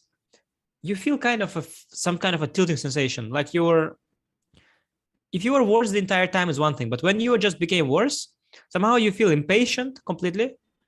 You feel kind of, I don't know, very disturbed. And I really don't like this whole vibe for him. And looking at how much fortune Jan has had in the event, I'm completely not going to bet against him here. Everything is just looking like... If Jan wins this, then, I mean, that's over. Can we see Hikaru's game? Because, okay, if Jan can win this, I think it's like Hikaru, is it? Hikaru queen d5. And you know, Anish, what's the best move here for white? After queen d5? Rook e2. I don't know why. Rook f3. Rook f3. Queen d5, c d5, and knight c6. Okay, but what we looked at takes and rook f2. It looked really good, no? I think that's what will happen. It doesn't need an improvement. Also, it looks very good. Just correct. But what is black doing? How is he surviving this? d4 maybe is the point. Yeah, here. If take twice, Hikaru will find it. Yeah, some rook b6 or something or what? Yeah, rook b6. And the knight from f4 will be the knight on f4 is huge. Ooh. It's an epic piece. Wow, this is this d4. This could happen. This could happen, and then Hikaru can save. By the way, g6 played by Nepo. Yeah, it all looks better for him. Every move. And now b5, no? Push. Or try to hit the bishop on d4, maybe rook a4 or something like this. Try to be annoying. Or rook d8. No, Jan is nasty in such positions, usually very nasty. Like he is very annoying in these positions. Yeah, this looks... And by the way, somehow rapport game, it seems like... Ooh. Beautiful, yeah? Beautiful for white. Wow. Some kind of epic sack. What? Once again. So we looked till here. He played rook d8 instead of knight g4. Bishop b1, queen e5. All good for black. Queen h4. Bishop c4, which is not a good move. No, it's destabilizing everything. Rook f5 comes with tempo. He didn't see a good move. Queen b2 he wants. Okay. He wants something concrete. And then rook moved to g1. Okay. Bishop back. He probably thought the rook will... He thought the rook will have to move back or something. But it doesn't, of course. It doesn't move back. If the rook moves back, then, e5, yes. Then he can stabilize and just win. Yeah. No, he missed it. The rook can stay there. Very nice. Because if now take, then take. And this check and this hanging. Oh my God. Rook e1 e7 rook is nasty. Yeah. Can we check for a second what is Fabi's bishop b6 move? I really like that he stops the b pawn from going. I really like that. Yeah, rook d8 was a mistake. I think I missed bishop b6. That's very nice because slowing down the b pawn is huge. Okay, now because if rook d6, bishop knight c4, no, sorry, knight c4 is there. So it's knight c4 and rook e4, and it's okay. Yeah, so it's actually Jan missed bishop b6. Okay, Fabi is not gonna lose it, I guess, anymore. Bishop b6 is very good. So here, if he had played b5, that would have been the real challenge, I think, after knight e3. Yeah, I mean, I just getting b5 somewhere. Of course, it's very drawish, but in this time, trouble could get tricky. But rook d8, bishop b6. Yeah, He that's. played rook d6. Yeah, now knight c4, rook c6, rook e4. It looks a bit unstable, but it's quite stable, I think. Yeah. This guy defends this guy defends this guy defends. Yeah, you can't attack the e4 rook. Nice. Oh, No, by it's, the way, good. Raja seems to have played something. Oh my God! Raja went queen g4, queen takes, rook takes, rook e2. Okay, not so bad, no. Oh, it's very nice that he doesn't allow d4. Oh, I like it actually. Ooh, very pretty. I like it. It's very beautiful because compared to our line where you take on d5, you have the d4 thing, which he saw. Yeah. So take, and rook f2. There was d4. And with this clever idea, queen g4 to lose tempo, force queen f3, he gets rid of this counterplay with, and now the knight on h5 is still cannot join via f4. Hikaru goes c5. Okay, knight c6. Do you think knight c4 was better or knight b3 with the idea of Knight c6 more logical because when you push the a pawn, you push it to a7, it will be protected by the knight. Yeah, so it's more logical to have it on c6 than on c4. Looks very good for white. You know this position, just to, I mean, I don't understand it, but just to give you a perspective, like this one is +1 and Hikaru plays this move in 7 seconds and it goes +2.5. So this is a but there is some kind of sick defense. What is the defense? I don't see it. Knight f6. And now if so 95 rook f5, I guess. So CB knight f6 is bad because somewhere c3 pawn doesn't hang. Yeah, I think maybe somewhere c3 doesn't hang. Yeah, in the lines. So if here knight f6, a5, maybe knight d5 or something, and you hit c3 pawn. Is that knight the point? e4. Yeah. Hit c3 pawn. Yeah. Ooh. You just take like before, just like that. Yeah, I guess he thought, okay, let's include that anyway and see what happens. And now like a5, a6, a7. It's just Raja might score his first win today. Yeah, because now it's a very clear position. It's completely risk-free. He knows he's much better / winning. There is nothing to worry about. Only passed pawn to promote. And when you are when your confidence is horribly low, as is his right now, you will be shaky in position where there is something to worry about. But here there is nothing to worry about. So his low confidence is not going to impact him negatively. He can just win it simply. It's possible. Ooh, okay. So Rajabo might win Hikaru, this. very tricky, of course. Very tricky. But he has to find some kind of trick. I don't see what trick, but some kind of trick he has to find.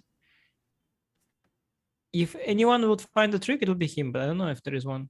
Because you need to bring the knight. F6, yeah, let's go b5. b5. Then a5 comes.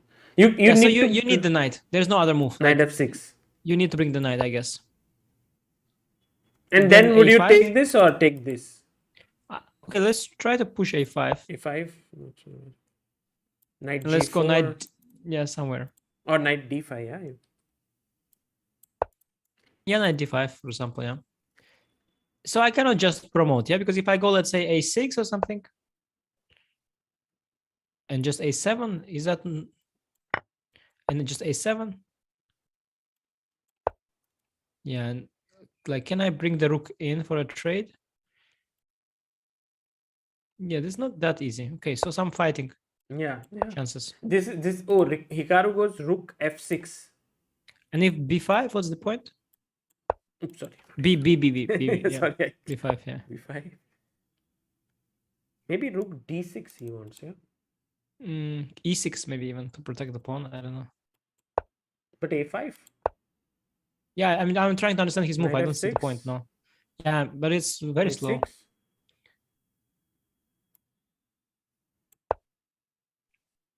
a7.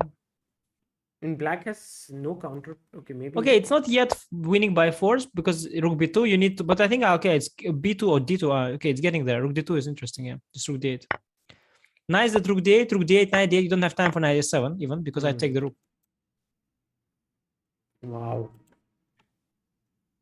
Oh, by the way, in Yan versus Fabi game, F4. Fabi very comfortable, huh? Very comfortable. Rook c6, rook e4, rook g7, f4. Yeah, Fabi very comfortable here. Yeah, Good stuff. Ding Yeah, Niren, Duda. Oh, the a pawn is still there. Yeah, Anish, this looks like a draw. I mean, so basically, as a roundup, we have like Fabi draw. Rajabov maybe will win. Alireza Winning, yeah. will win, and Ding draw. So maybe we have, or maybe this position not so sure. No, Ding has some chances, but it doesn't matter so much for standing anyway. Alireza's win is nice for Alireza, but a bit too late, I guess, to fight for something because he's on -2, will be -1. He's not really fighting for any spot. Can we not think of like wins 4 in a row or something like that? Nah, I mean, no, I can't imagine. 4 in a row maybe, but would be enough for something. But it's with black pieces also. He will not even attempt, I think, like because he probably has some opening repertoire that's quite solid, and he will have to take huge risk. And it's such a long way to go to fight for some spot here, a second spot or something. It's unlikely, It's unlikely. Okay, Alireza is not really fighting for the top 2 spots, but I think so. Hikaru, even if he loses, will still be somewhere there. But yeah, we have actually like Fabi and Jan, yeah, will be still top 2 spots. They draw, so they will be in the top 2 here. Yeah. It's one of those weird candidates. Maybe very rarely it happens that 2 people can actually hope to get something. I mean, we don't know at the end they will get it or not, but generally it's like whoever plays the candidate. Yeah, it's on the back of their mind. One spot. And this no, it's true. I'm sure it's on the back of their mind. Like, let's say if first place is out of reach and last round, like there must be some, you don't lose motivation at least, yeah, because you think second place, okay, it's not first place, but there is a chance, there is a chance. So let's fight for it. I think people like, let's say, like maybe Firuza or something. Imagine he wins one more game tomorrow or day after tomorrow, because tomorrow is rest day. He will like think maybe I cannot catch Jan, but maybe I can catch second place, So I think that, yeah, it's nice. It gives them some more motivation to fight. Correct. Yeah, absolutely. And Anish, do you make the recaps instantly after the games are over?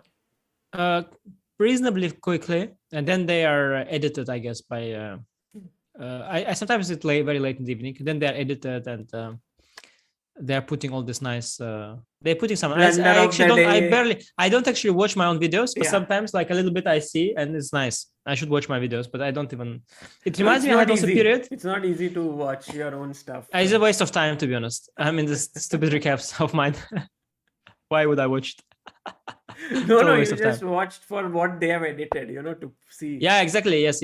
Oh, nice draw by Jan there. Yeah, the thing is that it reminds me I had this period where I was uploading some highlight videos, and I haven't seen them. I still haven't seen some of them. I read a bit comments, but I don't know what it's like. Like, okay, sometimes I watch them later, and I was thinking, oh, this is really funny. But no, I didn't. My editor was doing some funny memes. The ones which you were playing recently. No, the old ones with the memes. Yeah, no, it was kind of funny, but I sometimes didn't watch. And then my editor was sending me, and he was saying like, "Oh, is it nice? Is it good?" And I was like, "Yeah, great, great." And great like, as long as there are views, Yeah, I was like, okay, I mean, that's great video. I would watch like 20 seconds. I'm like, yeah, great video, very nice, great. Thank you. Amazing. Okay, this draw already on the board. Yeah, what's this? The pawns, yeah, they're going faster even than you expect, yeah. Yeah, and also, by the way, Raja has come below the Hikaru's time, 6 minutes. Yeah, but But 8 moves to make. So if Hikaru wants to swindle, it's these last 8 moves. yeah, he has to, but he has to come up with like some kind of trick, some kind of idea. It could be there, but he has to come up with some kind of idea, and maybe Raja will fall for it. But what is that idea in which you can fall? Knight d5, knight c3, knight b5, but then I will take rook b5, rook b8. So what can you do? What can you do? Okay, you can put a knight on c3 and just play, I don't know, king h7 or whatever. So knight d5, a7. Oh, there's Knight also c3. rook d2 though. But okay. Yeah, rook d2 was actually, yeah, knight via e4 maybe. Yeah, rook b2.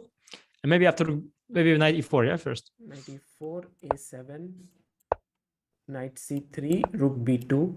Yeah, and some king h7 or something. King h7 to take here. Yeah, rook b3, I guess, is nice. You cannot take still because of rook b8. Take, and yeah. So you have to go elsewhere. White still has to break through, like knight e4 or something. White has to break through. Yeah. He has to break through still.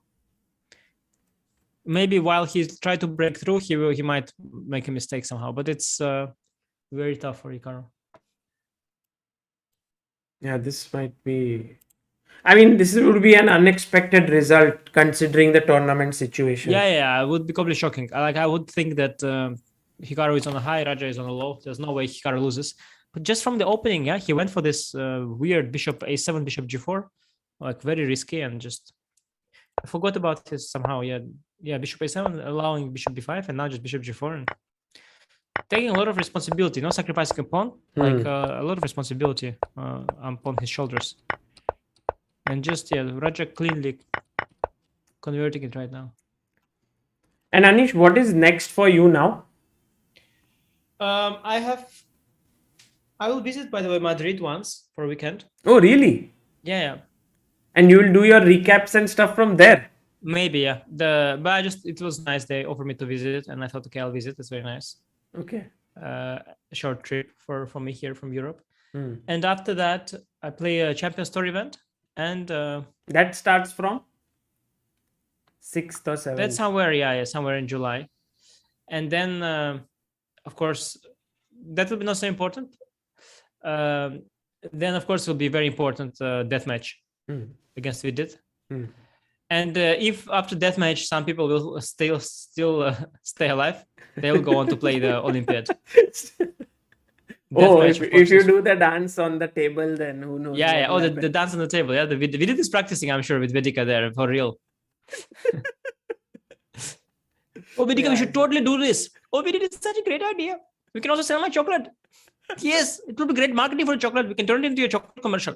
Great idea. Do you think we can get Chess Base India to share it? Oh, yes, for sure they will. If it's going to be a nice dance, they will share. Very nice. Okay. Yeah, this is what exactly the conversation is happening. Yeah. Right now they are practicing already. She's like, Vidit, you have to change your shoes. They have to be louder. Vedika, first let me practice the dance. No, first get the shoes. Vidit, don't do it in our kitchen table. We have no other table. Hey, Mommy, can we get Vidit another table? He's ruining the kitchen table. We're trying to have dinner. There is dal all over the table. There's paneer lying around. He's still dancing. Hey, Vidit, stop. Father suddenly joining. Vidit, What is this? stop. We are eating on this table only. But Father, I am doing a reel. What's real? Let's be real. Real is food on the table. And then Samay is there also with them visiting. It's like, Samay, tell them, they don't understand. It's content. Sir, I'm thinking it's content. Samay, eat food. It's becoming very complicated. So many characters. Mom is cooking biryani there with his video editor in the other room. Like, Vidit, I'm editing. I'm busy with the dance. He's like, where is the dancing video? I'm practicing. But they don't let me practice because there is biryani on the table. Okay. No, it's just, yeah, complex. It's getting out of hand. We need actually to like visualize. It's just getting too complex. But You yeah, need to structure it. Okay. it'll be amazing when you will come here to India. Like, that will be just too good. Yeah. You coming here and then death match, and then next day flying to the Olympiad and staying there. And also the Dutch team would be, coming there. I mean, it's Yeah. No, amazing for for us, all sure. of us, that uh, you are coming to India. That has been a long time dream, and because of the Olympiad, it has happened. Like we were actually talking at some point that you would come to India after the pandemic, and so it Yeah, we happened. planned for Vidya's wedding, but he's still postponing. So, of course, Vidya's girlfriend was there also in that sketch. We forgot her. I was going to say, but I was like, no, let's not dream that. True. No, but Okay, okay, but but you it's gonna need, be great. It's gonna be great for sure. yeah, amazing. So, Okay, Sagar, Anish, thank thank you you very much. for Yeah, joining today, and it was great fun. And also, good luck for everything that's coming your way. Madrid, Champions Chess Tour, Indian trip. I mean, it's fun. It'll be great. yes. Thank you. See you. We'll be in Bye. touch, and I'm sure we'll still talk about the candidates tournament. It's a long tournament. It's gonna be with us still for a while, so I'll probably Yeah. catch up on it later. I See you. mean, take care, Anish. Thank you. Bye. Guys, that was Anish. Today was a epic day. Oh, Alireza Ding winning. Oh, tomorrow is his birthday. I forgot to wish him. It's already 10:30. Oh, oh no. Anish's birthday. Should have called him back. Okay. Guys, we'll wish him tomorrow.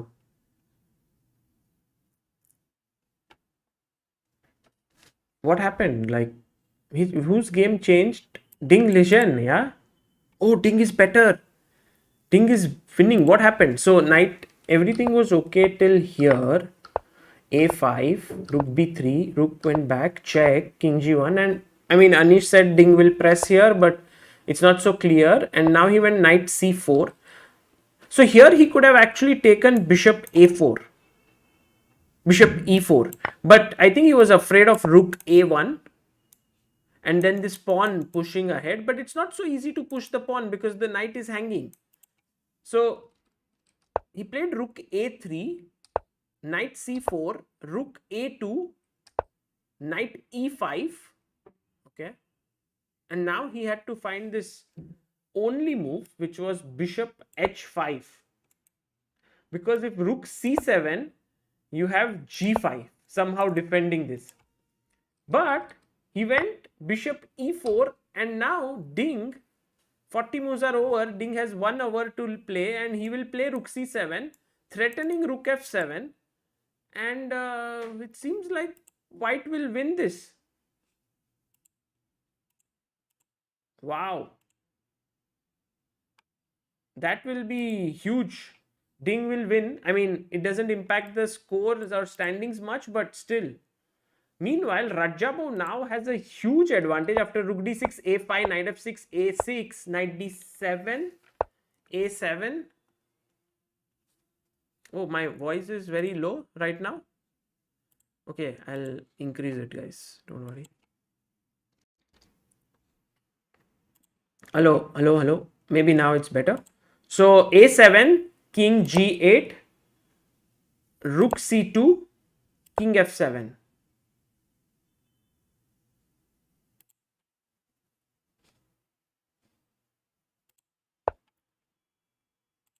And by the way, this is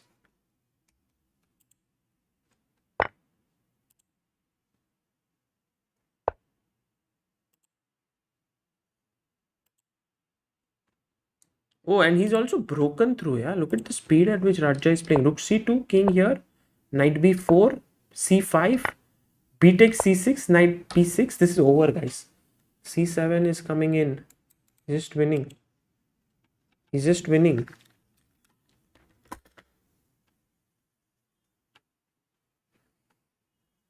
Wow. That will change some of the things in this tournament, guys. For sure. Fabi Nepo drew. They drew their game already.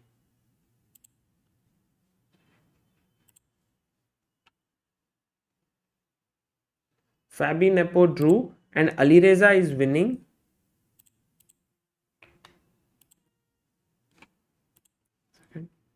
Let me get Alireza versus Rapport game, because Alireza has a great position here. He has two rooks, bishop, pawn here, very nicely positioned. Black king is in trouble. I don't think Alireza is going to watch this up in any way. Also, he takes f6 on the cards.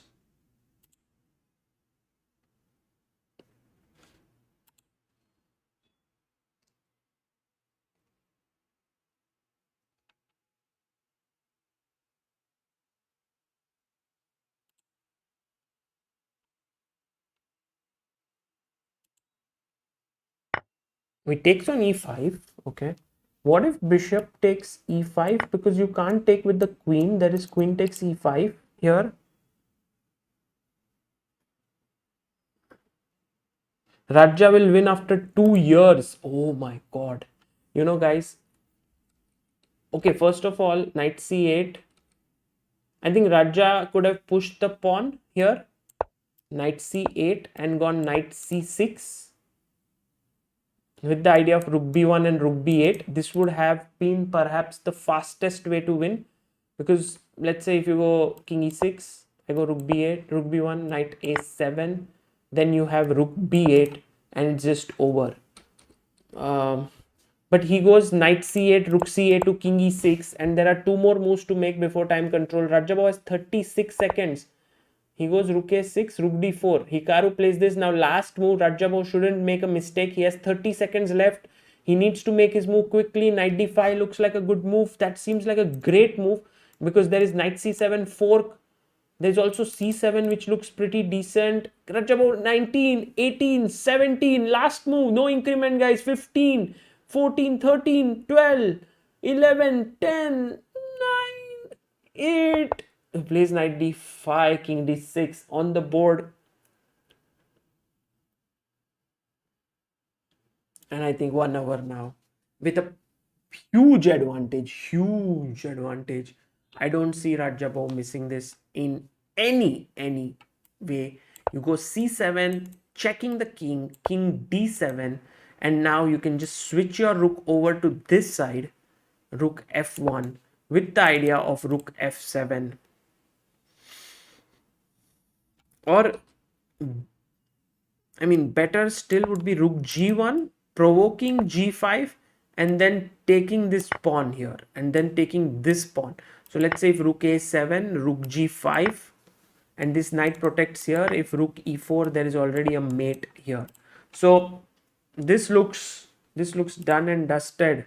But I mean, 1 hour on the clock is just too much. If they were in this time scramble with both of them moving quickly, maybe it could have, led to something.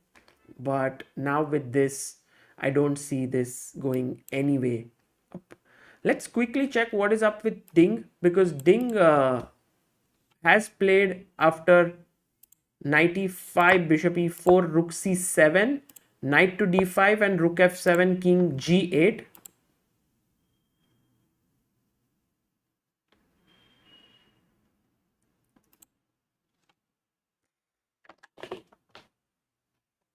But how is this winning for Ding Liren? Like, is it very clear? Guys, there's one move that leads to an advantage. I don't think it's too difficult to find because this pawn is hanging. You push it, and this is... Can we go like rook a1 or maybe knight b4?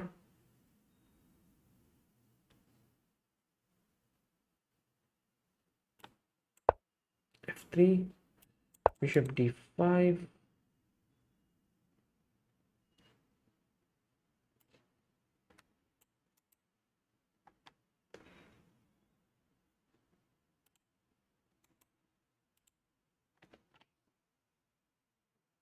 King g8 has been beat.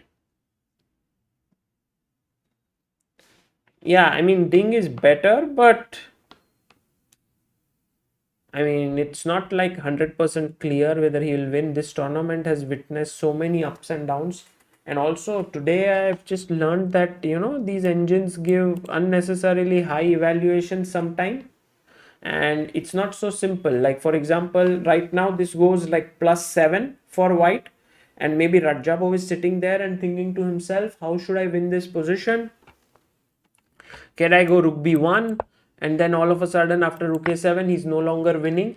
So he thinks to himself, okay, I can't move my rook here, but what else can I do? Maybe I should push the pawn, give a check after king d7.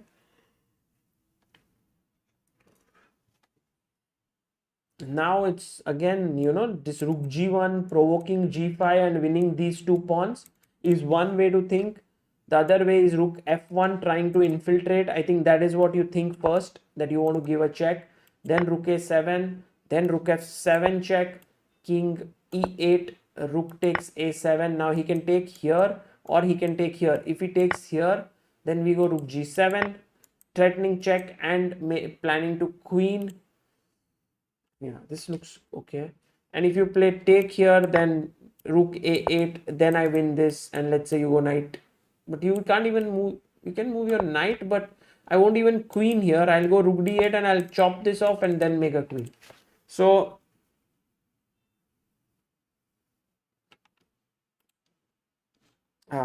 wait a second, this is zoom. Yeah, so this one, it seems bad for Ding. For oh, by the way, he goes knight b6. He plays it very quickly. Maybe he's calculated it out to the win. Let's just go quickly and check. Hikaru versus, he goes knight to b6. Okay, so you are attacking here and here. You can't take here because knight c8, so you must take here, only move, threatening this. King c7.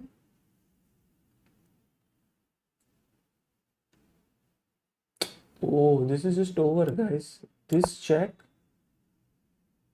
can go king c8, but then rook f1. Just go from this side, no? It's just over, mate. So you can't do that. You take here, but then this. Take. This is lost. Just game over. No, guys, this is over. This is over. Knight b6. Game over. Time to resign. I mean, if you guys will watch the video on some other stream, you will see Hikaru would be shaking his head right now. And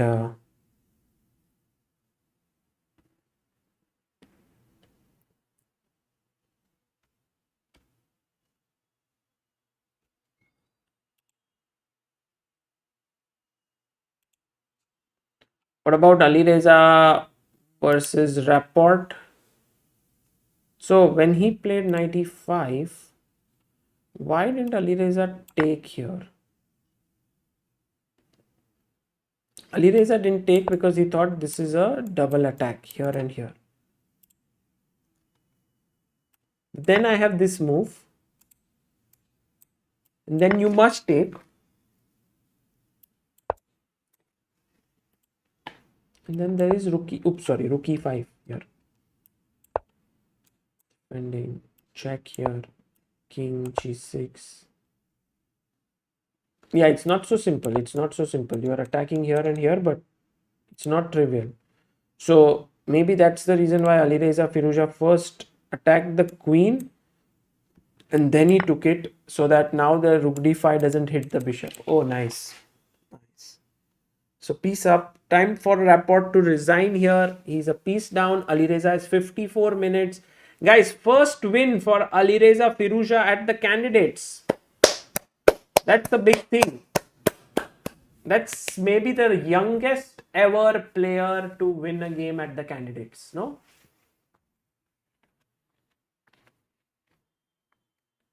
Chris Raj says, great panel today, Sagar. Enjoyed every bit. Thanks. It was very, how do you say, spontaneous. And I want to thank both. Oh, by the way, Alireza won. So this is done. Rajapov Hikaru also resigns, coming in, guys. 2 decisive games already. Fisher, I don't think played the candidates, right?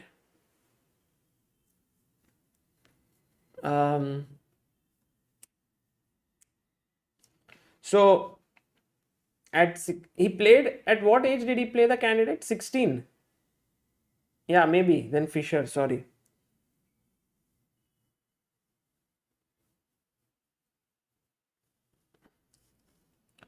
Fisher played 16. Okay, so maybe not. Maybe not the youngest, but okay, to win the game is great. And guys, the thing is, if we look at our standings here, then we realize that Nepo and Fabi have moved to 6.5, 5.5 because they both drew. Hikaru will lose, so he'll come down. Rapport has lose, so he will stay there, like 4.5, 4. Ding would win and go to 4.5, so he will move together with Hikaru. Rajabo will move to 4 and Ali Reza to 4. So then we will have Duda as only player on 3. Ali Reza, Firuza and Rajabo both move to 4. I think Nepo's chances of then losing this are very low, very low. He will then play against Hikaru still. He will play against Rapport. He will still play against Duda. Okay, Rajabo and Ali Reza. I mean, he still has to face quite a few strong players. So the tournament is not over, guys. It's far from over.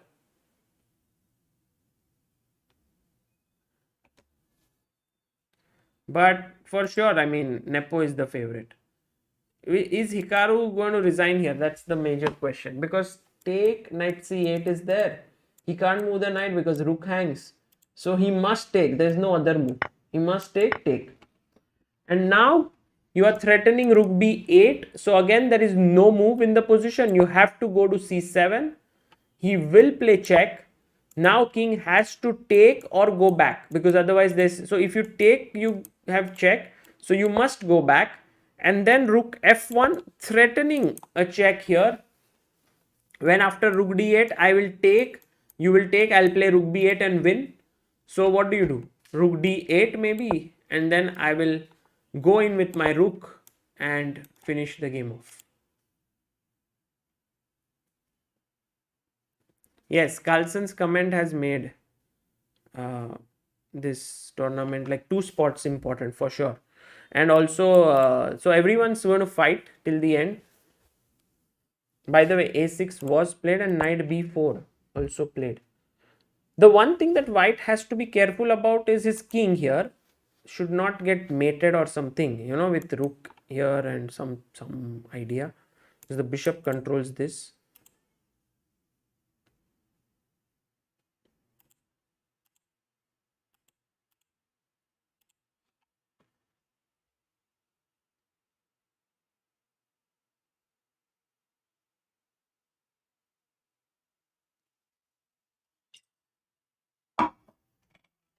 How would Temur Rajabo be feeling today, guys?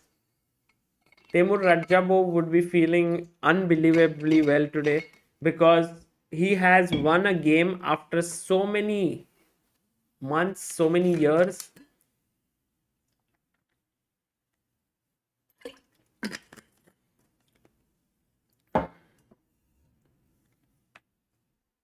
I mean, Raja's chances do improve in this tournament, although to win it is a very difficult thing.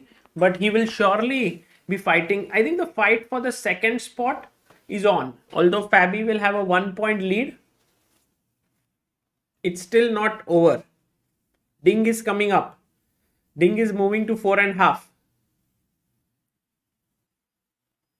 Yeah, Duda losing 2 back-to-back games. Anish says Bakuka Daku strikes finally.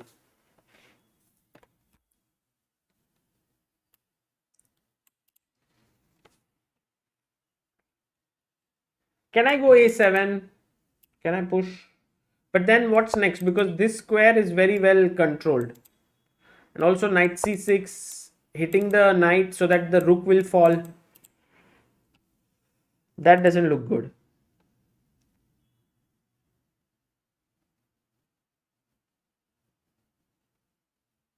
Yeah.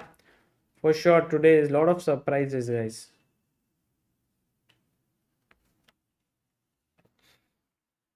Gaurav Lat says, how were you able to get both Levy and Anish today? I think Anish was, I had asked him if he would like to join today.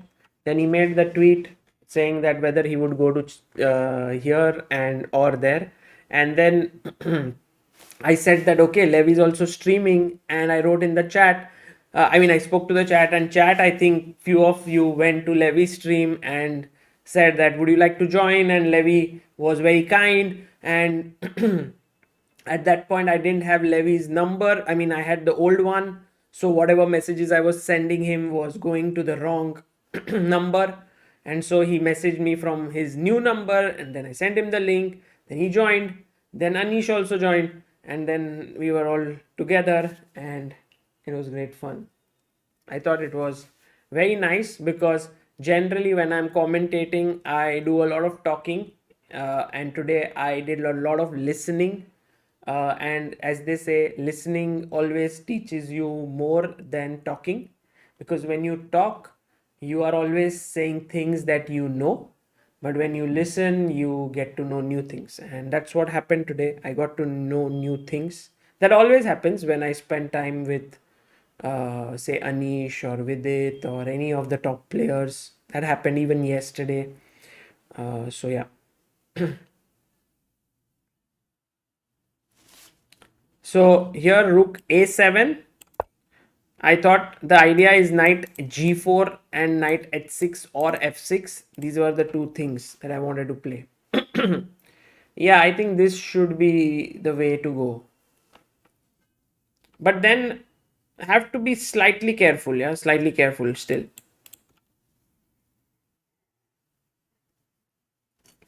Hikaru is just sitting there and thinking, but I don't think he has. Mandar Junarkar says, so AG didn't learn anything new, it seems. Well, AG, I think, learned from the games that he analyzed. He's seeing more chess, and yeah.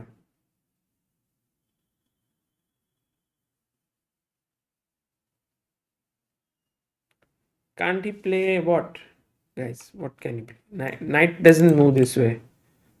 Knight c6. Dharmik says after 14 games, if Nepo finishes number 1 and 2 or more players tie on number 2, then would they play the tie breaks for number 2? Because it generally happens for number 1, and as you don't know, oh, nice one, Dharmik. You always have some very good questions here, because yes, they are going to do the tie break for position 1, but not for position 2. So there will already be tie breaks which might be in action, which will give you second and third position. So they will be determined by that. I don't think they will have a direct encounter there.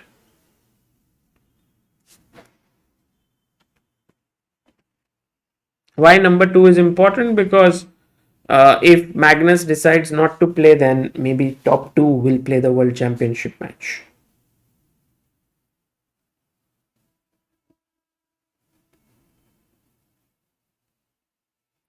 Gaurav Joshi, the games are Nepo and Caruana drew here. This is a draw between them. Very interesting game, by the way. Very interesting game. Hikaru Nakamura losing to Temur Rajabov. Quite an upset today. Also, Richard Rapport, who had started off with a win yesterday, his victory streak ended abruptly after he lost to Ali Reza. Ali Reza's first win at the candidates. And also Ding seems to be doing very well and is quite well placed for a win against Duda.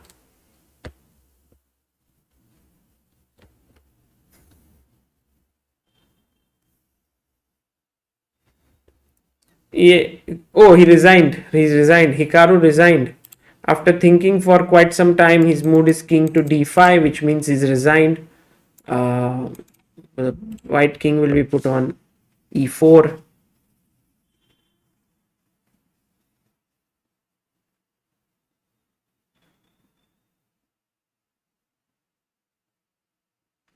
Well, in general, Hikaru still has chance to finish second for sure, and he's 2 points behind Nepo, so he must beat Nepo in their individual encounter. So you can never write anyone off yet, but today's loss definitely has put a big blow to his chances, which looked very good after he won yesterday against Caruana. And then today losing, yeah, has been a wet blanket. Rook a7 played by Ding. So Ding goes Rook a7. Now imagine that you are playing this position as black as Duda, and you see that this is a threat. So what do you do then? Has it happened ever when reigning champion didn't participate in the championship match? I don't think so. But I mean, Kasparov, I guess, just said that he will make a new organization and his new match. So that happened in 1990s around. But when it comes to recent times, since 2007, at least for the last 15 years, we had a very stable cycle. This is the first cycle which looks to be in trouble, because Magnus is not, like, there are two ways Magnus can think about this. Magnus would say, I'm just not feeling like playing, and he will not play anymore.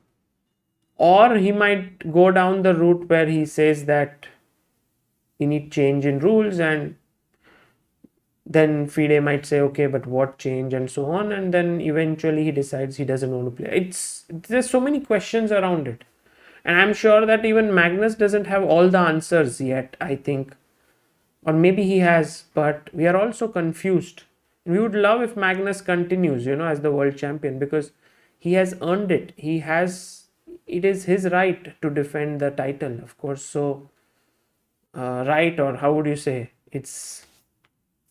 he should do it. But then again, I mean, at the end of the day, he has mentioned that it's not something he wants to do, spend time preparing for the world championship match. It takes away a lot of fun of his life. I mean, it's 6 months. I completely understand, I mean, what he feels, and I think very few of us, I mean, at least it's very difficult to empathize with someone when you haven't gone through what they have. And when geniuses, or when you have like people who have achieved so much in life, it's very difficult to empathize, because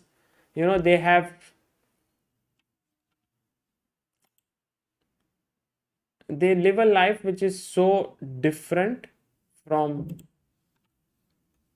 everyone else, that it's very tough for all of us to understand what he's going through. No? Wouldn't you agree?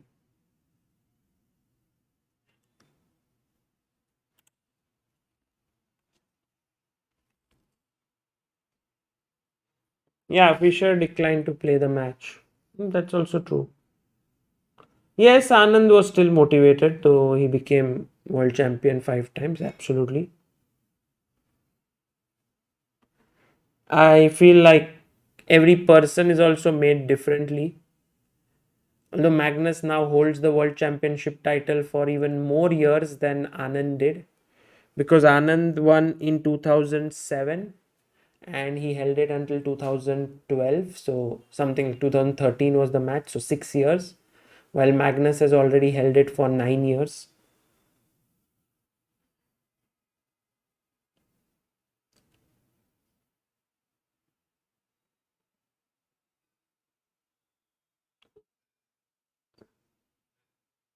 Yes, also exactly, I think Yogesh Bhongade has hit the nail on the head, where he says that in this era, it's much more difficult to play a world championship match than in the past era. Like even when Vichy was playing, it was a different era. Because at that point the engines were not as strong as today. The number of openings that could be played were more. Like imagine Anand had prepared the Sicilian Dragon against Kramnik, or all these things. Hi, you wanna join? And we have a new commentator joining in all the way from the bedroom, Amruta Mokal. Hello, Amruta. Hi everyone, what's up? Today Amruta, was exciting, right? today we had a very interesting day. I know, tell me more about it. Yesterday day before yesterday, no? You started chatting with the guest. Yesterday, no, Niklesh was there. हाँ निखिलेश कैसा चल रहा है? How is Angela? How is and now today you are telling me, tell me all about what happened. Okay, you want to know the Exactly. chess? हाँ चलेगा वो भी.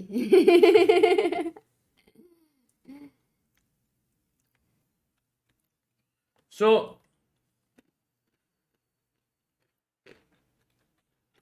Okay, Amruta, really, there are people like me who have joined in just now, and if you want to tell them in 30 seconds क्या हुआ है आज? 30 seconds, 1 minute. अच्छा ठीक है, 1 minute is a lot, but 60 seconds होता है ना वो तो ठीक है ले लो.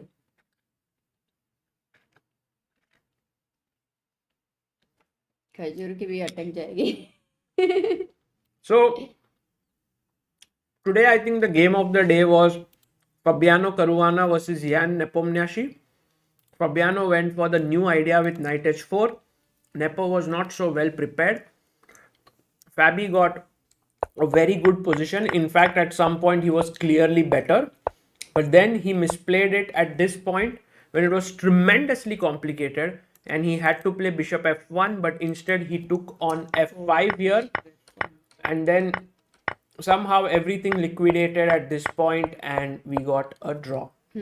Which means that Nepo keeps his 1 point lead in the match, in the tournament. Yeah, so this was a decisive game, and actually, it seems like Nepo is the leader and will be the leader. One of the big results of today was Hikaru Nakamura losing his game to Temur Radjabov. Whoa, what? Yeah. Raja strikes back. Raja has won his first game in 3 years. 3 years. Yeah, in first classical game, because the last one he won was in 2019. So that it has been 31 games, 31 draws and 5 losses. Can't believe it. And And Nakamura would have least Nakamura- expected to lose today, basically. Yeah. Nakamura's, I think, small error was that he went bishop a7 instead of bishop b6, because when he went bishop a7, after bishop b5, threat was to take this and take this, which somehow he had to then again come back with his bishop, but instead he went bg4 and he went for this fight pawn down, and somehow white's moves were easy. King h1, rook g1. Oh, I mean, I just felt that black had a composition, but anyway. No, but Radjabov played well, and at some point Radjabov found very good moves here, and Hikaru had some chance at this point, but it was very difficult to understand. He took, and his a pawn just rushed down the board, and in the end, in time pressure, I think Radjabov after rook c2 was just winning. Knight before c7 is hanging, and this pawn just queened, and he resigned because knight b6, rook b6, if king c7, rook b7, and rook b8 coming up, and otherwise rook f1 and mate. So this he resigned. Alireza Firouzja was actually also won his first game of the candidates, and the big mistake by Richard was at this point Richard was doing quite well in the position, although he can't castle, he has 2 pawns for it, so he has to go rook d7 and stay, but he went bishop c4 and he simply missed that after bishop e6 here the rook does not have to move, because if the rook moves, queen e5, black is doing very well, but he missed queen g3, and now you can't take, because after takes g7 is hanging, rook e1 check is coming, and so at the end Alireza broke in, and there was no longer a blockade on e5. He pushed and the king is too weak, and in the end he lost a piece and lost the game. So that is how 3 games have completed. Ding Lejeune is actually winning quite comprehensively against Duda. So we will have 3 decisive games today. Bapre, that's a lot. And actually, all the important games for Alireza, it was crucial to strike back. Though I did not expect with Rapo it will happen, like it will be today. So Rapport is really having a bad tournament. Actually. Yesterday he won against Duda. So you So can not say really. mixed event. But if we look at the standings, Amruta, here, then we see that this is the last round. So you add half a point, 6.5. Caruana 5.5. Hikaru remains on 4.5. Rapport remains on 4. Ding will move on to 4.5. So Ding will join third. Then we have Duda who will remain on 3. Rajabov has moved to 4 and Alireza on 4. So we will have like 1 player on 3, 3 players on 4, 2 players on 4.5, then 5.5 and 6.5. Nepo is really 8-point lead is Nepo is just crushing this entire event. absolutely. Wow. Today I also had Anish Giri joining in. And it was great fun commentating with him. And for the first time, I commentated with Levy Rozman. Right. From First time. Yeah, it's we have done a podcast together, and I think at some COB he was there for a few minutes. But this was the first time we commentated together, and it was very good fun. Then so it was like around 3 hours we were together. Wow, 3 of you, and after a long time, such a combination is for the first time, no? You, Levy, and Anish. Yeah, it was the first time ever that this happened. So one of the conversation I was hearing while having dinner was about the engines. Yes, that It was the super revelation. interesting, and exactly that was such an eye opener as well, and that's the whole point. You cannot believe the engine evaluation so much because it can change. Yeah, we have to Matlab, we have cannot to believe. recalibrate it. Like I remember one day you had kept a poll for the chat whether they want the bar or they want it without the bar. And everybody said they want the bar. But I think in the classical game it is good to try some point where you are without the bar for them. I mean, you have it for yourself maybe, but Yeah, it's quite possible. Like even now, it shows like a huge advantage to white. But if we remove it, it's not so clear because a7, a8 has been controlled by the bishop. Secondly, I mean, my idea is to go knight g4 like here and check, but then knight f3 check is already a draw. So I can't really easily play this. I have an idea of moving the h pawn and bishop g2. H pawn is very good. Because I wanted to play bishop g2, but rook a1 mate. So then you consider h4. Or how about giving up a pawn here? That king looks weak. Can't consider a move like f3. No, take, and now a7. So this is another way to play. And because how would you anyway get that a pawn to a8? I was thinking like if I can exchange these bishops, then rook c8 and a8 queen. So yeah, but is there a way to exchange those bishops? Bishop h3. Maybe here. Oh, bishop c4, na Sagar here? Because e6 is attacked, rook is attacked, you will have to give a check. And rook a1 check ko king f2. So he will have to go black bishop. to move right now. Oopsie. So bd5. King f3, bishop d5. Yeah, so you stop bishop d5. Now you can't play bishop c4. Yeah, of course. Take Rook a7. take, No. Take king g7, queen. And this would be a draw though. That's a fortress. Yeah, this might be a draw. Right, okay. Got it. No, f3 I find very difficult because even here, if for bishop d5, does white still have something concrete in hand? Tejas Bode, thank you for becoming backer of Indian chess. Sorry, Amrita? Does black have something concrete in hand? You don't have any other mobile, kya? No, you can bring your phone. वो भी charged करना. Aja.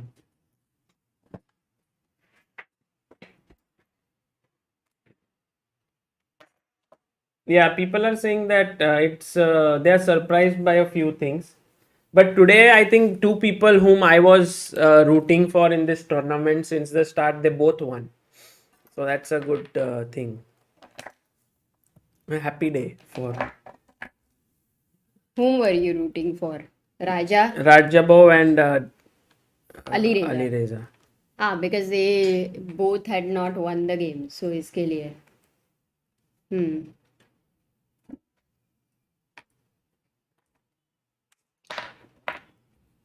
So this position, Sagar, F3 I would definitely say is a practically difficult move because of this 7th rank being super open, and not just that, I'm not even getting any plan there.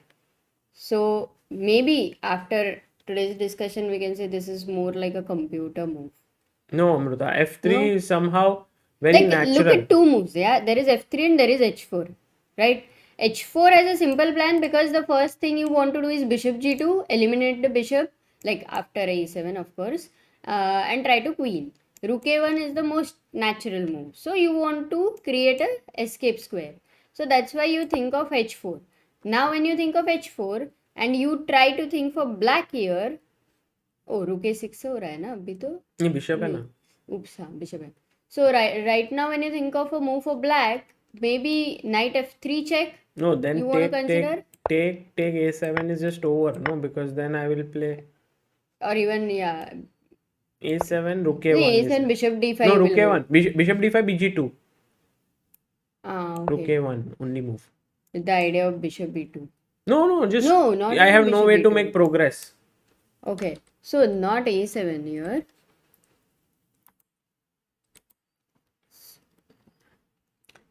So if what we saw right now takes bishop takes a7, but even if I let's say go, No, yeah, no, my no, a6 no. is hanging, then I can't do that. And if I go a Bishop move like c4. bishop c4, That's the best. if you give a check, king h2, there is no mate here because king escapes, and now the threat is a7.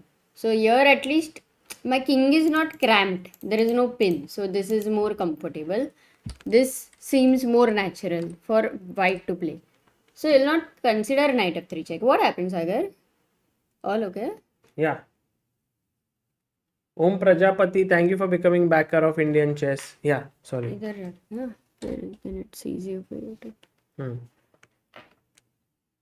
जब तक of ना हो जाए.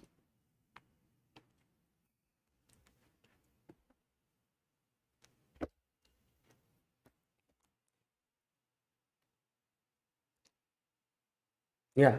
So Amruta, h4 you were saying. Yeah, I'm saying h4. I'm asking you, this is a natural move, so I am agreeing with you that this is natural. like f3 is not natural. F3 is too computerish. Takes, bishop takes. Your king cannot move. Even if you move the pawn, your king cannot move. You would never like to get your king trapped in such a way. Yeah, after e7. Yeah, a7.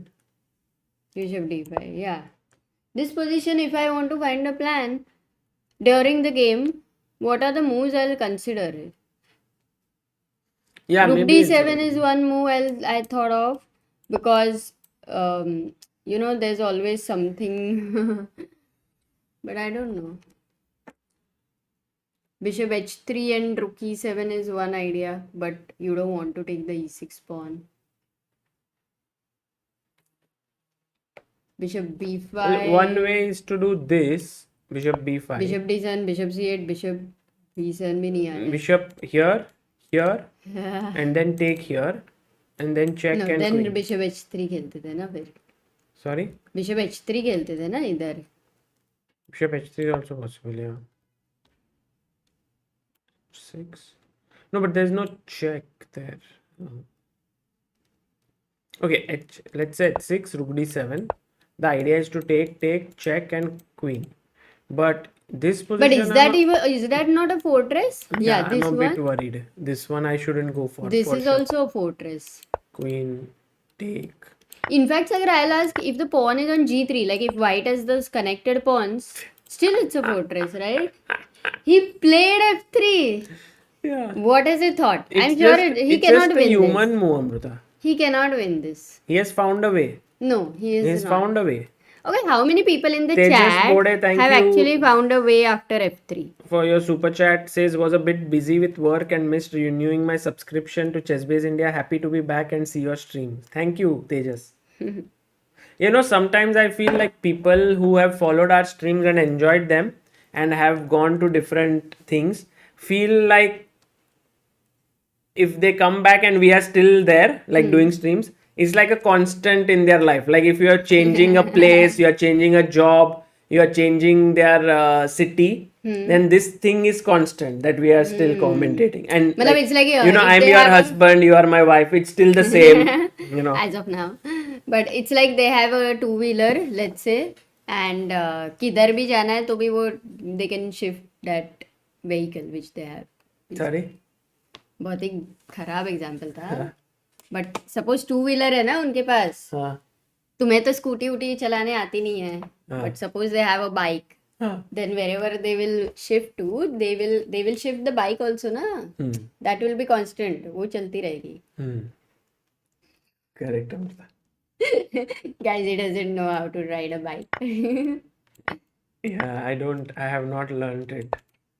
I thought like riding a bike is a little dangerous. Oh, by the way, this is the move he has taught, Amrita. This is the move. That is preferable This is because the you have move. stopped bishop d5. हाँ. तो a7 is गलत.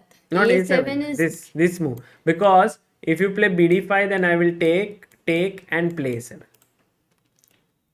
And then rook c8. rook b8. That. So now find a defense, no? Hey Sagar, that's what all the time I was asking you what to play. You were telling me a7, that is wrong. Bishop now, c4 check. is the right way. Check, play, King f1 forced. take. Bishop e6 check first. King f8. a7. Rook h1 you'll have to give because rook a1. Rook a2 controlled hai. There's no threat because my Threat bishop is bishop c8, bishop b7. Or rook, yeah. No, that's not a king 8.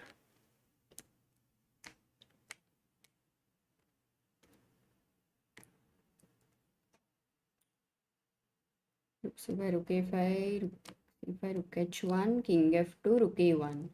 Rook c3, rook h1, king f2, rook a1. Here? Rook c3? I was checking, but that rook bishop endgame again, I don't know what it is. Should be a draw, no? Rook h1 check. No, but rook h1 check is not a draw here. Rook h1 check, king f2, rook a1. And if I take on f3, king f3, rook a7. No, this is winning for sure. This is sure winning. For sure winning. Got it. Because whenever you push g5, I have f5. Yeah, it's just. So I don't need to There's go. Got it. So here, for rook c3, what did you play? Bishop b7, bishop a8. Bishop a8, I can simply play rook b3. No, just bishop c8 loses, no? Rook c8 also loses. Oh, rook c3 is a good move. Yeah, this is a good move. Winning. Maybe. Yeah, this could, but bishop b7. Bishop b7, rook c8 check आ रहा है क्या? But point क्या है? King e7. Rook c7, king e6, rook b7, rook a2. Draw. Bishop c8, bishop moves. Lord of Calci. I think this is the key move now.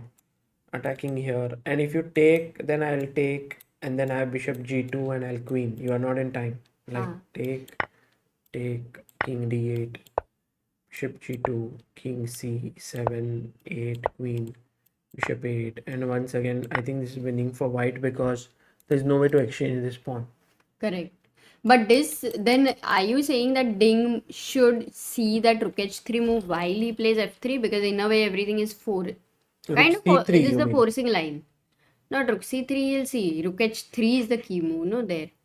No, I don't think that this is all forced. But let's see No, what. it's a forcing line. This is not forced, but it's a forcing line. But what does Duda do? Does he have any other move apart from this? Can he go bd5 just hang in there? Directly bishop d5. In general, f3 move I don't really like when you had an option of h4. Whatever the computer says. No, I'm not. It's not computer's move. It's Ding Liren's move. Yeah, even Ding Liren's move is very good here, but it is only good if he is able to calculate the long variation. Well, he thought Accurate for variation. he thought for some time before playing f3. He thought for 8 minutes. Oh. Wow, if he finds this rook h3 quickly, then I would be really amazed. It would be not easy to do that. Duda may not go into that variation though.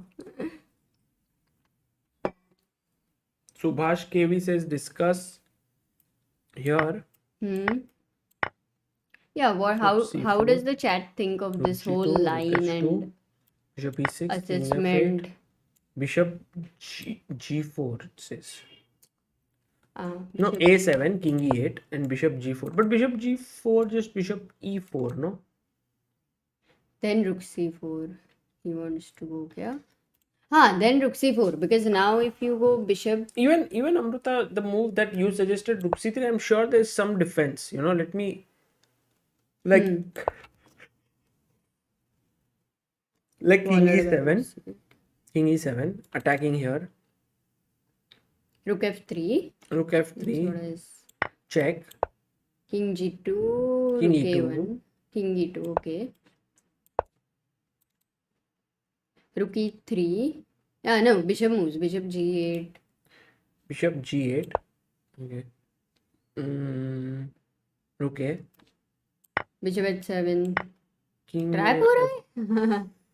King f7 जाओ ना, trap हो रहा है. But King F6. And now my point is, if you go BG8, I'll go Rook A5 with the idea of G5 and you can't stop. Oh, bishop e6 नहीं है मेरे पास. Yeah, And it's bishop h7 is there again, but then you have king g7. So Yeah, it's just or Rook A.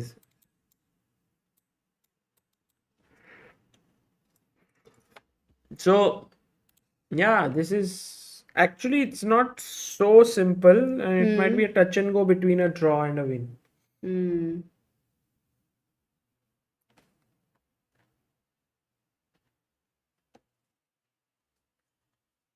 He took. yeah. So we're going into that.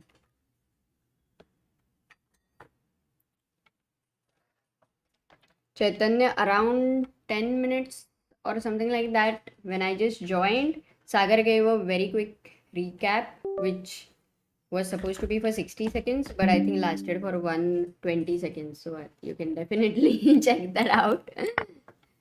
But he did not keep the word. 60 seconds. Why not take behind pawn? Rook behind pawn. No, you couldn't take rook behind the pawn here because when the bishop was here, it would take the pawn. So we had to go like this. So what is your feeling about this game? Do you think Ding will be able to convert it? Uh, Or will it end in a draw?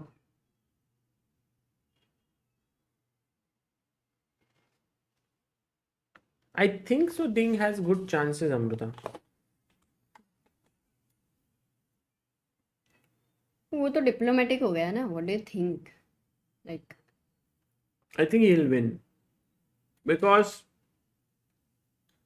although I can't see the clear way, I feel it must exist. Let's do this. Bishop C4. I really like this move.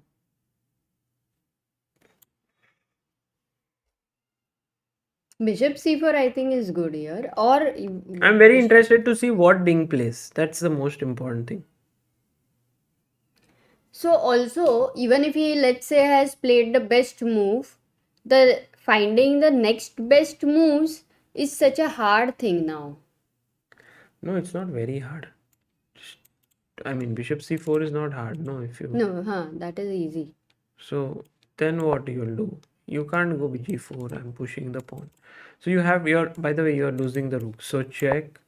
King F1. This has to happen. Now This is good, na? Going rook h2 and or should he have kept his rook on?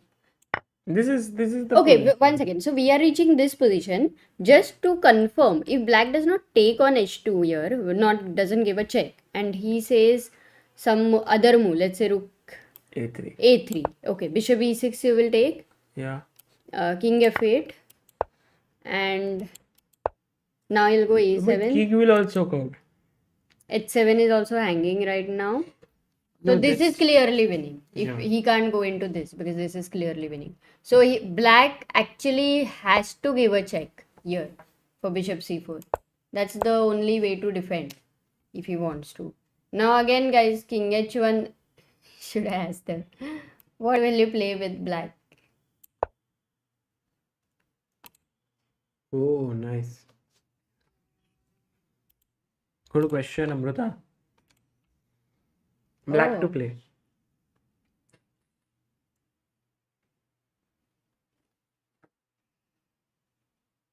But you don't no need of one move here. Like See, everyone's faltering.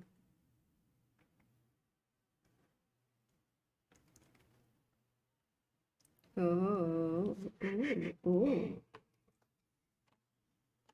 Not everyone, but oh, many so people. many. Yeah. बाप रे Guys, क्या there are कर 3 रहे हो? mate in ones. Rook g3, g4 and g5. So many of you have said rook c2 when it's not a mate. रुकसी तो किसने बोला है? So rook g3, unity xyz, Siddhant, Shubham. धार्मिक, विवेक, सिद्धार्थ, मयूर, अभिषेक, कल्याण and Sreejith. This is a mate. And also this would be a mate and this would be a mate. But rook c2 has a problem because king goes to g1. Yeah, that's not a mate. Oh, he played a7, Amrita. So he's sure that there is some win. Instead of bishop c4 itself, he is played. So he is fine with the move bishop d5 here. Yeah. Which means, guys, it's our task to find how Yeah. how white will win. Let's ask the chat. ये position में what will be your move, guys? Clearing all the moves. Let's see now whether it's matching with Ding's move. Well, it's not even a Just to see, matter of like it's not about the finding the move. best move, but we'll see whether we are able to find whether we are able to predict what Ding will play. Maybe it's more about predicting what Ding will play.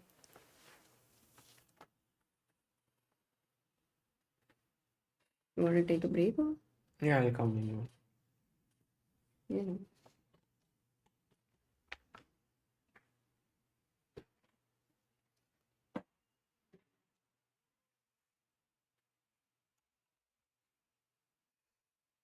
Quite a lot of suggestions here.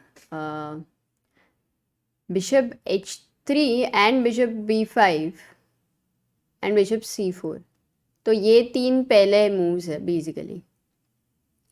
People have also suggested rook c8 and h4 and all that, but bishop b5, bishop h3, bishop c4. Guys, we have seen bishop c4 either though doesn't make any sense because it's simply a draw because of takes, rook a7 and you lose the pawn.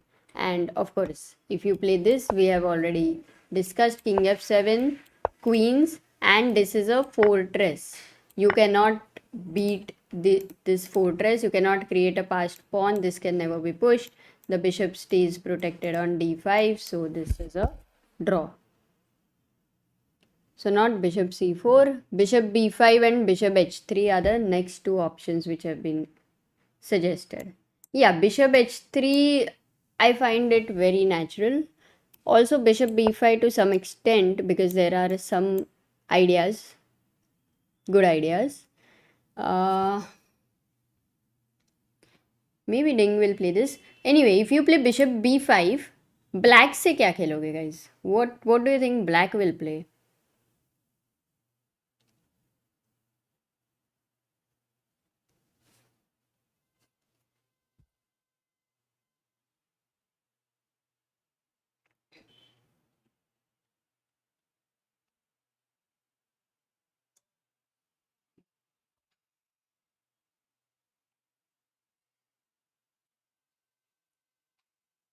Ashish, whenever you are solving any position, any puzzles, don't try to make the moves very quickly. Try to calculate, like this is the position, let's say, and you want to calculate bishop d7. Don't make the move. You know, online mein abhi it's very easy to make the moves. So keep saying those moves again and again. It will really help. So it's like ABCD अपन ने कितनी बार बोला था वैसे. It does help. Of course, the other way is blindfolded. You can just select any square, ask yourself which square is that, try to improve your notation that way. So that is how you can improve your notation. He played h4. Oh, he played h4. That's why people had suggested, some people. h4 kela. h4, only 3 people were able to guess. Ritvik, MB and Kamal ka. 3 people guessed h4. ये भी चल रहा है. But what's the idea? Is it a waiting move? Like, is black right now in a bit of a zugzwang or something? If he moves his rook from the 7th rank, then the king comes up.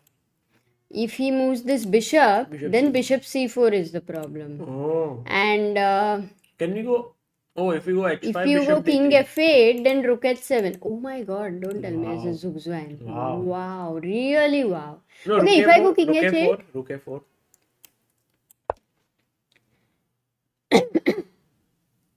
Sorry. Rook a4. Why h4 though? bg2, but there's rook a1, unfortunately. This would win bg2, rook a1. I have to Don't you play have? bishop f1. You have to go bishop f1. because if king h2, rook a2, King h2, rook e2. king f2 also rook a2. Yeah, that's a big problem there. So rook a4 is a good move. 1 second. What if you just continue with your idea? Like, where will the king go? Or bishop g2 now. Maybe bishop g2. Rook a1, no? Same is happening. Bishop b5. You cannot take, or can you take? Can Yeah, I you can. take here? Oh, if a rook c8 check, you have Oh, rook find f8. the winning move. Let's ask the chat. Find the winning move. Guys, can you find the winning move? Found it. It's a nice move.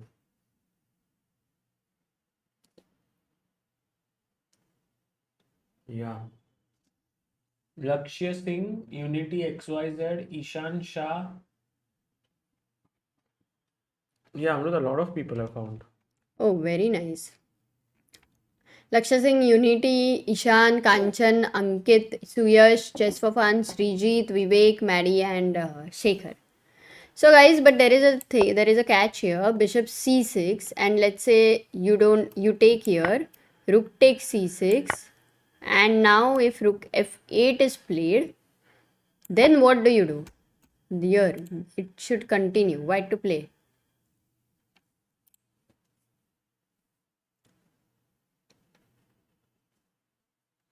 There are two moves that win here, no?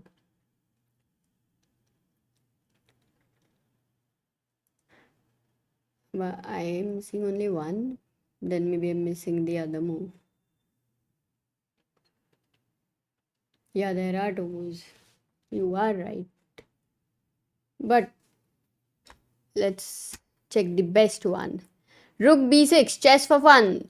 Chess for fun, Sagar Goel, Akash Wadhwani, Ankit Gulati, Abhijit Kamboj, Subhash KV, Saksham Devan, Rohit Gokhale, Anik Abhijit ने Anik Tarafdar, Kalyan Gandhi. This is right, rook b6, and the idea is rook goes to b8. This king still on the last rank, so it's winning. By the way, he did play rook a4. Let me just tell you. Rook c7. Okay. Yes, the other move was rook c7. Some of you have suggested that. Rook a4, the point is if you go king f2 to activate your king, Then rook rook takes f4 comes with a check. Yeah. And then the rook goes back. So If I go, let's say, king h2, still rook f4, I think, because now you're attacking the bishop. Rook c8, that's why it's not going to work. maybe bishop c4 now. You're trying to reflect. What if rook f8? Rook f8, just take rook b7. Acha, same thing, na? Of course. Oh, bishop c4 is a cool idea. Yeah, it was rook c4. If bishop c4, then a Yeah, queen. then there is this queen. And this is fine. Oh, bishop c4 it works. So even here, that's amazing. So this is winning, yeah, Sagar? Yeah. It's already winning. So One you minute, cannot take rook f4 here. winning, or maybe just bishop to e4. Then you have a check anyway. Yeah, King where? f8.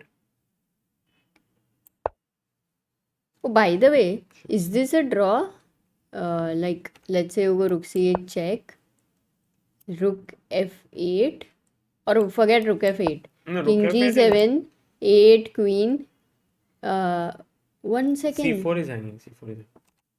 Bishop 8, rook 8, rook h4 check, and then you will win c4 as well. Got it. Sorry. Tell But me. if you play rook c8, rook f8, rook f8, king f8 here, rook c8. Now you must play king up. If you play rook f8, it's lost. Yeah. No, here just to show how. Rook f8, rook takes, king takes, and now I think we can Or ask first the chat. bishop e6 check you wanted to win. No, how to win here? Just a simple way to win. Guys, how to Here? win? It's a typical way. Oh, it's such a good question. It's a very stable, steady way to win. Very nice question. In bishop, same color bishop positions, what happens is this one, yeah?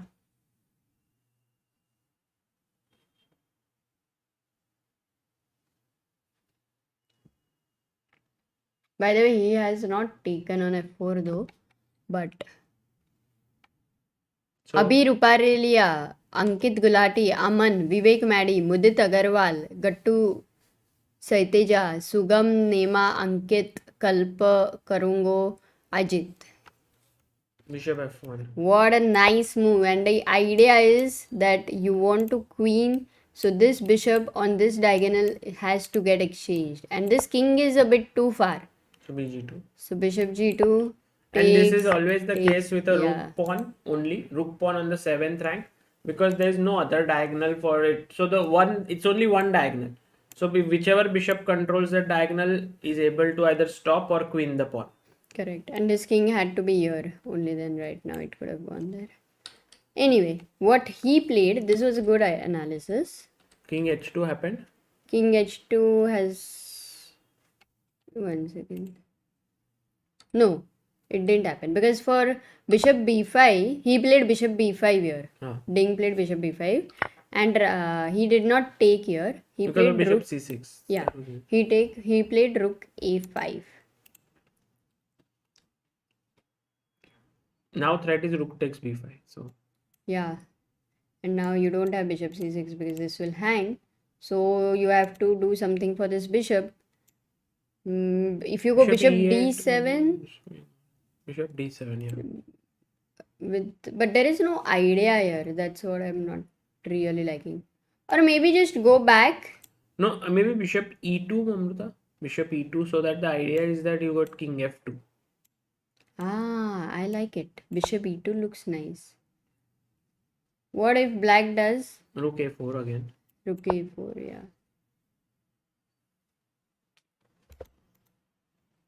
So you have to reach that position which right now we were reaching.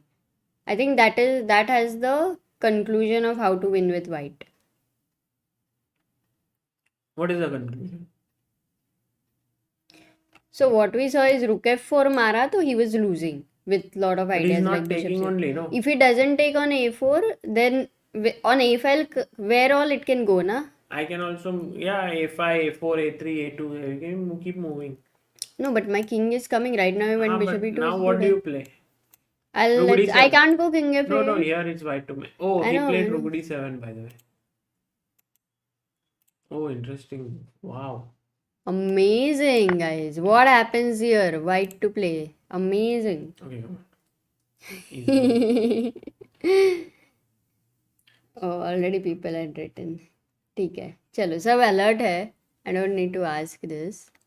But in any case, very quickly, the first one to answer was chess for one. Yeah, Rook d5. Yeah. Overhype हो गया ना By the ये way, move का. bishop b5. Suppose. हाँ. Now, rook b5. Rook d5. Rook d5. Queen. king g7. And in this Oh. position, queen e8, suppose. हाँ ये fortress नहीं है क्या? Because no, you lose one of the pawn, I One think. pawn will fall and then king will come up. So, like, say for example, No, if I give the e6 pawn and I keep playing rook f5, rook h5, how do you win? I will come with my king here first, Huh? and then sack my queen on f5 and then Oh. give and then win that pawn and game. Ah, nice. Got it. So here, what's the point if I just wait? Let's say rook a, then bring the so he's Rook a2. So go rook a2. rook a2. Can you go h5, gh5, f5? Of course, he'll not take it. If he doesn't, then I'll create a mating pattern with h6. Oh, h5. Gh f5. ef rook d5 rook a7. बहुत pawns दे दिए ना.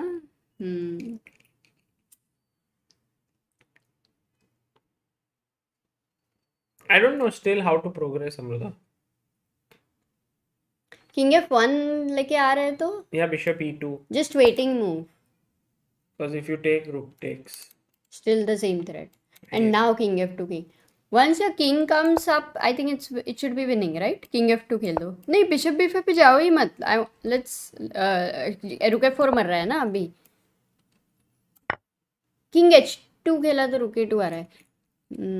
इधर ही Sagar over here. It's white to play ना. Go king f1. Check. King e1.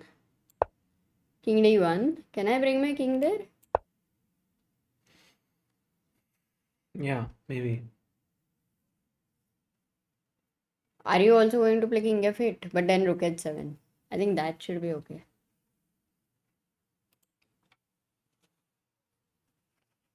Yeah.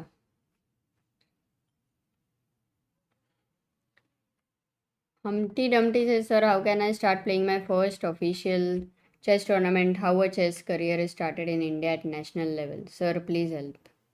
Yeah, I think the main thing is to identify a rating tournament he played okay from any AICF calendar or chessbase.in calendar, and just type AICF calendar and find a tournament which is near your place which you live. There must be contact details. Contact the organizer, give your entry, pay the entry fee, go to that tournament, play, beat some rated players, and you will begin your journey. Even King F1 is going there. So the king will reach on b1 basically. Then the king will of course go to b2 because the rook can't stay on a2. Then the king can go to c3. King is going to be हो गया ना, journey is clear and unstoppable. Let's see if this all works out or not. King आएगा ना, जिंदगी एक सफर है सुहाना. Once it reaches b6, I think it's. Arka asks, is there any chance for a draw? Yeah, there's always a chance for a This draw. looks for difficult sure. for sure. But abhi positional, it's more now positional than tactical. When many times you have a clear plan, there to go wrong is way more difficult than in tactical places where the chances of going wrong is higher. That's the power of positional strategy basically.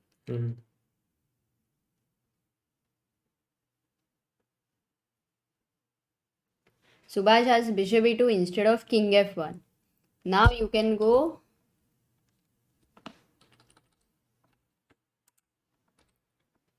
Bishop e2. Now you can go king h2. If rook a2, no, when the rook, I think he's saying here. Bishop e2. If rook a2, king g3, rook a3. नहीं कैसे आ रहा है वो? नहीं आ रहा है.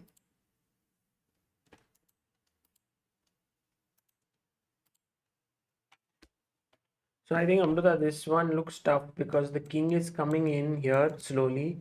Then he will move up the board slowly, and black has no real counterplay. So Can black create counterplay? H6 he can play. Then he can go king f8. G5. Can he try to exchange both the pawns? G5, H5, H5, F5. So suppose here he plays H6.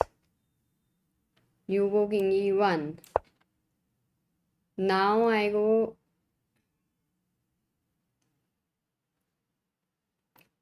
king f8. The point is, even here if I go king f8, I don't have king e8. In fact, this bishop is very nicely placed. And even when you attack the bishop does not need to move. What a setup Ding has got for himself. Played amazing, no? yeah, Ding has just After f3, this like- is really impressive. the bishop says to the rook, I'll protect you. The rook says to the pawn, I'll protect you. BG2 check happened. And bishop is saying, I am strong, I don't need any support from anyone. Arka says, yesterday Nikhilesh sir said, no one will be surprised if Raja beats Naka tomorrow.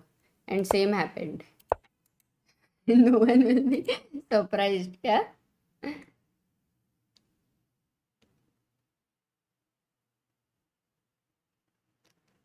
Sir, you want to take rest? Yeah, maybe I'll take rest. Yeah, it's been a long day.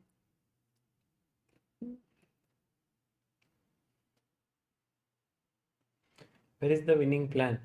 I'll show you. King D1. Play. Acha. Yeah. Yes. Okay.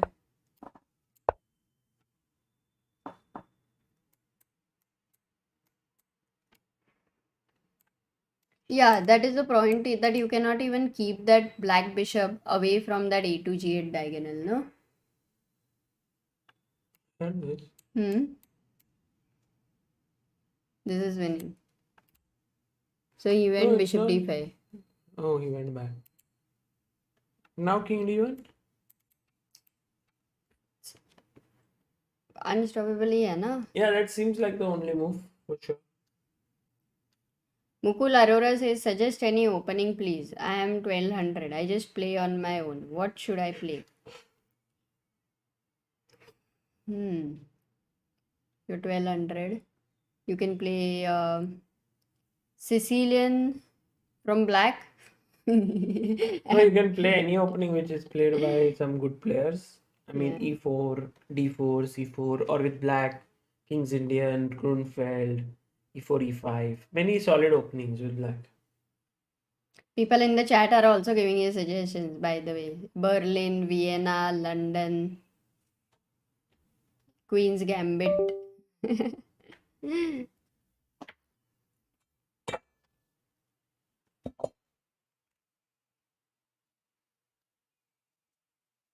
I want to take rest, but I'm very curious as to What you whether can do Ding- is you can just sit here, like right now, you can look into your phone and everything. No. And whenever a move happens, I'll tell you, Sagar, look, he played.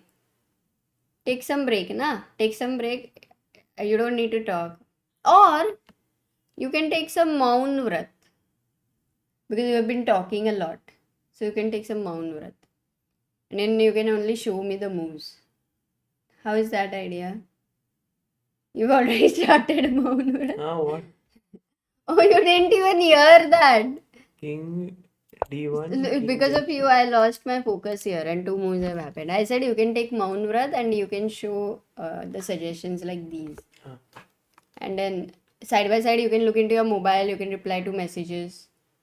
And you can just sit here, relax a bit. Beach mein move, they will play. I'll tell you, Sagar, a move has happened. Sounds good? Awesome. You can even sleep. It's not a problem. Like now he's the unofficial commentator right here. So if he sleeps, it's fine. If I sleep, it's not fine. That's the.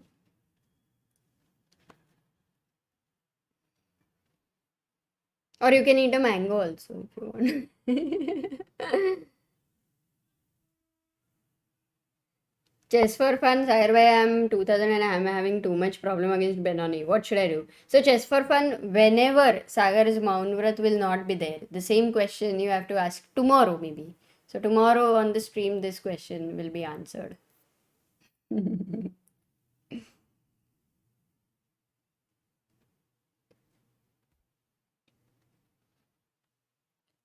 Okay, so they have played some moves. Let me just go. Yeah, King D1, King H8, and here, as discussed, he's just continuing with his plan. King C1, move हो गया है. King C1. It's like somebody sends you a live GPS tracker. कहाँ पे हूँ? मैं निकल गया हूँ. I have reached here. So it's like, okay, the king has reached on C1.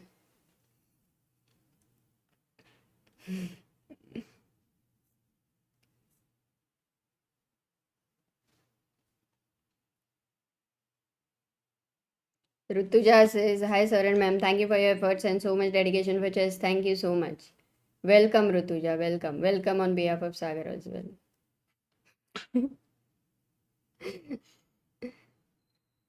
What about bishop c4? But how will the king go to b2? Let me answer both the questions. King c1 के बदले what about bishop c4? That's a good question. Guys, what happens for... Acha, Sagar is showing something. Bishop takes c4. Wait, then 8... No, rook d8 check. Okay.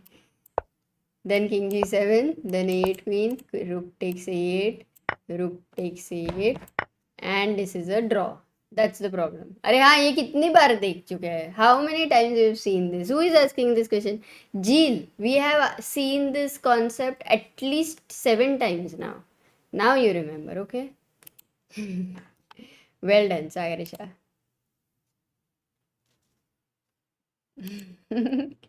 Okay, now king c1 has been... what is the second question? Wait, there was one more question. How will the king go to b2? By the way, this was a funny comment. Aman says Ding's king walk. Maybe Ding's walk is even funnier. Instead of king walk, it's Ding's walk.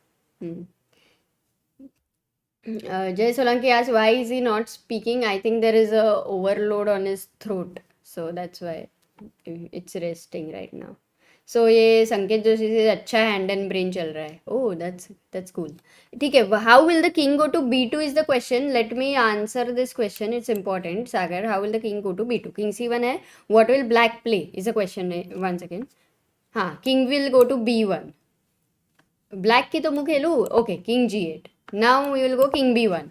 Now I don't need to move this. But you have a strong threat. Rook d5 and king e2. So this rook cannot stay on a2. The landlord had said, nikal jao घर से. So he goes somewhere like rook a5. Now the point is the king goes, because there is a check now. So ये possible नहीं है. So king goes to c2. King c2 amazing. So rook has to go to a2 check. मतलब rook will not go to a2, but what will you play? So let's say you go bishop e4 check with the idea of rook takes b5. Oh, king b3 नहीं जा सकता. Blunder king c3. ये भी नहीं. Lost. rook b5 आ रहा है ना. There is no bishop on d5. हो जाता है blunder. So of course you have to play here guys. Important is bishop d3. इस बार पीछे आ जाओ. In every situation, same plan doesn't work many times. Sometimes you have to find new ways to solve the same problem. So bishop d3. And this will go back most probably. But anyway, if it goes back, king goes to c3. If it takes here, then you take on d3 and then this is winning. Because as we know, whenever the king is on the last rank... okay, sorry. Direct check. मैं क्यों इतना long cuts ले रही हूँ? Oh God. RIP to his voice, says Rugved.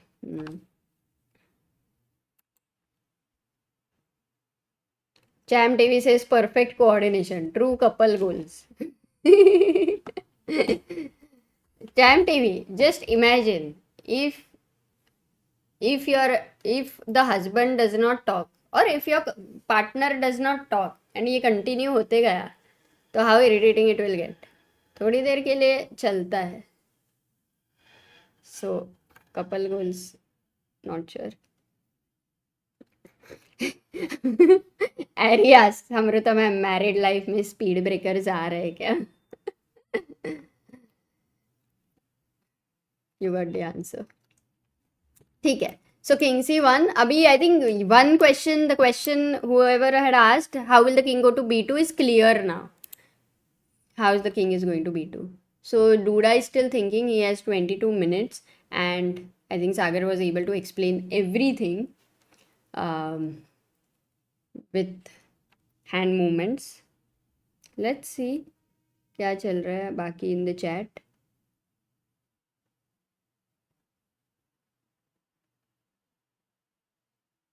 But if the rook takes the bishop, then the rook takes the pawn. That is winning. So when you were asking about this position, where rook goes to, let's say a5, king c2, let's say rook b5. नहीं, रुक आ ही नहीं रहा है ना guys. Rook a7.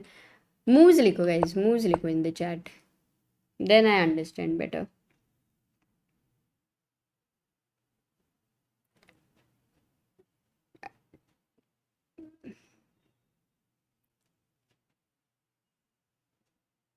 When do you think Duda will resign? Okay, that is a good question. When do you think Duda will resign? I think he will resign when this king will reach b6. Yeah. c5 और b6 में confusion है, but I think it will be b6. King b6 पे आएगा तब he will resign. Bullet guys, today तो this guy is so dead completely. So we will see after the without commentary. Bullet थोड़ा boring रहेगा I think. I'm not sure. But yeah, if I get to play with the subscribers, maybe possible.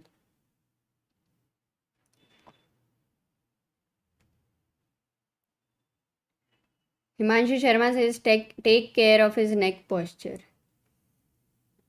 नहीं हो जाएगा वो ठीक, बाद में उठ के एक्सरसाइज करेगा. Bullet with chat. He is still thinking. Okay, और क्या है गाइस? h6 g5 में किसी को interest? Nobody asked this question. What if h6 g5 और any other questions you have? It was really good. खुशी Gupta says my neck is hurting looking at Sagar sir. तुम भी एक्सरसाइज कर लो.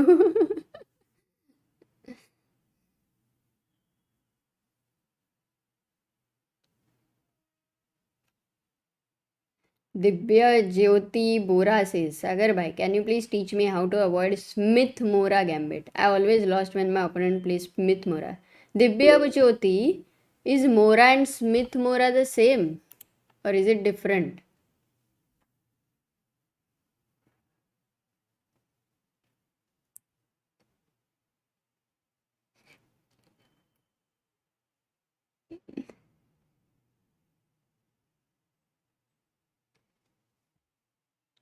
Bishop e4 then how king b1 possible? नहीं, वो इसमें नहीं था. Oh, Pratyush Saha says, I have a tournament after 2 days. How to prepare for it? Amazing. Pratyush, the very first thing is tactics. बहुत देखो. Just keep solving tactics. Easy tactics, difficult tactics, all types of tactics, because सबसे ज़्यादा जो होता है when you play a tournament is blunder हो जाता है. Yes, I think now it's time for him to go to bed. I think he should sleep. Sagar, maybe you can sleep. Duda is still thinking. And yeah, so I think firstly you should solve a lot of tactics. Secondly, when you are already playing some practice games online, what you can do is after each game, you can analyze your game, try to find some patterns in your patterns, some common mistakes. That's possible.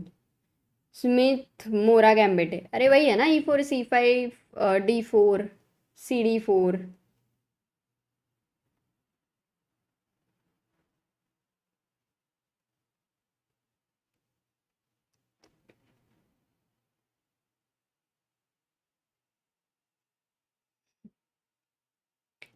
How to improve positional play. There is a very nice book on positional play.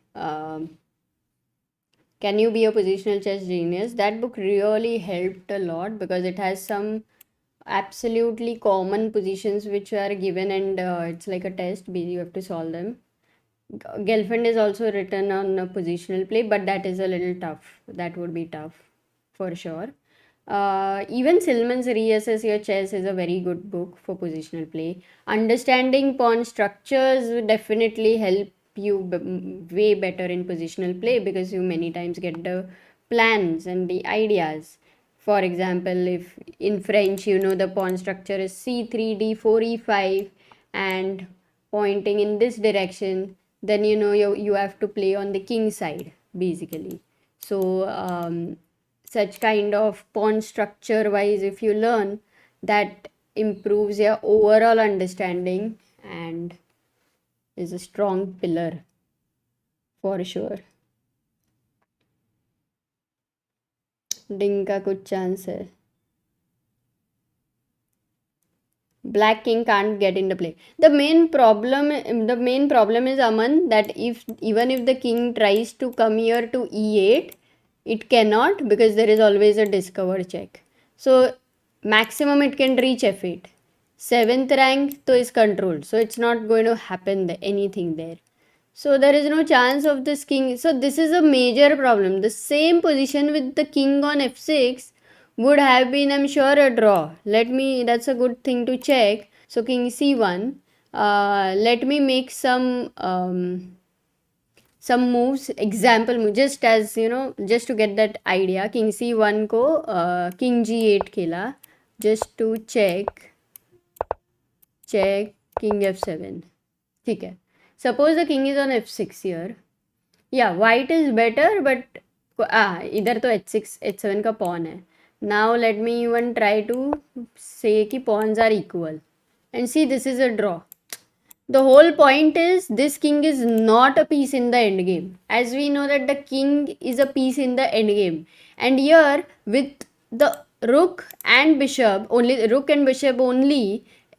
things are not working out. You need something more. And that's why since this king has started this journey, you can see once the king reaches b6, it's over. Because you have an extra piece. It's like being a piece up. That's the whole point of it. So endgame and king being active is a very important part.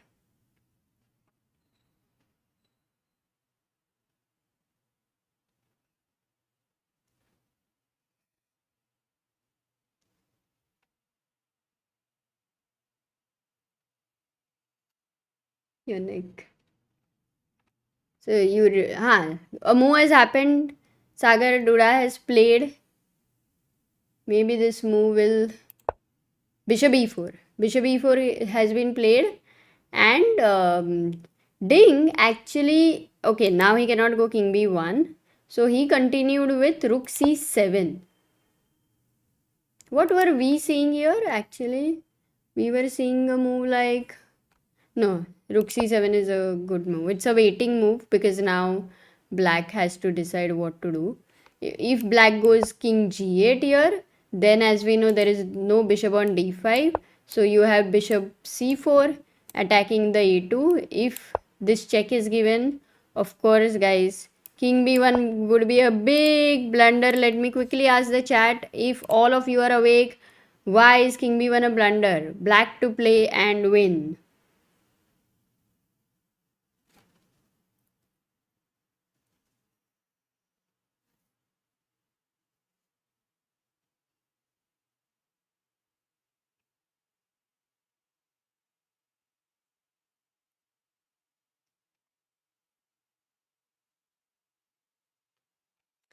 Yay! It's the time to disco. Just for fun. 1 second. Prahlad Sen, Manan Mathukiya, Phoenix Asimo, Shashwat Dubey, Chaim TV, Dhruv Kangavkar, Piyal Kanti Ghosh, Ayush Ranjan Sharma and Atul Gupta.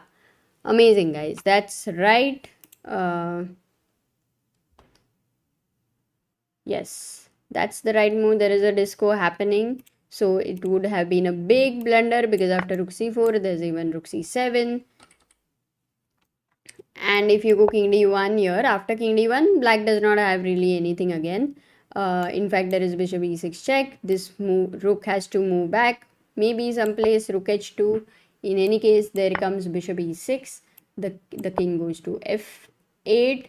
And then many ways to win this position, yeah. Can again go, you can even just go rook h7 and create a pass pawn here. Anyway, so let's go back to the game. Bishop e4 was played. He played rook c7. And here Duda played rook a5. Duda played rook a5.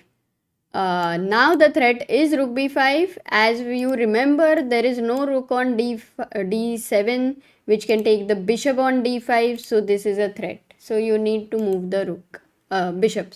You need to move the bishop.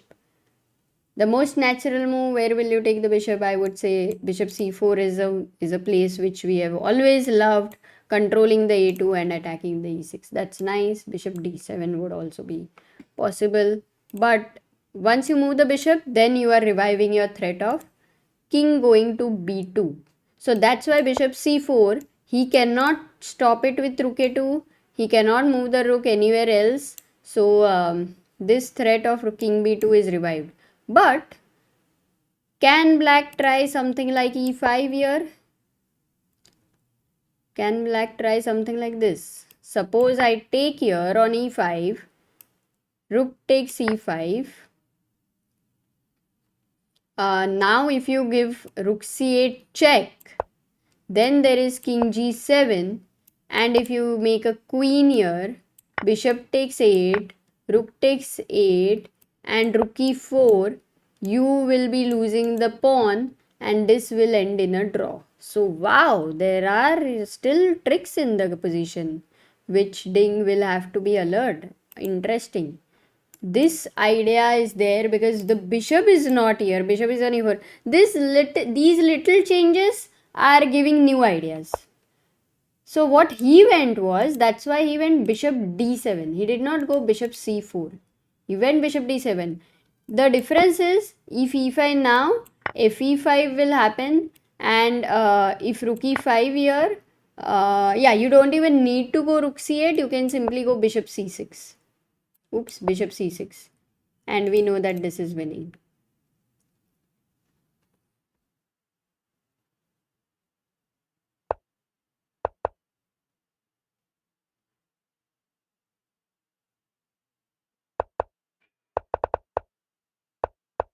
ये क्यों ऐसे move हो रहा है guys? 1 second, कुछ तो हो रहा है. Bishop d7 has been played. Okay. Rigved says, I was asking that after king comes to b1 and rook takes the bishop, then black rook will be able to take the pawn right. Take the pawn, right? Aisa. Let me try to check that again. But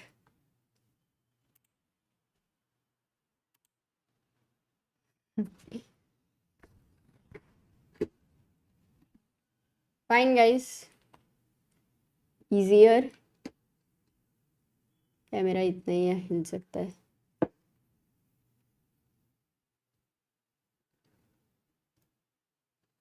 Wait, let me try.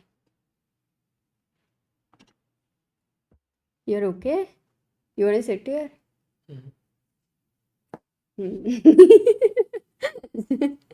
A few moves have happened, Sagar. Do you want the update? No problem. I'll update you towards the end. What? He's suggesting a move, which is, it's firstly, let me see who is to play here. It's black to play. Bishop c8. No. Bishop d5. That's the move he has suggested, guys, here. But as we know, if bishop d5, our plan is revived. In fact, there is even a better idea, which is bishop e8, which king g7, bishop f7. Oops, no, sorry. I think I'm not sure. Wait. Let me try to understand what's happening here. If king f8. No guys, let's go with our plan. एक decide किया था. There was a destination, there was a goal for the king. Why suddenly to change? This is fine. If bishop d5, white will go king b2, and it's easier to continue playing this way. King g8. Now your idea is to play king f7 and king f6 actually. So do you have time to go king c3? Let's say king f7. Any good discover check, or maybe no need about it?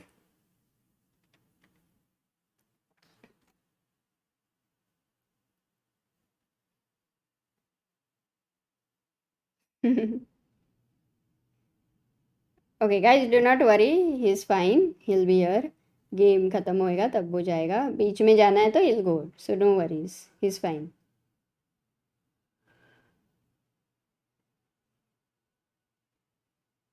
Insanely insane says this out of context seems like Amrita ji ने सागर शाह को बेहोश कर दिया है और kidnap वाली video बना रही है.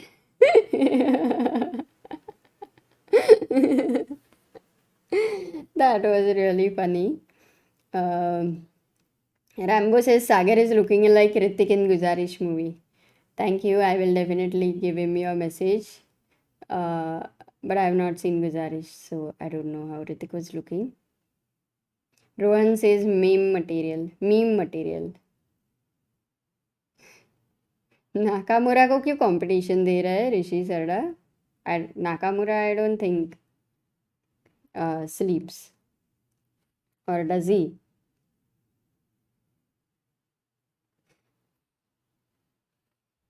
HT says Sagar is better at chess while sleeping than many of us when awake. Nice. Okay, so bishop d7. Yeah, what we were looking at was that if king goes to f7, can you go king b4 here and attack the rook? Bishop a4 check is also an intermediate possibility. The king goes to f6 and now king b4. The difference is the root of the rook is blocked, so rook has to go back to a6, and then you have king b5. Once the rook leaves that a rank, you can anyway take on h7. And come on, this is something which you will convert in just a few moves. AG tweet, AG tweet. क्या किया AG tweet? Guys, what is the tweet?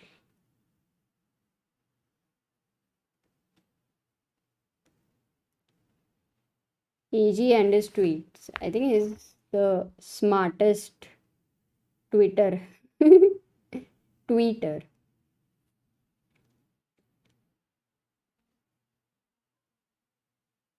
Vlogs of Deba says, guys, don't forget Sagar has been speaking since 5 hours. No, I think Sagar has been speaking since 12 hours now, offline. No, today was a kind of tough day. He could not take any rest in the afternoon also. Just for fun, AG tweeted Indian, visa asking for my visible identification mark. Shall I fill in AG from Chessbiz India stream? That's funny. He's up. See, Anish Giri can wake him up. Anish Giri has the power to wake him up. Nice. Sagar, what is the tweet? Or have they made a tweet? Have the chat made a tweet on their own? Or has AG tweeted? Really? Bishop d7. Ayush Sharma says Sagar has been speaking since he was 1 year old. That's a good joke, Ayush. Bishop d7. The point is ऐसे joke पे you see समय सागर ये सब लोग ज़्यादा हंसेंगे नहीं, because they expect really high quality jokes. But what they really need to understand that in life, these little PJs are what life is made up of. And they have to laugh. है ना सागर? कोई इशारा करना है? Do you agree or disagree? Agree. Okay, that's it. Fine.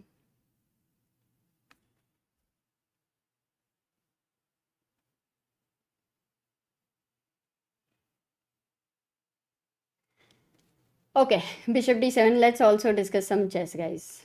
Bishop d7. जो करते जा ही रहे अपन, in fact, but slight changes, and if you remember, we found a move e5. After bishop d7, here e5 does not work. We saw this. Apart from e5, what else you have to stop king b2? Yeah, you have rook a2 again. If you go rook a2 now, there is bishop e6, so doesn't make sense. If you don't go rook a2, then if you go rook a6, trying to defend the e6 pawn, anyway there is king b2. So as well, the best idea for black would be here in this position to bring his king.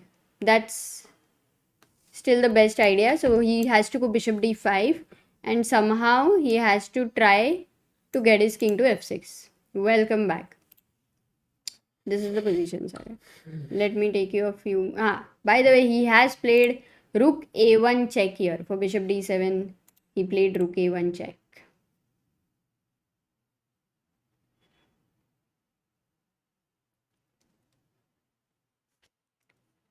Patrick Bro says good morning.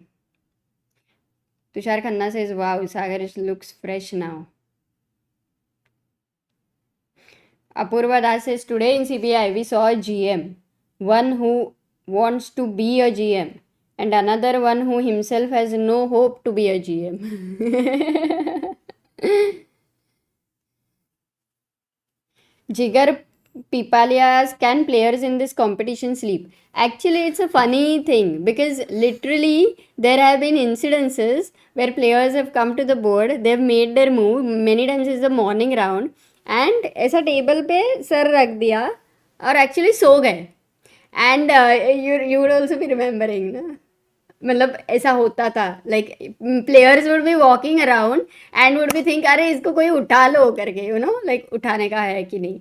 But then that also would be cheating ना. You can not wake him up that way. So because he is too responsible himself, but it would happen for sure, and many times it was not like a rare thing.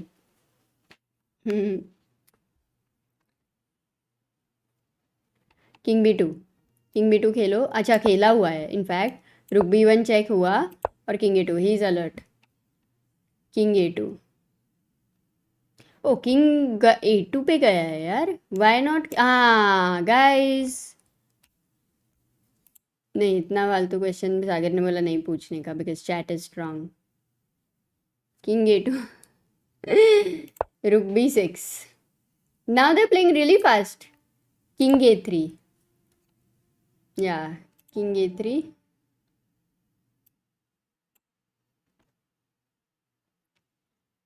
ठीक है, इसे कौन रोकेगा. King a4, king a5. Rakshit Singh says, pulled an all-nighter and studied for my exam today. और exam में 1 घंटा सो गया. Invigilator had to wake me up. Oh my god, really?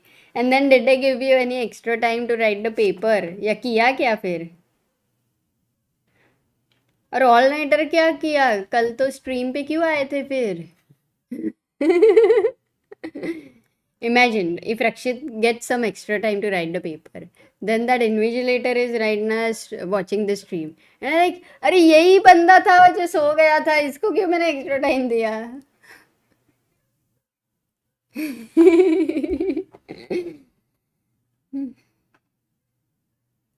नमन वाधवा से, सागर भाई कुछ बोलो, आपकी आवाज सुन के जमाना हो गया.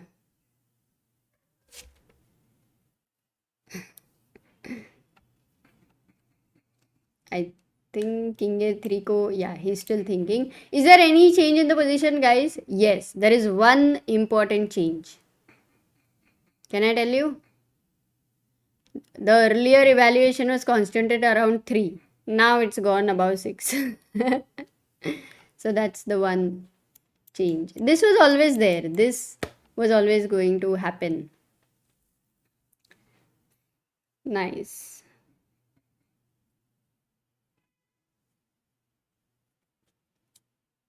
He played king g8. Fine, he's gone king g8. He's trying to bring the...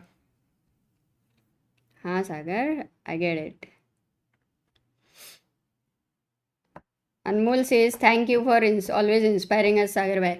कैसे इंस्पायर किया है अनमोल? अभी how to sleep on stream, ये देख के अगर तुम इंस्पायर हो गए हो तो कुछ गलत चल रहा है माइंड में.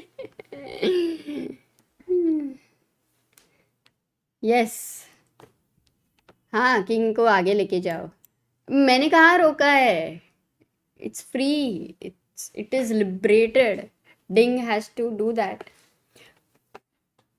अभी लेके जाओ.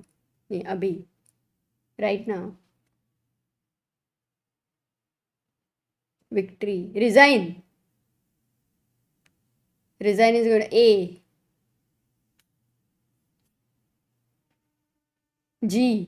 अनीश गिरी ने क्या बोला? बुलाओ. हाँ, अनीश गिरी का बच्चा है. नो, दिस नहीं हो रहा है. Dumb charades chess commentary. Rakshit Singh says yeah dumb charades. ठीक है. Siddharth Bhushan says lucky guy, exam में सोया. आई हैड अ फ्रेंड जो हॉस्टल में सो गया था after an all nighter. Exam में मिस हो गया. बर्थडे है उनका. ओ, अनीश गिरी का बर्थडे है आज. ओ, हैप्पी बर्थडे टू यू. 35 तो नहीं हो सकता है वो एज में. 28. ओ, 28 जून को ही becomes 28 years old. Wow. And what was his plan? How was he going to celebrate today? Did you not ask him? सिर्फ चेस किया?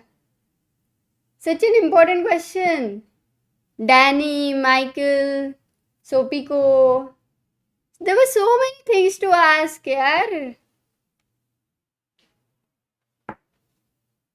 अरे यार, I didn't know that. Nice. Guys, happy birthday to Anish Giri. सब लोग chat में happy birthday to Anish Giri लिखो. And let's celebrate.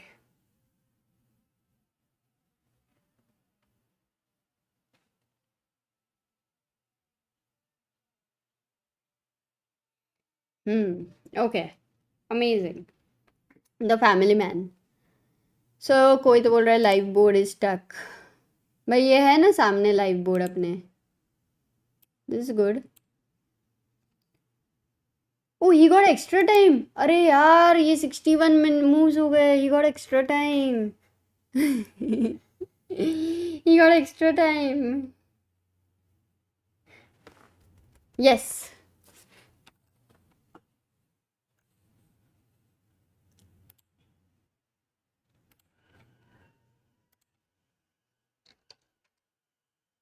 Happy birthday song नहीं play करेंगे, नहीं तो कॉपीराइट आ जाएगा. तुम चैट में देखो. Happy birthday AG, happy birthday AG. Must be 4 to 5 hours later, says Jay Solanki. भाई इंडिया में तो हो गया ना. Happy birthday AG.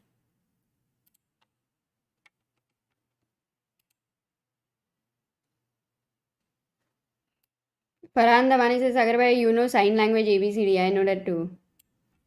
Oh, that was a sign language. Oh, yeah. I remember you used to teach Hansal with this sign language. He was, he couldn't hear. So it was very useful, in fact. Amazing. Resign. They're saying resign. No, guys, the game is going on. I think it's going on. Oh, yeah, I know what you're doing. Nice, guys. Awesome. Sagar is going to show something.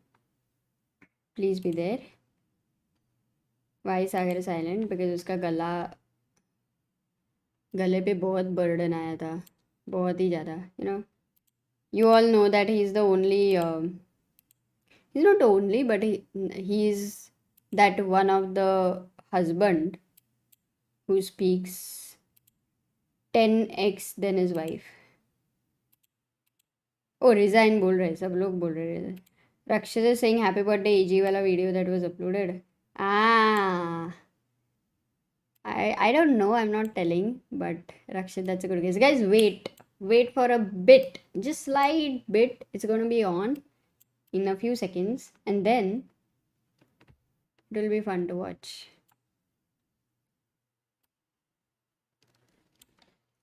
Arka से अच्छा, no, that's for Cham TV. Just nobody says so. Sagar knows sign language as well. That's amazing.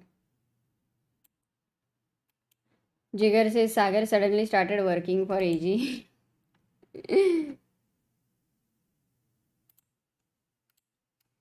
Oh, nice. Yes, how many of you are very good? Are you good at remembering the days, or are you really bad? Do you remember the birthdays or of your friends or all the friends? Like वो रहता है ना, कोई बंदा एकदम दूर दूर का कोई फ्रेंड है, दोस्त है, एक्वेंटेंस है, उसका भी बर्थडे याद रहता है.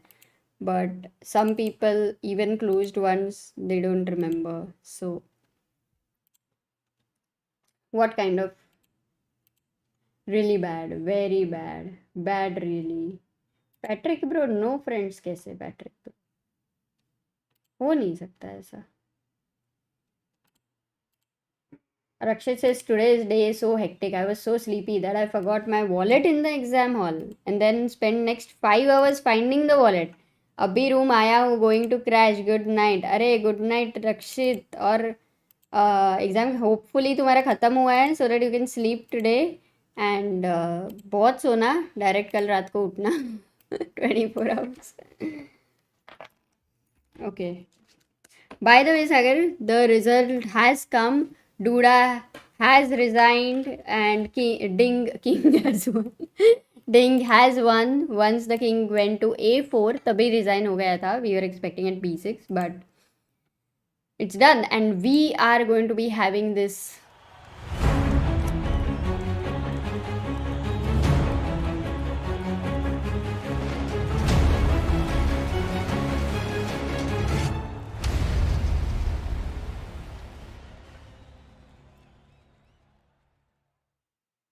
Anish Giri is one of the best players in the world of chess. The story of this young boy began when two water scientists, one from Nepal and the other from Russia, fell in love and got married to each other in 1993. Sanjay Giri, Anish's father, is from Nepal and Anish's mother, Olga Giri, is from Russia. On 28th of June 1994, Anish was born in St. Petersburg. Anish's brilliance was seen in ample measure right since he was a little kid. He knew several languages: Nepalese, Russian, Japanese, English. He learned swimming, table tennis, football, and indulged in many other activities when he was a young boy. But it was chess where he shone the brightest. Что помогло мне понять, когда Аниш был маленьким, что он станет известным шахматистом. Ничто не предвещало. Хороший, любознательный мальчик, любил собирать пазлы, лего. Рано начал читать, читал интересные книги, с ним всегда было очень интересно поговорить на разные темы. А потом увлекся шахматами, начал читать шахматные книги. Сначала показаны какие-то интересные моменты, типа мельницы Торы. Но когда я пыталась... You also realize that his mother knows chess when she says Torres windmill tactic. Like she must be a good player. For sure. Заговорить на другую тему, он за 2-3 предложения опять все сводил к шахматам. И вот тут я поняла, что что-то пошло не так.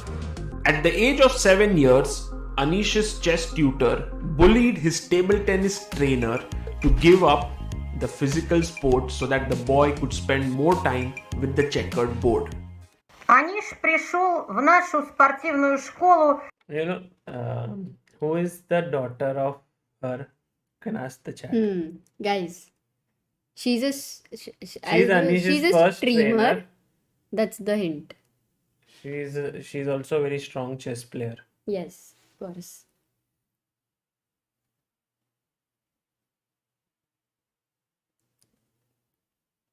Prathamesh Nale.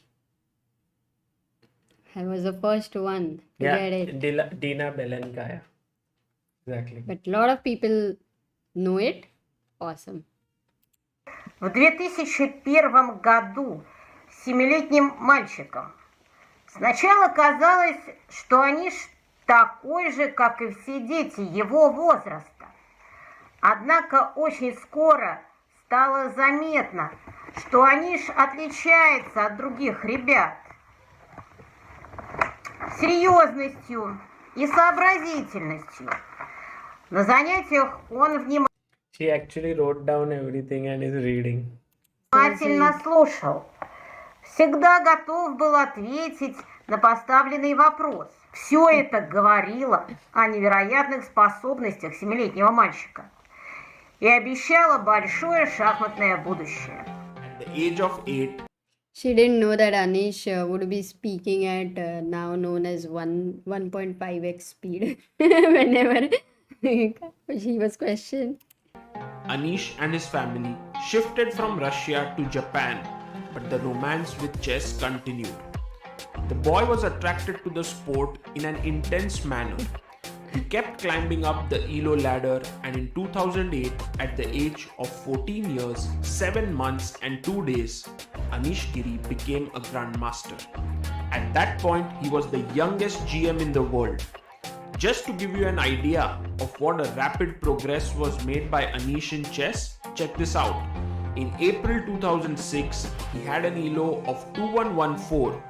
4 years and 3 months later, he had reached 2672, a massive 558 ELO point gain in just 51 months. While his chess talent was quite apparent for the world to see, Anish's parents wanted to ensure that the first thing that they imbibed in their son were qualities to become a good human being. He started to play chess quite early, but I never thought that he could be a great chess player. And when he became grandmaster quite early, I still had a doubt that chess could be the profession for him. Of course, we gave him freedom, and for us, it was and it is very important that he is a good human being. Anish becoming a GM coincided with his family shifting from Japan to the Netherlands, the country which has become his home since then. Things happened quite naturally in Anish's life. He finished his school until grade 12 and intended to study further. However, by that time he had already surpassed 2700 ELO.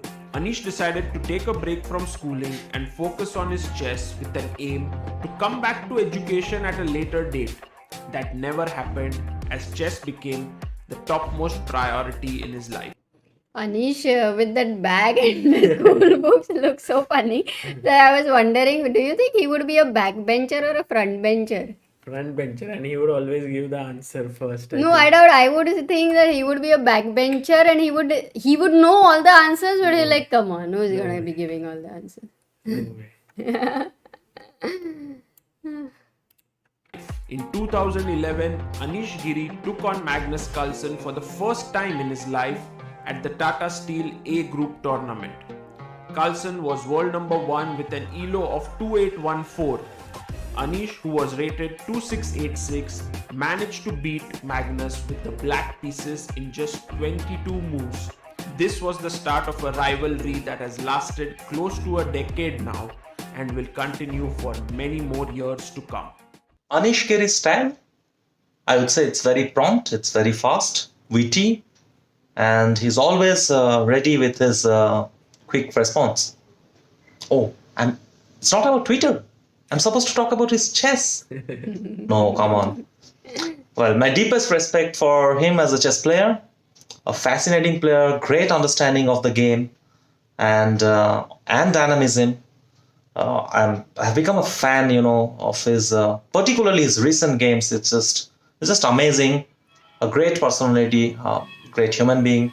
Anish's biggest successes as a chess player came at the Reggio Emilia 2012, where he won ahead of some very strong players. He won the Reykjavik Open in 2017, shared first place at the London Chess Classic in 2015. He also shared first place at the Tata Steel Masters 2018 and 2021, and was the winner of the Shenzhen Masters in 2019. He has also played in 2 candidates tournaments in 2016 and 2020-21.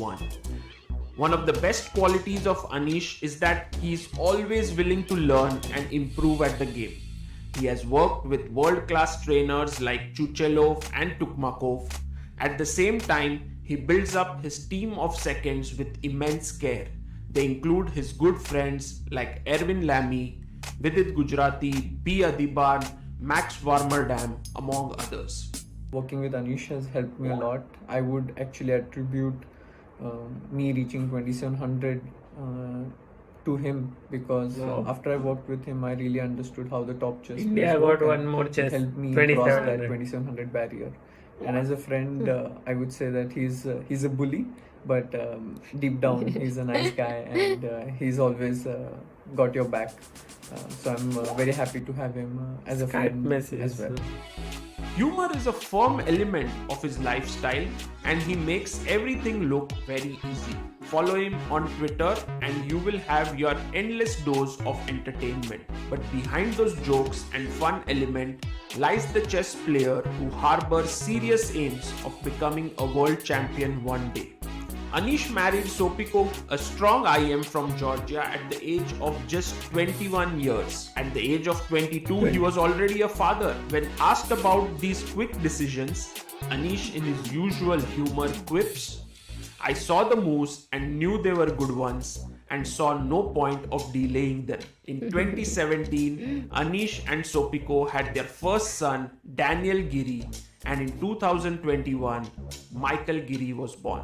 Seeing Anish in his day-to-day life, one cannot admire the fact as to how does he manage to do so many things at the same time and juggle everything so well. He's a professional chess player. He has a Twitter and Instagram account with over 100,000 followers, which he has built up with quite a lot of effort. Not to forget his successful streaming career on YouTube. He's also a husband, father of 2 kids. Phew, that must take some serious juggling skills, don't you think? He reads very fast, actually. He can finish a 200-page book in like 2-3 days. That's very, very impressive for me because I'm a very slow reader and I need to read everything. But he has very quick eyes, so he's reading everything and he has time for everything. He's working on chess, playing with baby, helping me also, and also reading some stuff, as you can see. He has a great memory.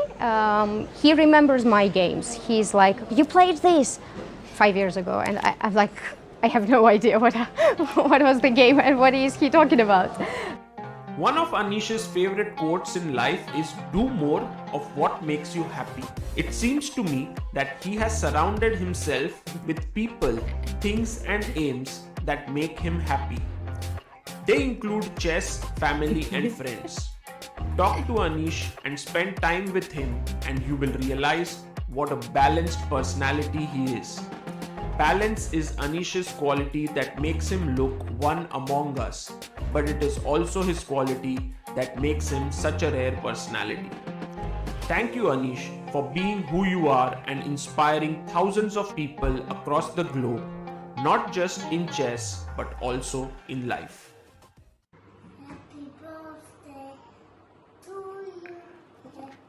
This is Daniel, and you can also hear Michael's sound. Yeah.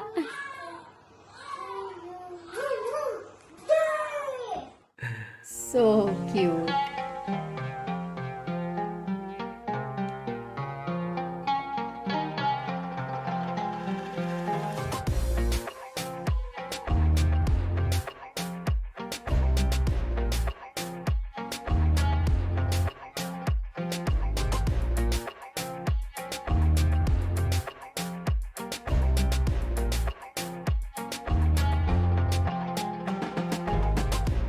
Your first interview with him.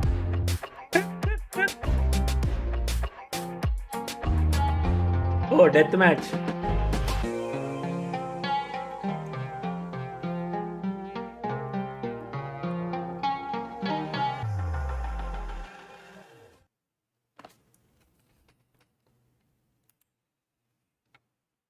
Nice. Wow, that was amazing. बहुत मजा आया. Roman this करके. I was think very have well you? made by Abhyudaya. Yes, absolutely. And have you, what to say, have you reacted with him on the video ever? No, I should have Yeah, done. maybe you can react on it sometime. It's very nice. And maybe next birthday we could have some improvements, like replace those faces. The same video can have the No, but it was great. I think amazing. No, it was amazing. if for Too someone good. who doesn't know Anish, they can get to know. I mean, there are not many who don't know him, but they can get to know him in like 10 minutes. And yeah, after that, a lot of things have happened. Last 1 year, people are saying Wink should have been added, but this was made last 1 year. year ago. Yeah. So maybe we should make something. But yeah. Well, Anish has played a huge role in our journey. In so many times he came to our streams. So many times, even our first Chess Base India Originals match is happening because he's coming to India along with Vidit. So it's wonderful. His And vibe is super different, and I think I now know. I used to always wonder, yeah, the family man, he's so young, and how does he do this and that? But if you look at it, Sagar, if you look only at his grasping and memory and everything, let's say the same thing एक ही बार करना पड़ता है उसको, तो it's already that those 10 years we can consider. किसी को the whole thing right now at 32. Like at 32, you're 32. Maybe that whole knowledge and everything would have taken time. Some of it. Yeah. I mean, people who don't have good memory, so maybe you're not a good example, but in general, what I'm trying to say. No, for sure. I mean, he's achieved so much at the age of 28. And by the way, guys, there's already a video on our channel. If you just search Anish Giri Family Man, you will find this video. And yeah, maybe I'll do something tomorrow. Tomorrow's a rest day. So, by the way, I have a stream tomorrow with a Dutch personality. I won't reveal it right now, but it's a Dutch trainer who's coming, and there will be special prizes in that stream. And it's going to be a lot of, it'll help you to improve. So it's at 5:30 p.m. I'll schedule it. Please do join in, and also have a nice time tonight. And Amruta, thank you for streaming. I think because of you, I could take some sleep. Yes, it was amazing. For the first time, I think officially you could take some nap, and the stream went on, and then you could even contribute to the analysis. Yeah. Yes, congratulations to Ding as well. Will you send some gift to him? Maybe when he comes to India, Yeah, you will send him something. for sure. Okay, take care, guys. Thank you all for following. See you all tomorrow. Bye bye.